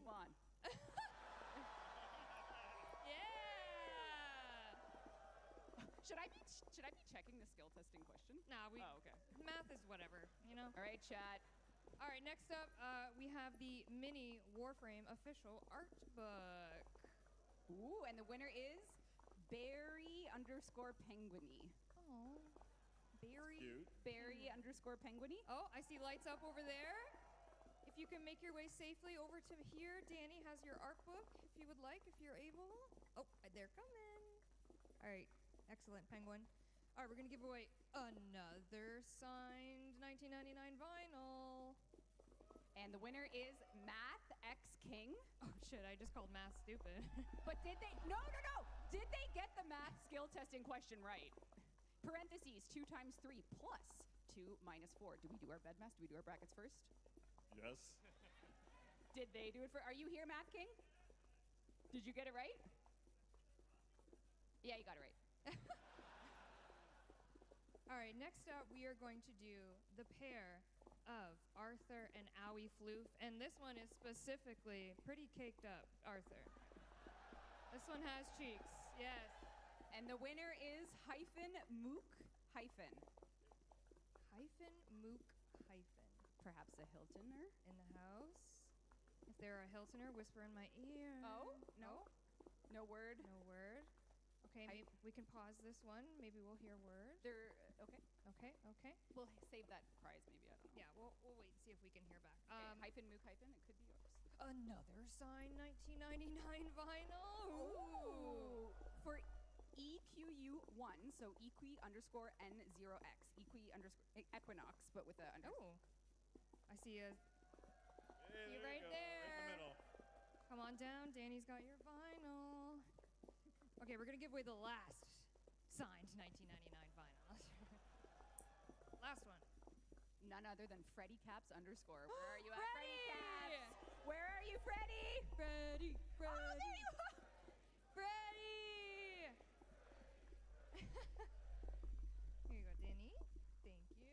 Hell yeah, Freddy. Hell yeah. Way to go, Freddy. All right, any word about our Mook or friend? No word? Nothing. Okay, we're going to move on to, it would be, should I unwrap it? I should, hold on. Jeff, can you help me? I can't do it. Help me. This is one of the limited edition, can you help me further? Yeah, thank you. This is the, oh, thank you. This is the right one. Then what's that one? What's that one? Oh, it's fake. It's unsigned. Oh, placeholder. Okay, sorry. PH. We have the limited edition TennoCon print, and this number is 4 out of 500. So this is the fourth one printed here in Canada, very proud. And we have the entire Warframe band that signed it. Yeah. Is this the last prize? If we can't give the floofies All right, away, well, yeah. this prize is going to someone that has supported the dev team the whole time. The name, Caffeine Lich. Caffeine Lich. Where are you, Caffeine Lich? Thank you, Danny. Right there. There you go. Caffeine Lich. Oh, there they are. Excellent. Okay, we'll rerun the floofs. If we hear back from Mook, I'll mail you something. All right. The last prize winner then is Voluminescence. Voluminescence. Yep. Where are you? Yep. Voluminescence. Over there? Yep. Excellent. All right, please make your way to Danny for your clue. Way to go, Voluminescence. All right. We're done with giveaways. We're done. Can someone take the giant box back? Kick it off stage. Oh, goodness. Oh, my God. Oh, they're coming. Box. Oh. Get in. You could have fit in that box. Would you like me to go? That's how she got here today. That's how I That's her car. Okay, let's move into some new news, shall we? Well, kind of. All right. We put a lot of love and energy into this space, into TennoCon, TennoConcert. It means the world to us that you come here to visit us, you watch us online, and from all over the world, you're watching, you're paying attention. But we do have some Tenno VIPs on the schedule for 2025. Any guesses where we're going? Well, I can see the list. You can't cheat. Stop looking. Okay, you can't answer, Jeff. I don't know. Nicaragua. Oh. Sorry to all that. We're not going there. But we are doing a little bit of a tour. We're going to London, UK. And then we're training to Cologne, Germany. We're coming back to Gamescom, that's right. And then we're going to Tokyo, yet again, seeing our friends in Japan. And then if you're a Calgarian, saddle up. We're coming to Calgary. Saddle up. Saddle up. We're coming. Yeehaw. You planned Calgary for November, eh? I'm terrified of how cold. Can anyone validate how cold it is in Calgary in November? Really cold, incredibly cold. Yeah, all right, be ready. cool. That's why we're sending Pablo there alone. I think I'll be in Nicaragua at the time. True. It's just Pablo. All right. You've seen her before, but we don't ever get tired of looking. Valkyr Heirloom, yes. Valkyr Heirloom is coming this Monday, July 21st. Originally concepted by community artist Purdy. She comes with her own signet and some other goodies as well. But should we take a closer look? Respectfully? Respectfully. A respectful close Come on, look? chat. Respectfully. Let's take a respectful closer look.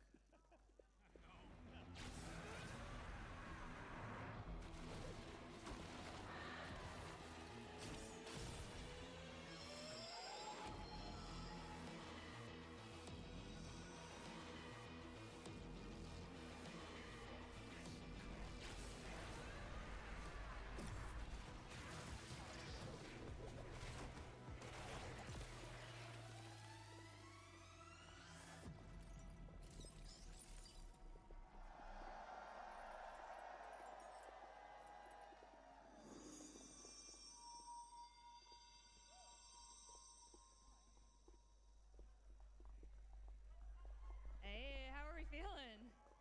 Good, yes. Very good. Caked up. Okay, you didn't have to say that. All right, after that, let's cool down a bit. As we know, Dog Days is coming August 6th with the Noodletron. Who's got the noodle again? Can I see the noodle? There it is. There it is. Oh my God. I don't think Smells- that's What? No. Come on. It's intermodal. Yeah. Okay. So the Noodletron? The Noodletron is coming. You can whack your friends with the noodle. Loblobs still exist as well. Also in August, alongside this, we're doing Double Affinity every weekend. Yes, so if you're new to the game, new to the community, or if you're just a veteran that has a lot of Umbra Forma to burn, you can run weekends with your friends, and yeah, you'll make the affinity gain double. Correct. That's correct math. We had the fridge over there. I hope everyone got to see some fridge pics for fridge talk. So we did have the fridge up there. We also did have Android demo stations here at TennoCon. If you got to play it, yes, amazing. We obviously greatly appreciate any feedback you had on that build and just that experience in general, because we are getting ready for a closed beta that is going to be happening this fall 2025. We will be opening that up, the closed beta. Steve, any Android thoughts? Any tech thoughts? What's your vibe? Oh, I could bore you for I know hours you with tech could. thoughts. I but know. yeah, some of the stuff that the team has learned from iOS and reducing latency, reducing the heat and the thermals, and improving the performance, all of those things have made the Android build so much better, and I'm excited for the closed beta. Android win until it comes out. Closed beta in the fall. All right, the whispering in the ear is driving me kind of crazy because someone is telling me that we have a caller. Like we don't take Q&A. We don't take Q&A. Like we have a caller question. Is that Ben Starr on the fridge? Hi everyone. Hi Ben. Everyone say hi Ben. How's TennoCon going? TennoCon's great. How are you? Yeah, sorry I couldn't be there. I uploaded my consciousness to this fridge. Thank you. ¿Qué harías tú con 100K? ¿Y eso? ¿Qué pasó con eso? So, I'm gonna roll. ¿Quién se supone que es ese Pokémon? Veía una insignia de Hi. ¿Y eso? Ben's got one too. Ben's got one too. Should we roll? ¿Sabes quién es este tipo? No tengo la más pálida idea, pero bueno. 7. ¿Y eso? I got a 9. Together we make 16. ¿Quién se supone que es ese Pokémon? That's great news, isn't it? That's Anyway, thank you, bye. ¿Y quién se supone que es Arthur? Don't leave us. ¿Qué haría yo con 100K? Y haría muchas cositas, ¿no? We miss you too, but what was your number? 7. Uno que otro Fashion Frame de los que más uso, seguro. Y después compraría formas como Lince. Un poco de Fashion Frame para... I get to tell everyone the good news. Ah, ok. Paizo. Pero ¿por qué está en ese formato de acá? Ah, es por eso, claro. Starfinder. Ahora todo tiene sentido, máquina. Operación Orias. Bueno. Che, ¿qué pasó? Que Megan tiene cositas. ¿De qué estamos hablando? ¿Y eso, Hears? Güey, ¿qué será Dante de Overwatch o qué onda, boludo? Terrible maquinola. You're welcome, thank you. I love you all. Sorry I can't be there. When I get out of this fridge, I'll come and join you. No sé qué pasó, pero se pusieron como loquitos cuando escucharon la voz de Arthur. Yo me sabía el nombre de todos los que están sentados ahí ahora en el stage, pero ahora se me olvidó. El gordito, el altito, el pelado Steve, Megan, Rebecca y lo otro, pero bueno, pasaron cosas.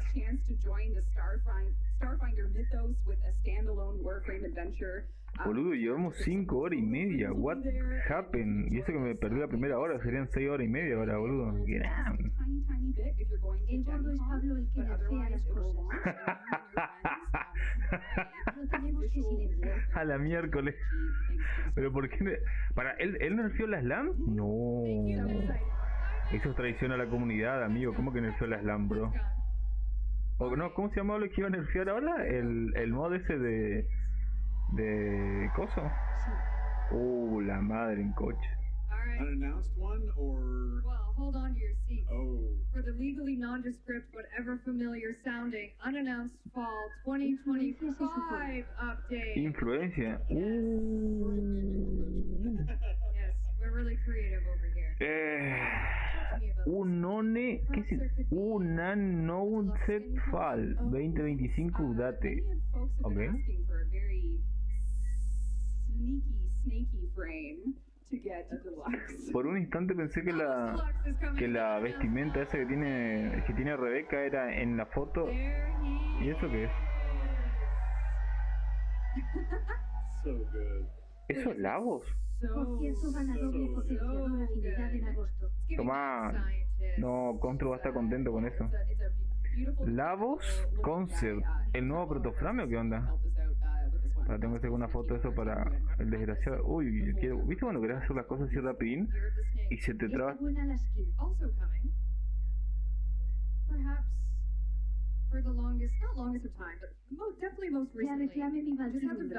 ¿Cómo que ya reclamaste? Para Lavos que no tiene. Para. ¿Cómo que, quién dijo que reclamó su...? Pero ¿por qué? ¿Qué mierda a ustedes le da todos los drops y a mí no me paga nada? What the fuck? ¿Qué me estás contando, brother? Pero se supone que habían ganado Dante en la encuesta XP. Mira eso, Overon Rework, Pandita debe estar pendiente de eso. Pero se supone que había ganado... ¿Quieres hacer algo rapidín con un trago? Pero se supone que había ganado Dante en la encuesta. ¿De qué estamos hablando? Para el reward. No sé, bro. ¿Cómo que querés hacer algo rapidín con...? ¿De qué estamos hablando? ¿Café, bot? Bien, por fin mi nuevo de verdad. ¿Pero quién usa Overon, bro? Panda. ¿Quién más? Con suerte. Sí, es verdad, se llama Pablo. Pero una skin, pero... ok.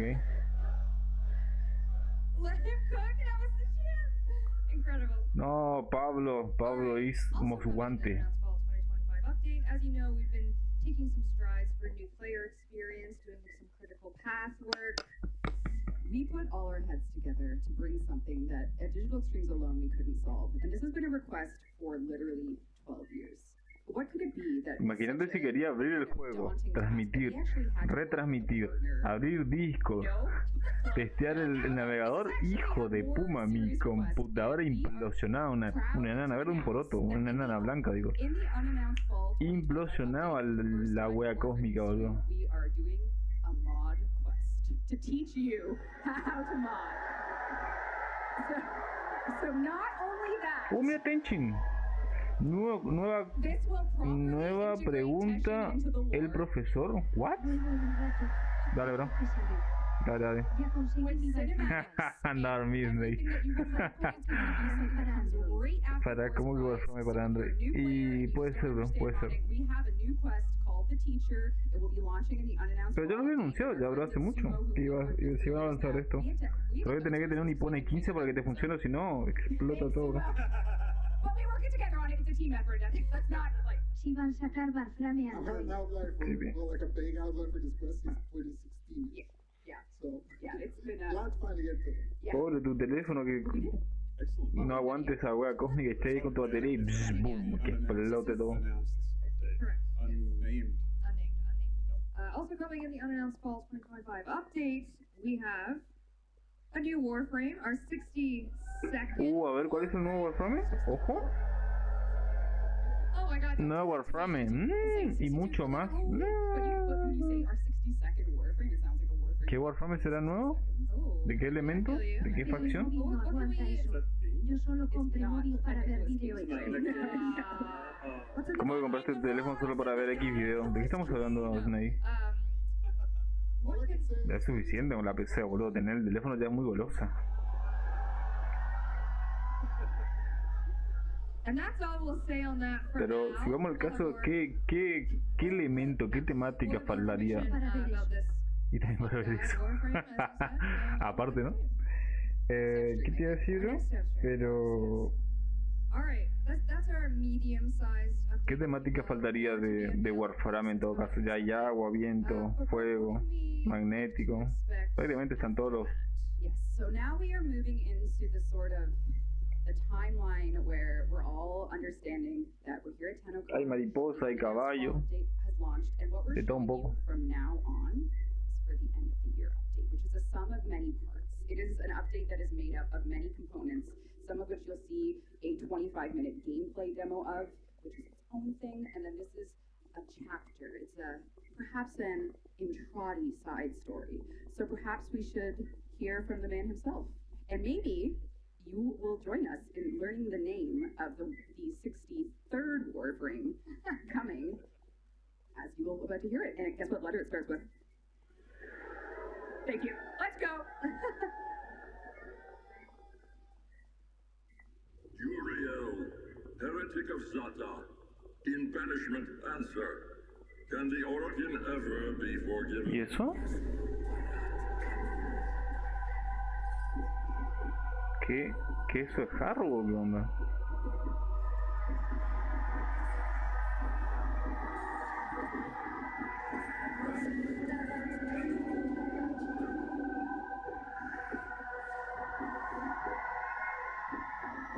Ah, la miércoles, ¿y eso? ¿Quién se supone que es esa? Ahí está el Warframe malo. He spoke in truth. The devil has come. Soul and Lua, we will cleanse this follower. ¿Qué?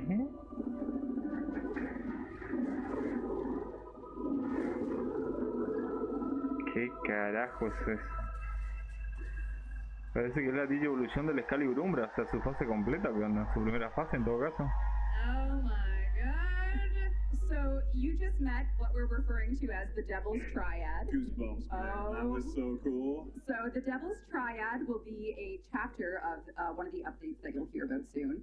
It introduces 2 new characters, a new Warframe, and the machinations here and everything we will talk about on a later dev stream. We just want to give you a little taste of a part of the upcoming later not unannounced fall update, but we hope you are looking forward to learning more. Es como que Jarro y la otra peli blanca puede ser una Wii, puede ser una Mac, una Miranaje, que le criaron al Excalibur Umbra versión fase 1, o sea, no entiendo. Are we talking about anything else about them? Like any relationship stuff? They will be romanceable. Yeah! But it will all make sense if you only play, so you'll wait to hear more. You'll see. We're very excited for this, and we will speak about it in lore and everything, how it will come together for you. So thank you for giving that some attention, and it's just a small part of, well, it's a big part, but it's not the demo, so to speak. So I love the tail. yes. The devil frame is Yeah. so sick. Uriel. Uriel. The heretic of Zata. What's that? Heretic of Zata. Can the Orokin ever be forgiven? Can the Orokin ever? I'm gonna work on that. Wow, I'm workshopping. That was really good. That was good. Are we ready for the live demo of the future of Warframe? All right, I wrote some notes here before we go into it. Do you guys want to say anything before we start? Good luck, Megan. Yeah, good luck, Megan. You got this. Megan's gonna play it live. We do it live every year. Yeah. Okay. The dev build You guys want to say anything before I start a ramble? Start a ramble, Rebecca. Please. Okay. You've earned it. Why is it like that? There we go. ¿Qué carajo? Okay, sweaty palms. What you are about to see, as is tradition lately, not forever, but tradition, is the opening of our next cinematic quest era. So this is the beginning of the quest. It's only part of a full quest, a full update. The update itself is made up of many, many things, which we'll be talking about over the dev streams. I'm talking so fast, I'm sorry to the interpretation team. Immerse yourselves. You'll get commentary along the way. We'll explain a thing or two. And maybe you saw some teasers or listened to some. Fran sang on them, and she sang last night. Matt composed them. Adrian wrote the lyrics. And Megan's going to play it live. So chat at home, people in the relay, devs here, and our community, we are delighted to begin a gameplay demo, for the next cinematic arc of Warframe.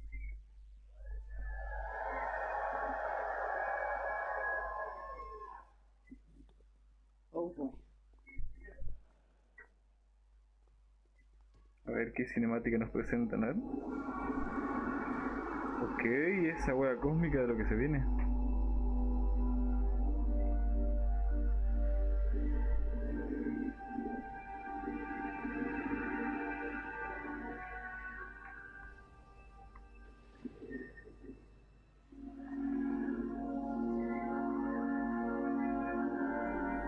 Pensé que era Ordi.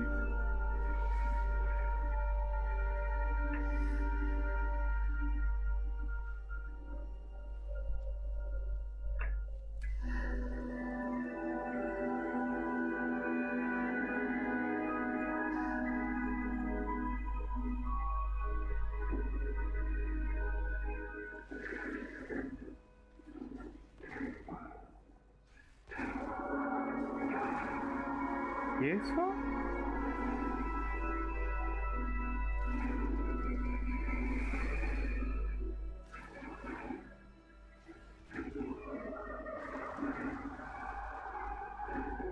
¿Un nuevo ídolo o no? ¿Qué onda? A la miércoles. Excalibur Umbra, Excalibur Prime, ¿qué? A la mierda. Nah. Excalibur Prime, no jodas. No. Estás jugando con Excalibur Prime, no jodas. No. No, viejo, valió cada maldito segundo de espera, no me jodas.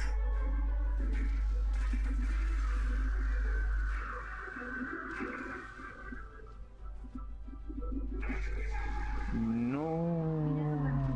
¿Eh? Pero, amigo, literal, esperé 25 años para volver a ver a Excalibur Prime. Y no solo eso, ahora poder jugarlo. No.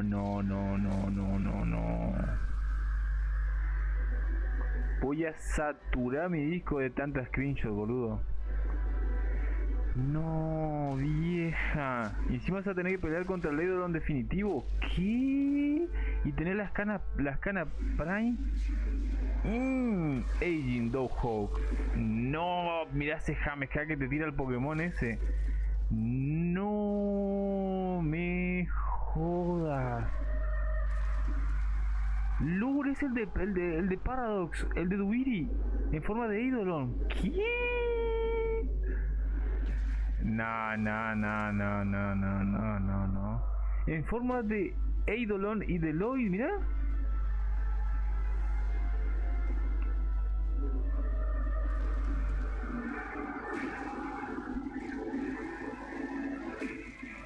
No, qué zarpado, brother.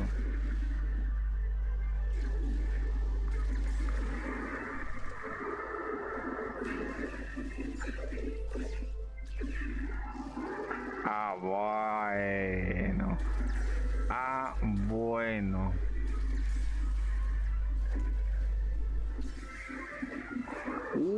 sacó la exaltada. No.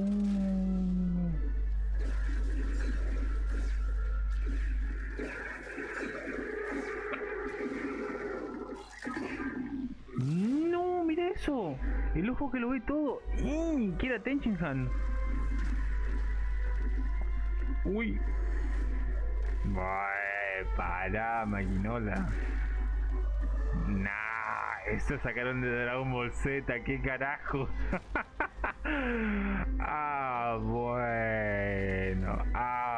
Bueno. Ya te imaginando el rango cada flecha. ¿Qué? ¿Qué pasó ahí? ¿Hola? ¿Por qué le dejó de pegar? Se escuchó una risa de fondo. ¿What? ¿Es Titania? ¿Qué es esa cosa? ¿Qué? No me jodas. Mirá el traje del Excalibur Prime, papá. Nah, y un armor. Nah.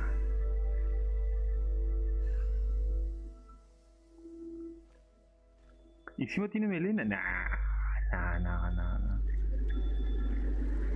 ¿Dónde está Pegadora para explicarnos qué pasa?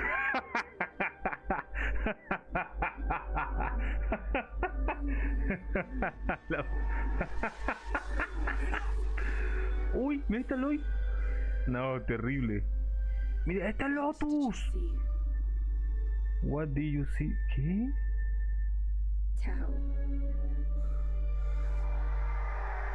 ¿Qué? You're not enough. You're enough. This is the only way we find out. Flooding their head with polluted histories. I won't. Come, Tenno. Let's get you dry. It's okay, Lloyd. I have to. I want to. Some things are best forgotten. I had a friend, Lloyd. Like me. His name was Hades. Pero mira cómo están esos gráficos, papá.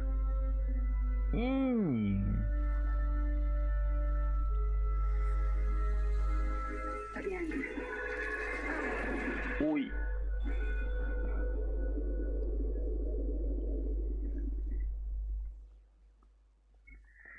Uf.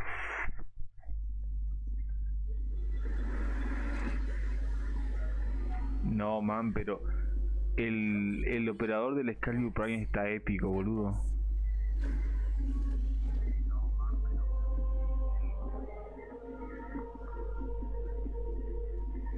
We swore to carry the sacred light of our dominion into the deepest dark. And this we have done. Swear now to defend this holy treaty alongside Balas, lol. the sentience of Tau. Tauron Academy, orbitador Tau. ¿Qué? De la vieja era Oroniki. No, terrible. Quest as to a time, a place where sentient and Tenno perhaps learn things together that we'll explore in this demo. And they also perhaps did research together, including creating things that aligned Orican and sentient technology, like the next prime. Carajos. ¿Y eso qué es? ¿Ese es el nuevo Warframe? Disgusting, isn't it? Oracle gold, wasted. I wonder, which of you would this aberration attack first? ¿Qué? Watch your void lugger. Ah, please, with me. And the place for conflict is in the dojo. So Caliban Prime Access is coming. No, es Excalibur Prime, humans. In the Tenno, a time when sentients perhaps were mentors and even Archimedeans. This is Archimedean Itzam, and he has something pretty Estaba por decir que era una mezcla entre Chroma y Caliban. Like any good academy, you will be tested on knowledge, studying things. So let's see what's going to happen in this room.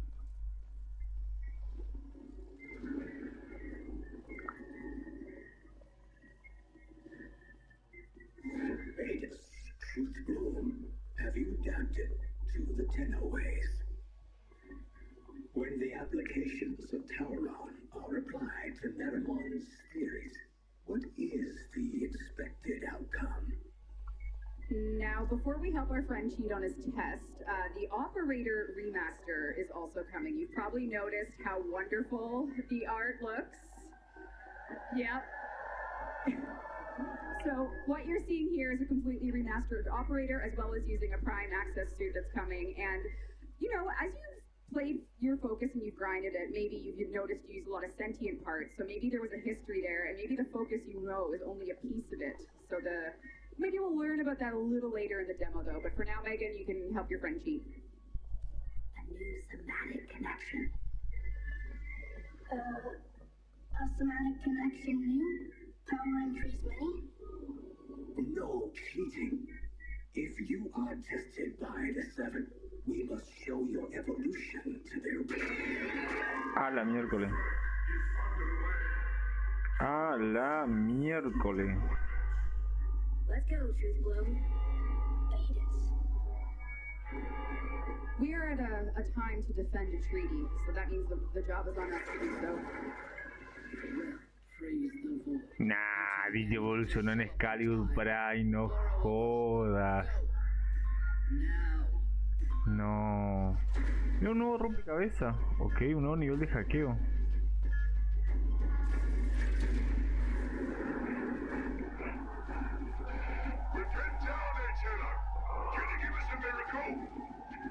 Emperador Oroniki. Que ahora va volando por el vacío sin necesidad de las Archwing. Ok. Nah, mira lo que es esa entrada, máquina. Nah. Luna Perita Tau. Ok. Para. ¿Estás peleando contra los Dax? What? ¿Y por qué tenía la habilidad de mag? What?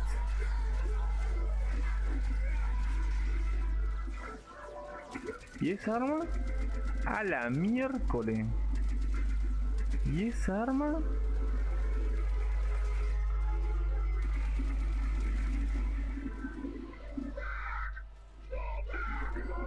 Nah, esa que es la... ¿Qué es esa cosa? ¿La Godva? Ah, esa es la Truma, ¿no? La Truma Prime.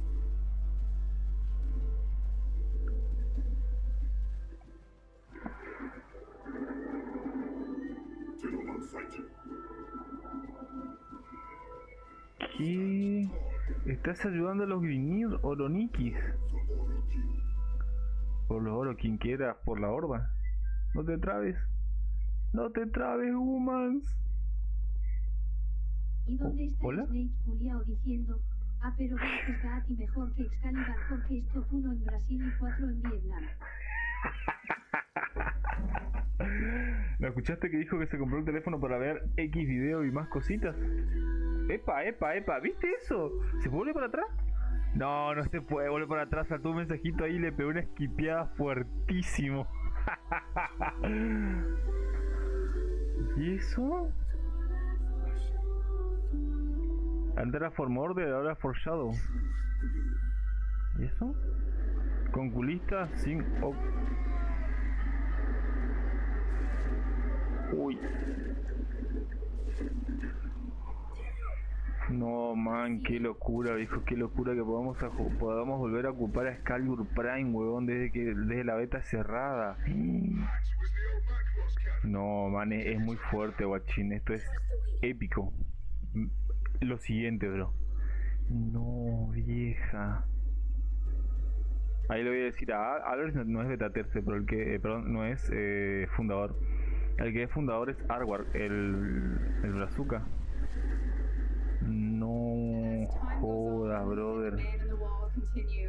Don't you think it's time that we run on the wall again?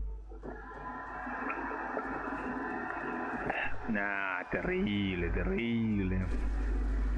El día que salga esta aventura no dormí toda la noche, ¿no? Me voy a quedar 1 hora mirando a cada esquina, guacho.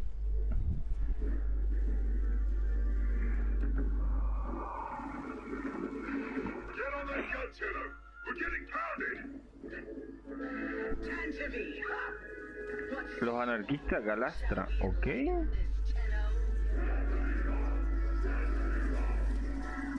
¿Y esos enemigos qué son?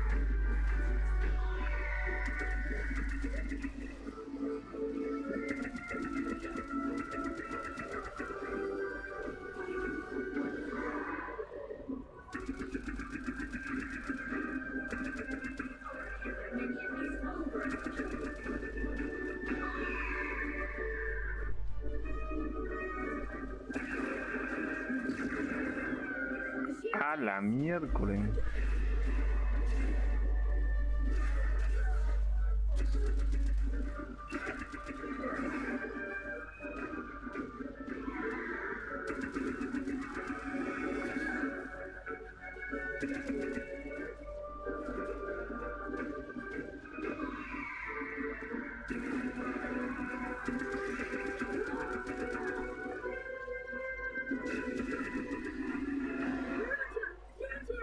So about that focus expansion. ¿Y eso? Nah, y esa mierda. Pero mirá cómo está esa Galatine, papá. Nah, nah, nah, nah, nah, nah, nah, nah, nah, nah, nah. No jodas. Mira eso, panda. Mira eso, papá. Vuelve Excalibur Prime. ¡Sí! Nah, nah, nah, nah, nah. Terrible, terrible, vieja. No jodas. No jodas, brother.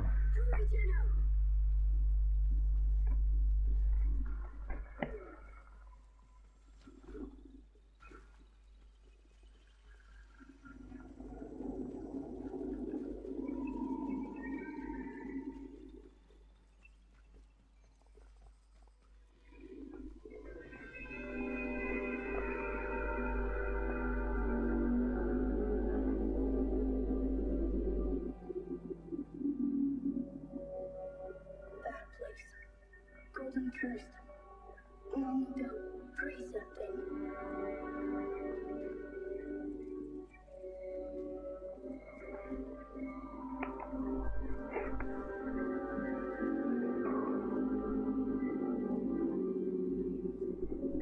No, qué locura, hijo. Qué locura, hermano. ¿Y eso?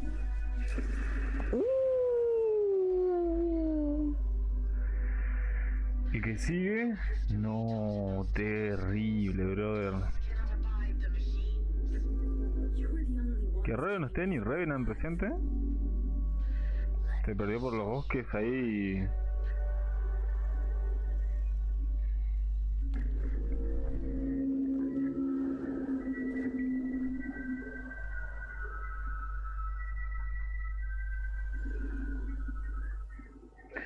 A la miércoles.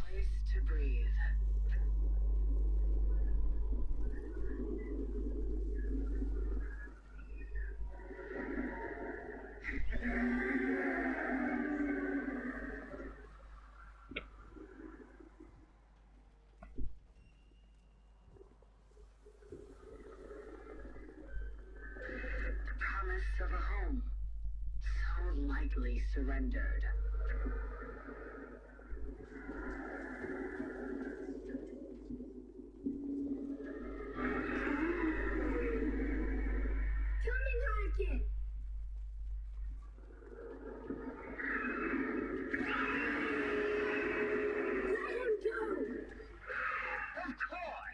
When he's good Good and ready, child.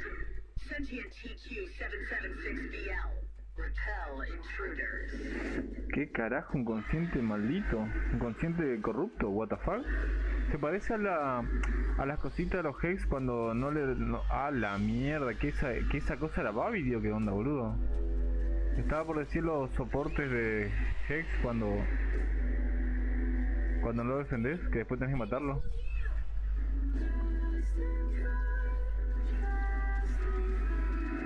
Mierda.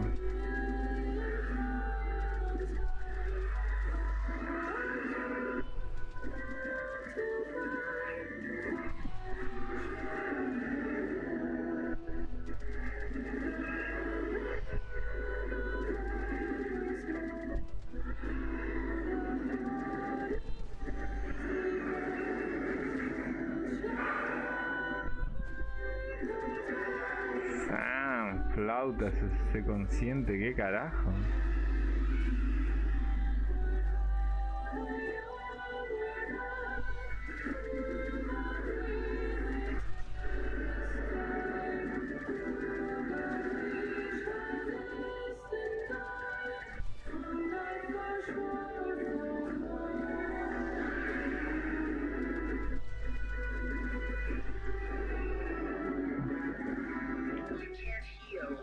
Override, child.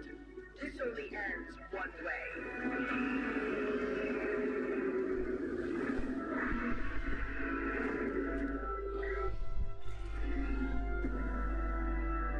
Nah, mirás Excalibur, papá. Qué cosa de loco, hermano. La puta madre. Se parece a Babi de Dragon Ball Z, boludo. No.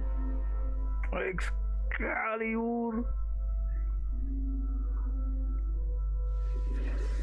Oh, toma, zorra. Uy.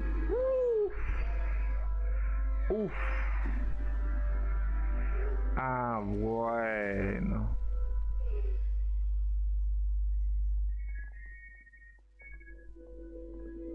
Le faltaba hacer la animación de con el arma que te da sangre por toda la valle, sería épico. Con la espada. What? No me jodas que... No. No. Ouch.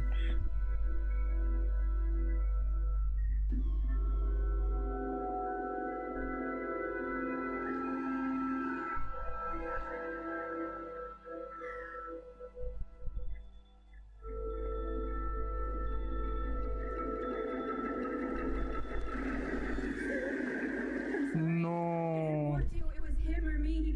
Him or me.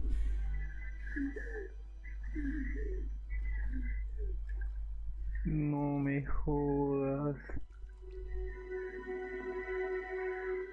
I killed him, Lotus. No. ¿Y ahora qué pasó?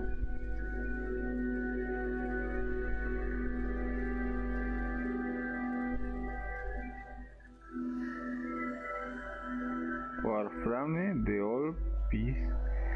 ¿Qué? Nah. Terrible, terrible, humans. Incredible. No me jodas. No, güey, no sé qué carajo. El sueño. Ah, esa es la letra de la canción. No.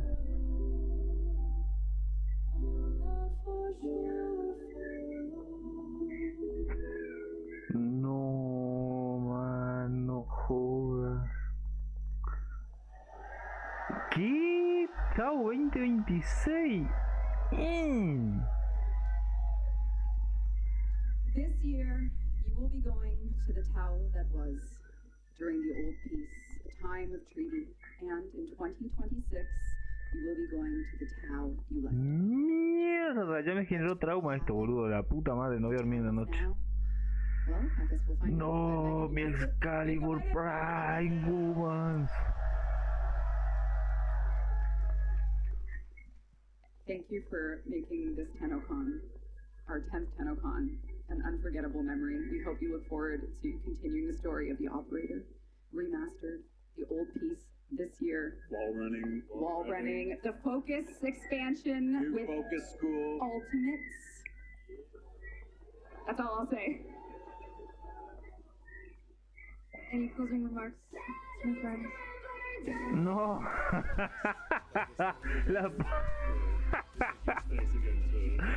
No dije, what the fuck, esa música de Warframe, ¿qué pasó? Pero poner el tema de Sister of No, de Fortuna, de Warframe, no de esa wea cósmica, cafecito. Yo no puedo hacer eso ahora porque toco algo y explota toda mi porquería, woman. Poner Warframe en el buscador y te aparece un millón de sonidos. No, mira lo que está esa portada, papá. No. More information to come. We have the old piece that comes after later this year, and then next year, Tao is in sight. Thank you. Thank you, everyone. Thank we you. love you. Thank you so much. Thank you for coming. Thank you for coming. Thanks, chat. Pero poné sonido de Warframe, pedazo de Pokémon. No, brother. Thank you. Have an amazing night. No. No, esa Rebeca está re loquita. Hijo de puta. No, se terminó la TennoCon. No.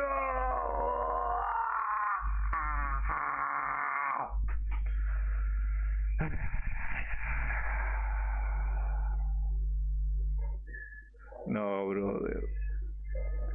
Después de ver la aventura de Excalibur Brain, ahora siento un vacío existencial, máquina. No me jodas. Te juro que pensé que iba a ser este año la aventura del Excalibur Brain. No, la pucha madre. Ah, no jodas, brother. Casi 400.000 personas viendo el coso. Nuevo mundo abierto. Acá escribís Warframe, señor Cafecito, y tenés 50.000 sonidos de Warframe, bro, ¿eh? Settle up. Don't forget. Settle up. No sé si aparece acá el sonido de Sister. Protodisco y Protoarrow. Pero venía Protomiraje. Settle up. Welcome to always Is by. No sé, bro, tengo un vacío existencial ahora, bro, que... wait. Did you make that weapon? El tema de Seba, ¿verdad? No, man.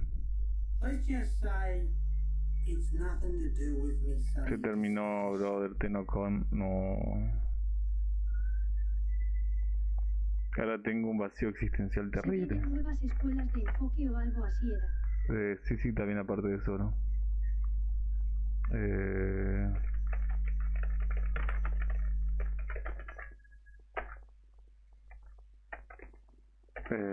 Seba. Creo que era la música de Seba, si no me equivoco.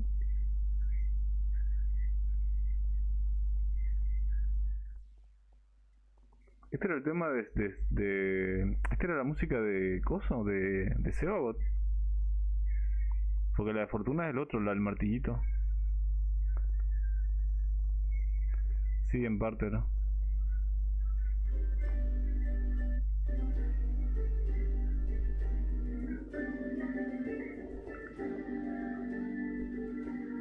Solo el Gamkur se puso triste porque ya no se podrá tocar jugando con Excalibur primero.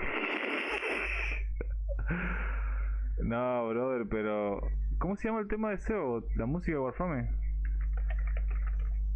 Era... una mierda, no sé. Ah, man, ya... Pero la puerta Tutankamón. Pasa que esta es la de Tempestari. No sé si es esta la música. Ey, no sé qué toque. Ahí. No, se me trabó todo.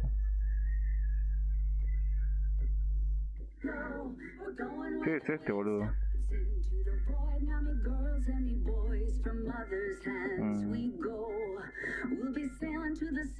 La Tempestad es esta. No, man, qué...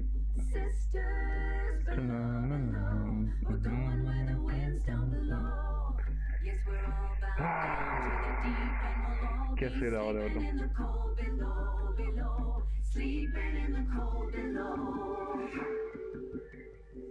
O sea, por una parte, una parte creo que está bien, en plan ¿cómo decirlo? La idea de la nueva aventura y que al fin se va a producir Excalibur luego de 1000 años. Pero por otro lado, te deja un vacío existencial, bro, que decís, ¡ta madre! Miércoles. Bueno, vamos 6 horas, 10 minutos. Bueno, hagamos un sorteo rapidín, ¿les parece? Que tengo que reiniciar mi tostadora porque se está trabando y ya pasó mucho tiempo. Tengo que reiniciar antes que explote todo y después reinicio. Ponga el número del 1 al 10 y sorteamos el skin de Citrine y un espacio de Warframe. Sí y no, porque... Qué buen tema, loco. No. Bueno, ¿quieren que hagamos un sorteo? Sorteamos forma, un espacio Warframe y el skin de Citrine, o esperamos para que salga el skin de Valkyrie y hacemos todo juntos. ¿Qué quieren hacer? No, man, qué paja, me comí el baiteo de mi vida. Pensé que el fin de semana que viene iba a poder jugar con Excalibur Prime y ahora tengo que esperar hasta el 2026.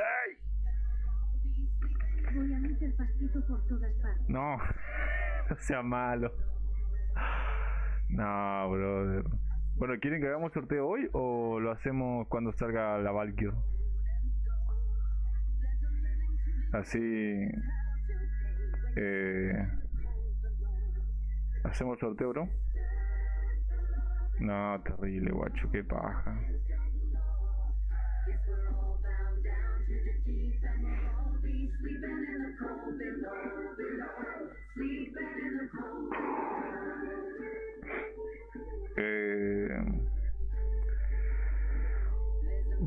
Bueno, sorteo un paquete de forma, ¿les parece? Esa es la que viene en 3.35, creo que sale. Y un espacio Warframe. Y cuando sale el skin de Valkyrie, sorteo los dos skins juntos. Creo que en 2 días sale, ¿no? Hoy es 19. El lunes debería ser eso, ¿no? Lunes, martes. Sí, domingo 20, lunes... Bueno, pongan un número del 1 al 10, lo que estén, y sorteo esas 3 cosas. El sorteo la... ¿Cómo se llama esto? El paquete de forma. El paquete de forma. El espacio Warframe. Y un espacio de cosas. Mira que me parece que la skin de Valkyrie va a costar 400 PL. ¿En serio? No, pero es el paquete completo. Yo te digo el skin que vale 200, boludo. Nah, pará, tampoco, viste, recojo PL de la plantita del Duende Verde, amigo, dale. Y bueno, lo último lo dejo para cuando salga Valkyrie, ahí lo sorteo todos juntos, no sé, porque así voy a saber exactamente cuánto va a salir Valkyrie y cuánto va a salir Citrine en sí. Si no me acuerdo, era 390, creo que era. O 425, no me acuerdo, tengo que ver la tienda. Pero no puedo abrir Warframe ahora, bro, porque si abro Warframe ahora explota mi tostadora, así que... ¿Qué pasa?